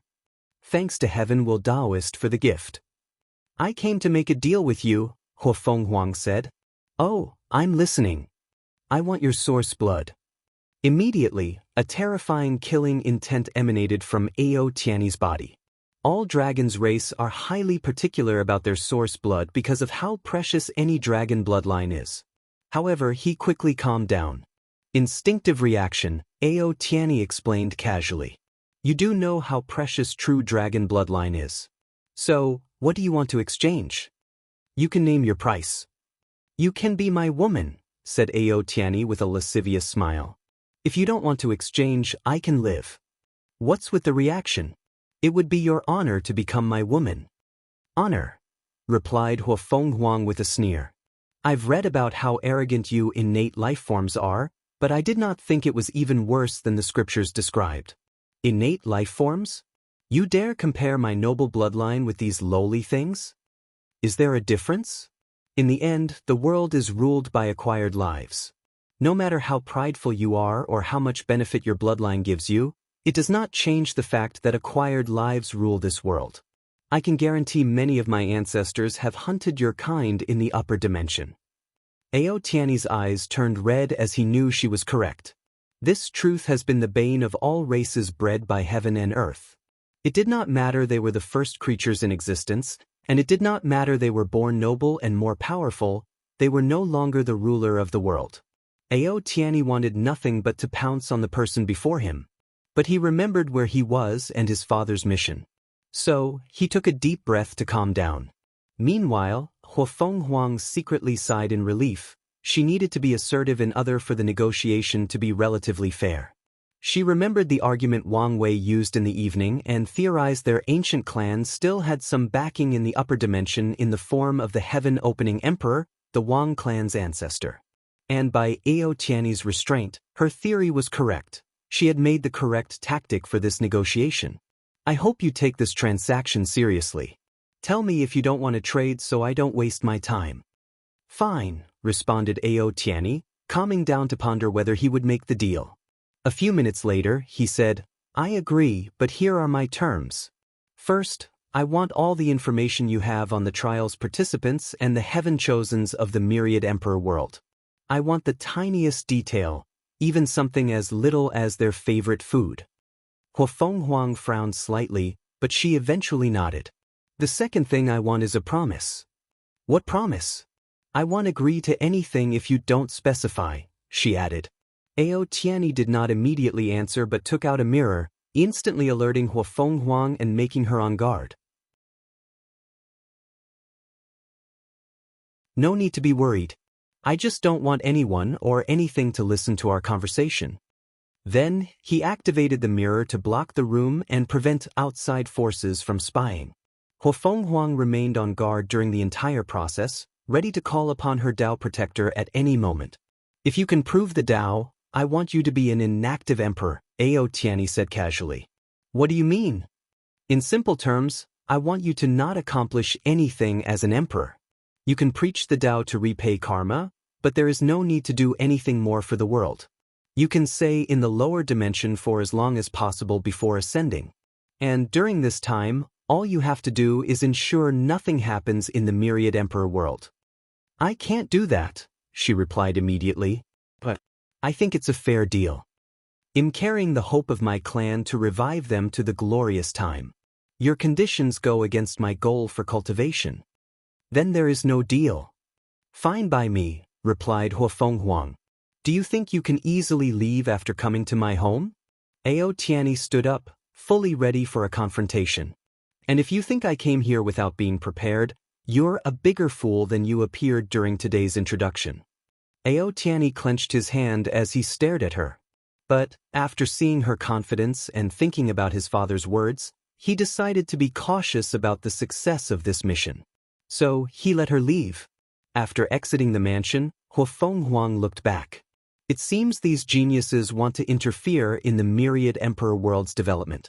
After looking for a few seconds, she flew home. She knew things were not over.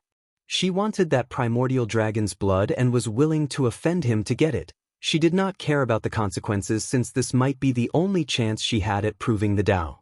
Myriad Emperor World, Tao Opening Sect. Wang Wei was reading about Gu Xian's life. He lived during the Middle Emperor era. The records described him as a cunning and insidious person who feared death and wanted to become immortal. After failing his heaven will battle, he created the deceiving heaven longevity art. According to records, Gu Xian lived over 100 million years before exchanging the scripture with an emperor for a Tao seed. After that, he disappeared, most likely ascending to the upper dimension.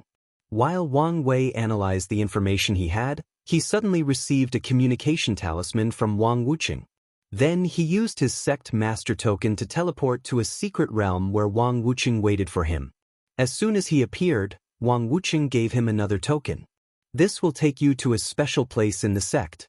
Go immediately. What's going on? You were supposed to take a trial once you reached Quasi-Emperor realm before you could go that place, but now, the situation has changed. Wang Wei frowned. Remember, be respectful. Wang Wuqing then disappeared. Wang Wei looked at the token in his hand for a moment before activating it. He then found himself in a large place with a pool. In front of the pool were 9 phantoms, 3 in the middle and 6 behind them. The first phantom looked like him, young, handsome, with long dark hair and bright eyes. He had a gentle and reassuring smile. The one to his right was a beautiful woman with a mole on her chin, a serious face, and eyes sharper than a sword. Wang Wei recognized the one on the right as he saw him in the battle tower. He still remembered that sundering battle intent. Then he glanced at the people at the back. There was a middle-aged man to the far left. Wang Wei could see his muscle despite being a translucent phantom. Next to the muscular man was another middle-aged man wearing a turtle shell.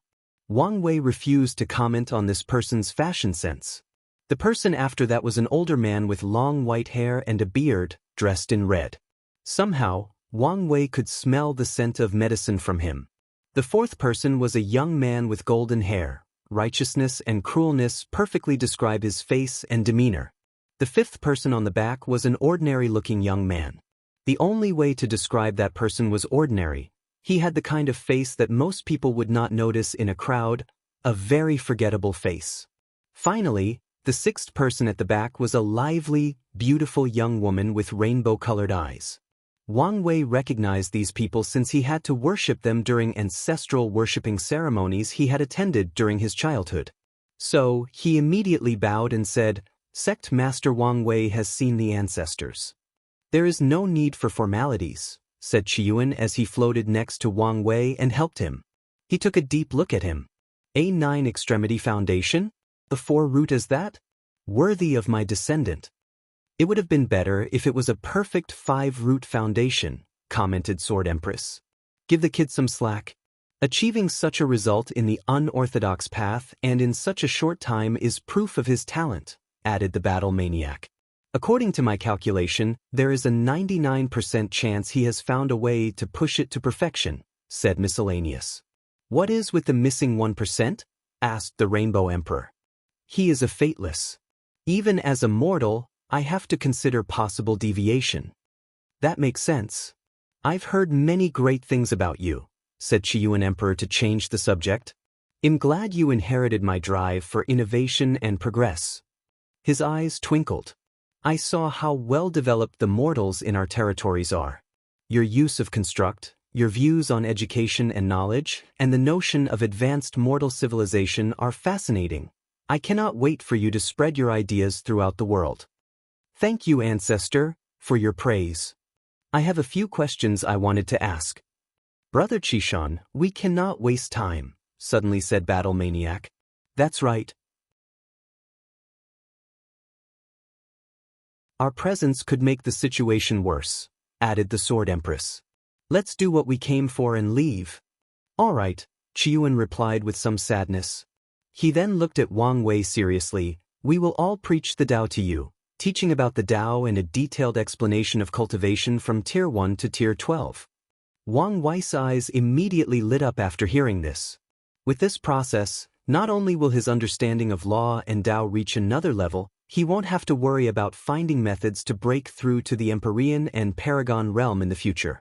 Thank you for your guidance. Let's begin, said Chiyuan with a smile.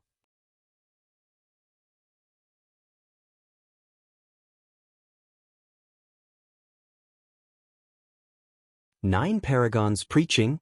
I will be the first," said Chiyuan Emperor. Then he waved his hand to manifest 2 cushions, one for him and the other for Wang Wei. The others waited as Chiyuan sat and Wang Wei sat, with the latter closing his eyes. All lives are fundamentally divided into qi, essence, and spirit. The cultivation process can begin by developing any of these aspects. It is a journey of self-discovery and transcendence, breaking the limit of the body, mind, and spirit. Wang Wei did not hesitate to deploy his spirit particles and future Buddha self to improve his comprehension. At the same time, he had all his incarnations comprehend the sermon. Since the incarnations had different lives and experiences, they might understand something he could not. Furthermore, having 10 of them comprehending the same sermon was better than just him. As Wang Wei listened to his ancestors preaching about the Tao, he saw the essence of cultivation rapidly laid out in simple terms before him. Then, the Chiyuan Emperor explained the origin system to him from the body-tempering realm to the quasi-emperor realm. Wang Wei had to admit there was something unique about seeing the system's creator explain things to him. Even though he had entered the Duyi realm and pushed the origin system beyond its limit, there were many things he did not know or think about regarding it. But now, with its creator explaining it to him, he finally understood. After explaining the origin system to the quasi-emperor realm, the Chiyuan Emperor then explained his origin, Tao, and his comprehension after proving the Tao. Once he finished, he explained in detail to Wang Wei how to enter the Empyrean and Paragon realm. After an unknown amount of time, Wang Wei opened his eyes, full of awe and respect. His slight pride after achieving his Tao ancestor's strength was gone as he understood how far he was compared to the pinnacle of the cultivation world. He decided to be more humbled as his journey had just begun, and he had a long way to go. Then, he checked on the law tree inside his sea of consciousness. He could see it was slowly turning silver.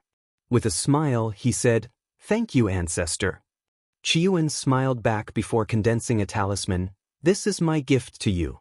These were all my thoughts when I created the origin system, including some previous drafts that I eliminated. Maybe it can be beneficial to you." Wang Wei gladly accepted. Chiyuan stood up from his seat to allow the Sword Empress to take the seat. "Kid, are you interested in becoming a swordsman? It would be a shame to waste your talent." "I'm sorry, but I think the swordsman's path is too extreme." Wang Wei was a little embarrassed to be so direct, but that's how he felt. However, he could see the desolate emperor giving him thumbs up in the back. "I figure as much," she replied before condensing a talisman. "This is for your father. It contained my sword Tao. Maybe it can help him." Wang Wei respectfully accepted the gift. "Although I cannot teach you about my sword Tao, I can teach you about the concept of attacks since swordsmen are the ultimate attackers. Sword Empress then preached her sword Tao, whose primary focus was on slashing heaven and earth. Her entire Tao involved how to properly destroy heavenly Tao, who is the embodiment of myriad Taos. However, her sermon also focused on the best way for a person's attack to reach its maximum potential and go beyond the limit. Wang Wei felt this sermon would benefit him throughout his cultivation journey. Wang Wei opened his eyes, this time full of the sharpness of a swordsman. His ever-changing Tao heart helped him a lot to better comprehend her sermon. Sword Empress nodded her head before giving her spot to Battle Maniac. Your dream combat technique is ingenious. So, I will use it to help you. Then, Wang Wei found himself in a vivid dream. And in that dream, he spent eons doing only one thing: fighting. He fought countless races and unique individuals. He learned numerous fighting styles, battle applications, spells, environment analysis, and many other things that could help him increase his odds of winning in battle. Once he opened his eyes, a terrifying battle intent emanated from his body. He felt like a new man as his battle IQ and experience drastically improved. What a little monster, commented Battle Maniac with a smile. Then he also condensed a talisman. This is for Li Jun, he's a fine descendant. Wang Wei quickly accepted. Then, Ancient Desolate came before him. I'm glad I've found a true successor for my scripture. Plus, you've pushed beyond its limit. He was very happy with the concept of black holes in the acupoints. This idea perfectly suited his scripture and elevated it to another level. I will preach to you about my Tao and the true power Tao. Wang Wei closed his eyes before controlling his excitement. He listened attentively, and his law tree rapidly turned silver in the process. He controlled himself to not break through in realms and ensure a solid foundation. Once the sermon finished, Wang Wei were visibly shocked as he learned there was another gate after the Gate of Power called the Gate of Flesh, and Ancient Desolate had opened both of them. However, his lips twitched after he realized the requirement to open and how difficult it would be to do so in the lower dimension. However, thinking about the reward, he became motivated. He knew he could succeed since this sermon contains so many tricks or methods to temper the flesh, all from the Ancient Desolate's experience. This is my gift to you, said the Ancient Desolate Emperor before handing Wang Wei a ring. This contains enough primordial star essence to condense the black holes for all your incarnations. Wang Wei's eyes lit up as he carefully placed the ring away. It's my turn, said Turtle Shell. What I'm going to teach you is the pinnacle of defense. If you can learn 1/10 of my ability, a few things in the universe will be able to kill you. Wang Wei was speechless as he realized another quirk of this ancestor besides his fashion sense: bragging. Then, he closed his eyes to listen to the sermon and was truly speechless. Turtle Shell was truly the master of defense. His Tao involved pursuing defense to the extreme, similar to swordsmen. Moreover, the latter also knows how to use arrays, talismans, pills, and weapons for defense. This guy is the very definition of an unkillable cockroach because of his defense, thought Wang Wei after opening his eyes. You just thought of something insulting, didn't you? Of course not, ancestor. This disciple would never do such a thing, Wang Wei replied with a righteous face. I have too much respect to do such a thing. Maybe I'm a little too sensitive. Here is my gift to you. Wang Wei received a book that contained a technique to use his acupoints as a defensive array. This was the idea he had after seeing Tong Ruobing. He did not ask how Turtle Shell knew what he wanted to do. He now understood the power of these people was unfathomable. He was just happy he did not have to waste time creating the method himself. I will teach you about the 5 elements, professions Tao, divination, and yin-yang calculations, said Miscellaneous Emperor. He did not waste time before preaching, and Wang Wei listened attentively. Wang Wei felt his understanding of all the professions deepened. Then he learned a lot about divination, which was his specialty. Yin-yang calculation was the same as divination but used another system similar to mathematics. Through a diagram made of symbols, a person can calculate all the secrets or knowledge between heaven and earth. Of course, The limitation is based on the user's skills and strengths. The miscellaneous emperor taught him how to use both divination and yin-yang calculation to get the information he wanted. "Thank you, ancestor," said Wang Wei with a bow. "No problem. This is my gift to you." Wang Wei received another talisman which contained a unique formation that could convert innate qi into immortal qi. It was unfortunate he could only use the formation inside his divine sea. Otherwise, it would greatly benefit his future plans. "This is another gift for that girl Yen Liling," he added before giving him another talisman. The Hell Judgment took the seat afterward and preached without saying much. In the midst of comprehension, Wang Wei frowned slightly before continuing. He could sense that the Hell Judgment Tao was a unique one that combined good and evil, the soul, and even yin and yang and other things. After preaching, Hell Judgment asked, "Did you notice?" "Yes," nodded Wang Wei. He realized a flaw on his cultivation path: his soul. Since he had such a powerful soul and never had to worry about cultivating it, he also barely used it in most of his battles. As such, his soul was not used to its full potential.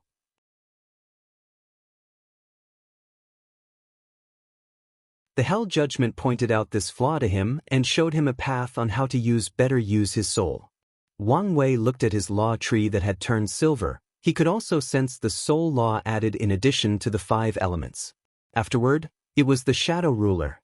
"My Tao is not really suited for you, but hopefully you can learn something from it."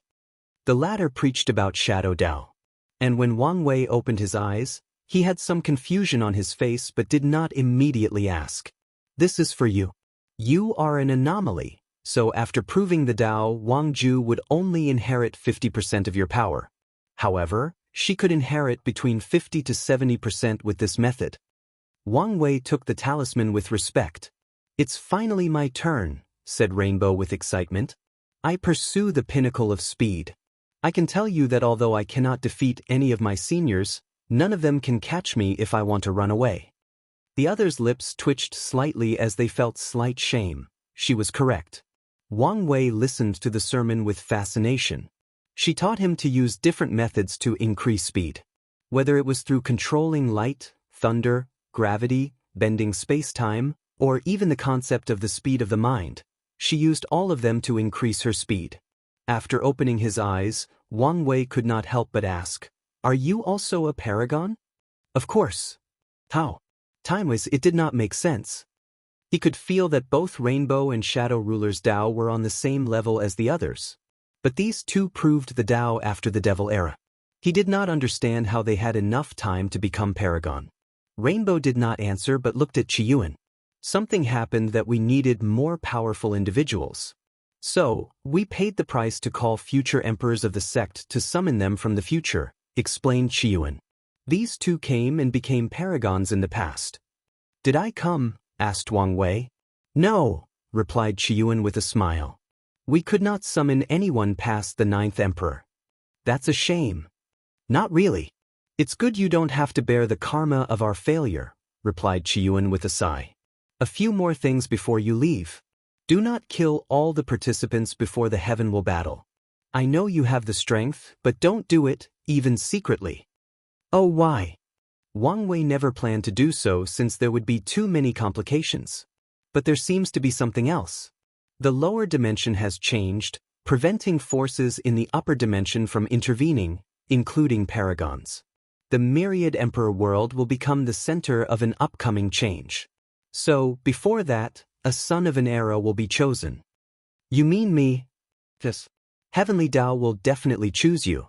However, if you kill the other participants, your actions will be seen as an act of weakening the world, thus forfeiting and decreasing your chance of being chosen." Now, I understand you might not care about the title of Son of an Era, but the destiny it provides will benefit you until you become an Empyrean. Don't waste such an opportunity because of how you feel about Heavenly Tao. "I see," nodded Wang Wei. Although he did not like Heavenly Tao, he knew the trial was nothing personal. Furthermore, he could control his emotions and do things he did not like for the sake of benefit. "Thank you for your guidance," said Wang Wei before giving these 9 a deep bow. Their help today will benefit him throughout his entire life. Then, Wang Wei left the secret realm. While alone, the Hell Judgment Emperor said, "Are you sure he's the one we are waiting for? This kid has too many secrets." "He's right," added Miscellaneous Emperor. "Forget all the taboo aura on him, I can sense the aura from the prehistoric world from him. And there is a 90% chance he is the reincarnation of the Myriad Devourer."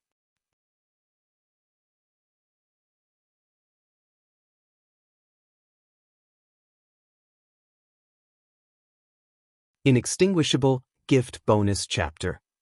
Thanks to Punch-Tadak 5 for the gift, Tsuan frowned as he remembered some things long ago. The prehistoric world was a unique, normal chaos world floating in primordial chaos. The special aspect of it was no individual could enter, no matter who it was. People could leave the world but not enter. Furthermore, an intense aura of taboo emanated from the prehistoric world. Many people knew one of the 13 taboos was inside, but no one knew what it was and why it was a taboo. As for Myriad Devour, it was also related to the prehistoric word. The entire primordial chaos was in turmoil during the Second Origin battle. Then, a significant world collision occurred. Many source and normal chaos worlds clashed with the prehistoric world. This event was an anomaly that many people believed was artificially created. However, no one cared whether that was the truth because of the benefit of this event. The clash released a large quantity of world essence, a rare resource for people who wanted to cultivate a paragon soul or tier 12 soul. Many paragons and other powerful entities fought for the world's essence. Because of this event, many people reached the peak of the paragon realm because of the world essence, including Shadow Ruler and Rainbow.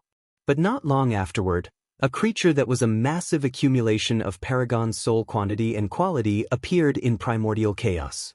The creature had immense willpower and only used it as a form of battle. It did not have laws, Tao, bloodline, or any spells, just pure willpower and spiritual power.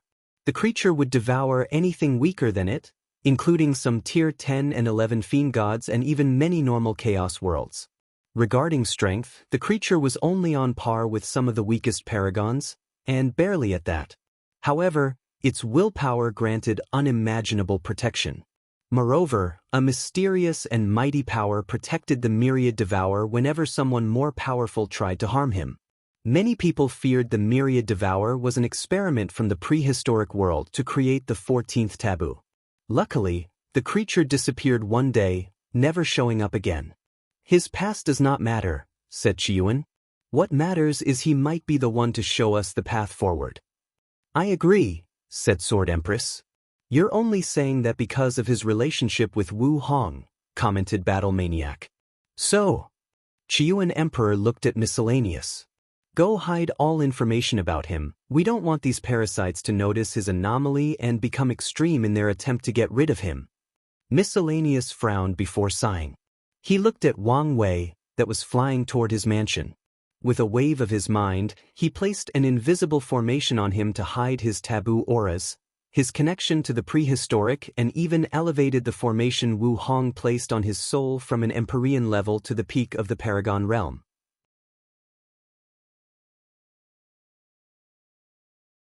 He also left a way for Wang Wei to detect and control the formation once he became a great emperor. Once he was done, Miscellaneous Phantom became even more transparent. "Are you all right?" asked Chiyuan. "He'll survive." Chiyuan then looked at Sword Empress. "How is your situation?" "I've stabilized my injury, but my strength has dropped to the Emperor realm, and it's the weakest 3rd class." "Why do you sound so salty?" commented Battle Maniac. "At least you're alive. Look at us." She ignored him. "I bet she's salty. Wu Hong survived with Empyrean strength," said Ancient Desolate with laughter, forcing Sword Empress to stare at him with killing intent. "Don't look at me. She must likely survive because she was both an inextinguishable paragon and a boundless one. If you had listened to me, tempered your body, and opened both gate of power and flesh, you might have been in a better situation." Ancient Desolate never understood why these swordsmen refused to temper their bodies. The sword they loved so much was a metal weapon, a solid and hard object. So, Wouldn't it make sense for them to temper their bodies to be like a sword, the very thing they admired and pursued with so much passion? Don't act up, said Chiyuan, preventing his little sister from throwing a temper tantrum. Wang Chong is correct. If there is something we've learned in the previous failure, if we want to take that step, we have to ensure our soul, body, and Tao reaches the pinnacle. The others nodded in agreement with him. Does that mean we have to open both gates? Asked Turtle Shell. I don't think we have to go to this extreme. As long as we opened the gate of power and tempered our body to withstand Paragon's strength, we should be all right, added Miscellaneous Emperor. That makes sense. How are things going? Chiyuan continued. I've gathered some resources for your revival, but things are going slow. What's the issue? Time Eater is hunting me down, she said with clenched teeth. He even cornered me once. The room quieted down before Ancient Desolate started laughing uncontrollably. That brat you almost killed after he confessed to you is hunting you down? How embarrassing. Time Eater was a paragon of their era, fascinated by the Sword Empress. However, she despised and almost killed him with her sword after he tried to pester her after a rejection. Unfortunately, he did not participate in the ultimate taboo and became one of the 7 parasites weakening the world today. Do you want to die? Said the Sword Empress, but Ancient Desolate did not care nor stop laughing. I'll kill him after I return to peak strength, she thought. Of course, she knew that would not be so easy, not because of a lack of trying. Ancient Desolate was an inextinguishable paragon, meaning he had all the life savings of a boundless paragon and even methods the latter did not have. You wait. I've already taken your advice and started tempering my body. When you revive, I'll take my revenge for all the time you made fun of my weak fleshly body. Ancient Desolate shrugged his shoulder. He always thought she had wasted her potential by now tempering her body. He thought she would have learned her lesson after losing to Wu Hong by one move because of her fleshly body. But no. Instead, she doubled down on cultivating her sword Dao. Luckily, the recent failures made her realize the truth, and his years of advising her to do made the Sword Empress realize the truth. As for getting beaten once they revived, he did not care since he could take it. Anything else to report? Asked Chiyuan, who was used to these two bickerings. Supreme Unity found me, but Methreya stopped him. Methreya? I thought she had joined with the 7 parasites? Asked Battle Maniac. She's not like that, Sword Empress said. I don't know why she kept the power balance for so many years, but she must have her reason. I think she's also waiting for someone. Or power changed her, added Hell Judgment with a sneer. Look what happened to Supreme Unity. Don't say such a stupid thing. I'm afraid it's only because of her that all of us in Limbo have not been hunted down by Supreme Unity. No one commented regarding this. We already knew the method Supreme Unity got was flawed, so it's not surprising that he changed, added Shadow Ruler. But what about Methreya? Before leaving, she told me there might be something wrong with her method, but she was willing to take the chance, said Sword Empress with a frown. Do you think we should have settled for a flawed method? Said Rainbow with a slightly lowered voice. After all, we got nothing in the end, and now, our peers have surpassed us. The room quieted down for a moment before Chiyuan said, We made a choice and should live with it. You don't have any regret? Asked Turtle Shell. No, because I see hope. You mean the kid? Do you really think he could show us the way forward? Chiyuan was quiet as he looked at Wang Wei in the distance. In the Chaos Universe, we know 2 people have succeeded, and he can be the 3rd. And as long as he succeeds, we can learn from him and succeed as well. If he fails, we will start the 3rd battle of origin and try again. After that, the 9 disappeared as if they had never existed. It was rare for them to appear in the lower dimension without being detected by Supreme Unity. Unfortunately, they also could not stay for long. Battle Tower. Wang Wei had just finished fighting a 6-leaf immortal venerable. He lost, but he did not mind. After the sermon, his main body reached peak 4-leaf strength. With his battle experience, he can survive for dozens of years in a battle with 5-leaf, and a few days with 6-leaf. After checking his strength, he left the tower. 90,000 years passed inside that secret room, but only a few hours passed outside. Wang Wei guessed it had something to do with the pool behind his ancestors. Then, he sent the gifts to Li Jun and Yan Liling before continuing to look for information on Gu Xian. Regrettably, not long afterward, he received the notice someone had come to see him from the trial. You're tuning in to the Passion Pages YouTube channel. We're so grateful for your support, and don't forget to subscribe to join us on this incredible journey through captivating stories. Your generosity through donations truly makes a world of difference, as it's the primary source of revenue that allows me to expand and enhance this channel for you. Thank you from the bottom of my heart for being a part of this adventure.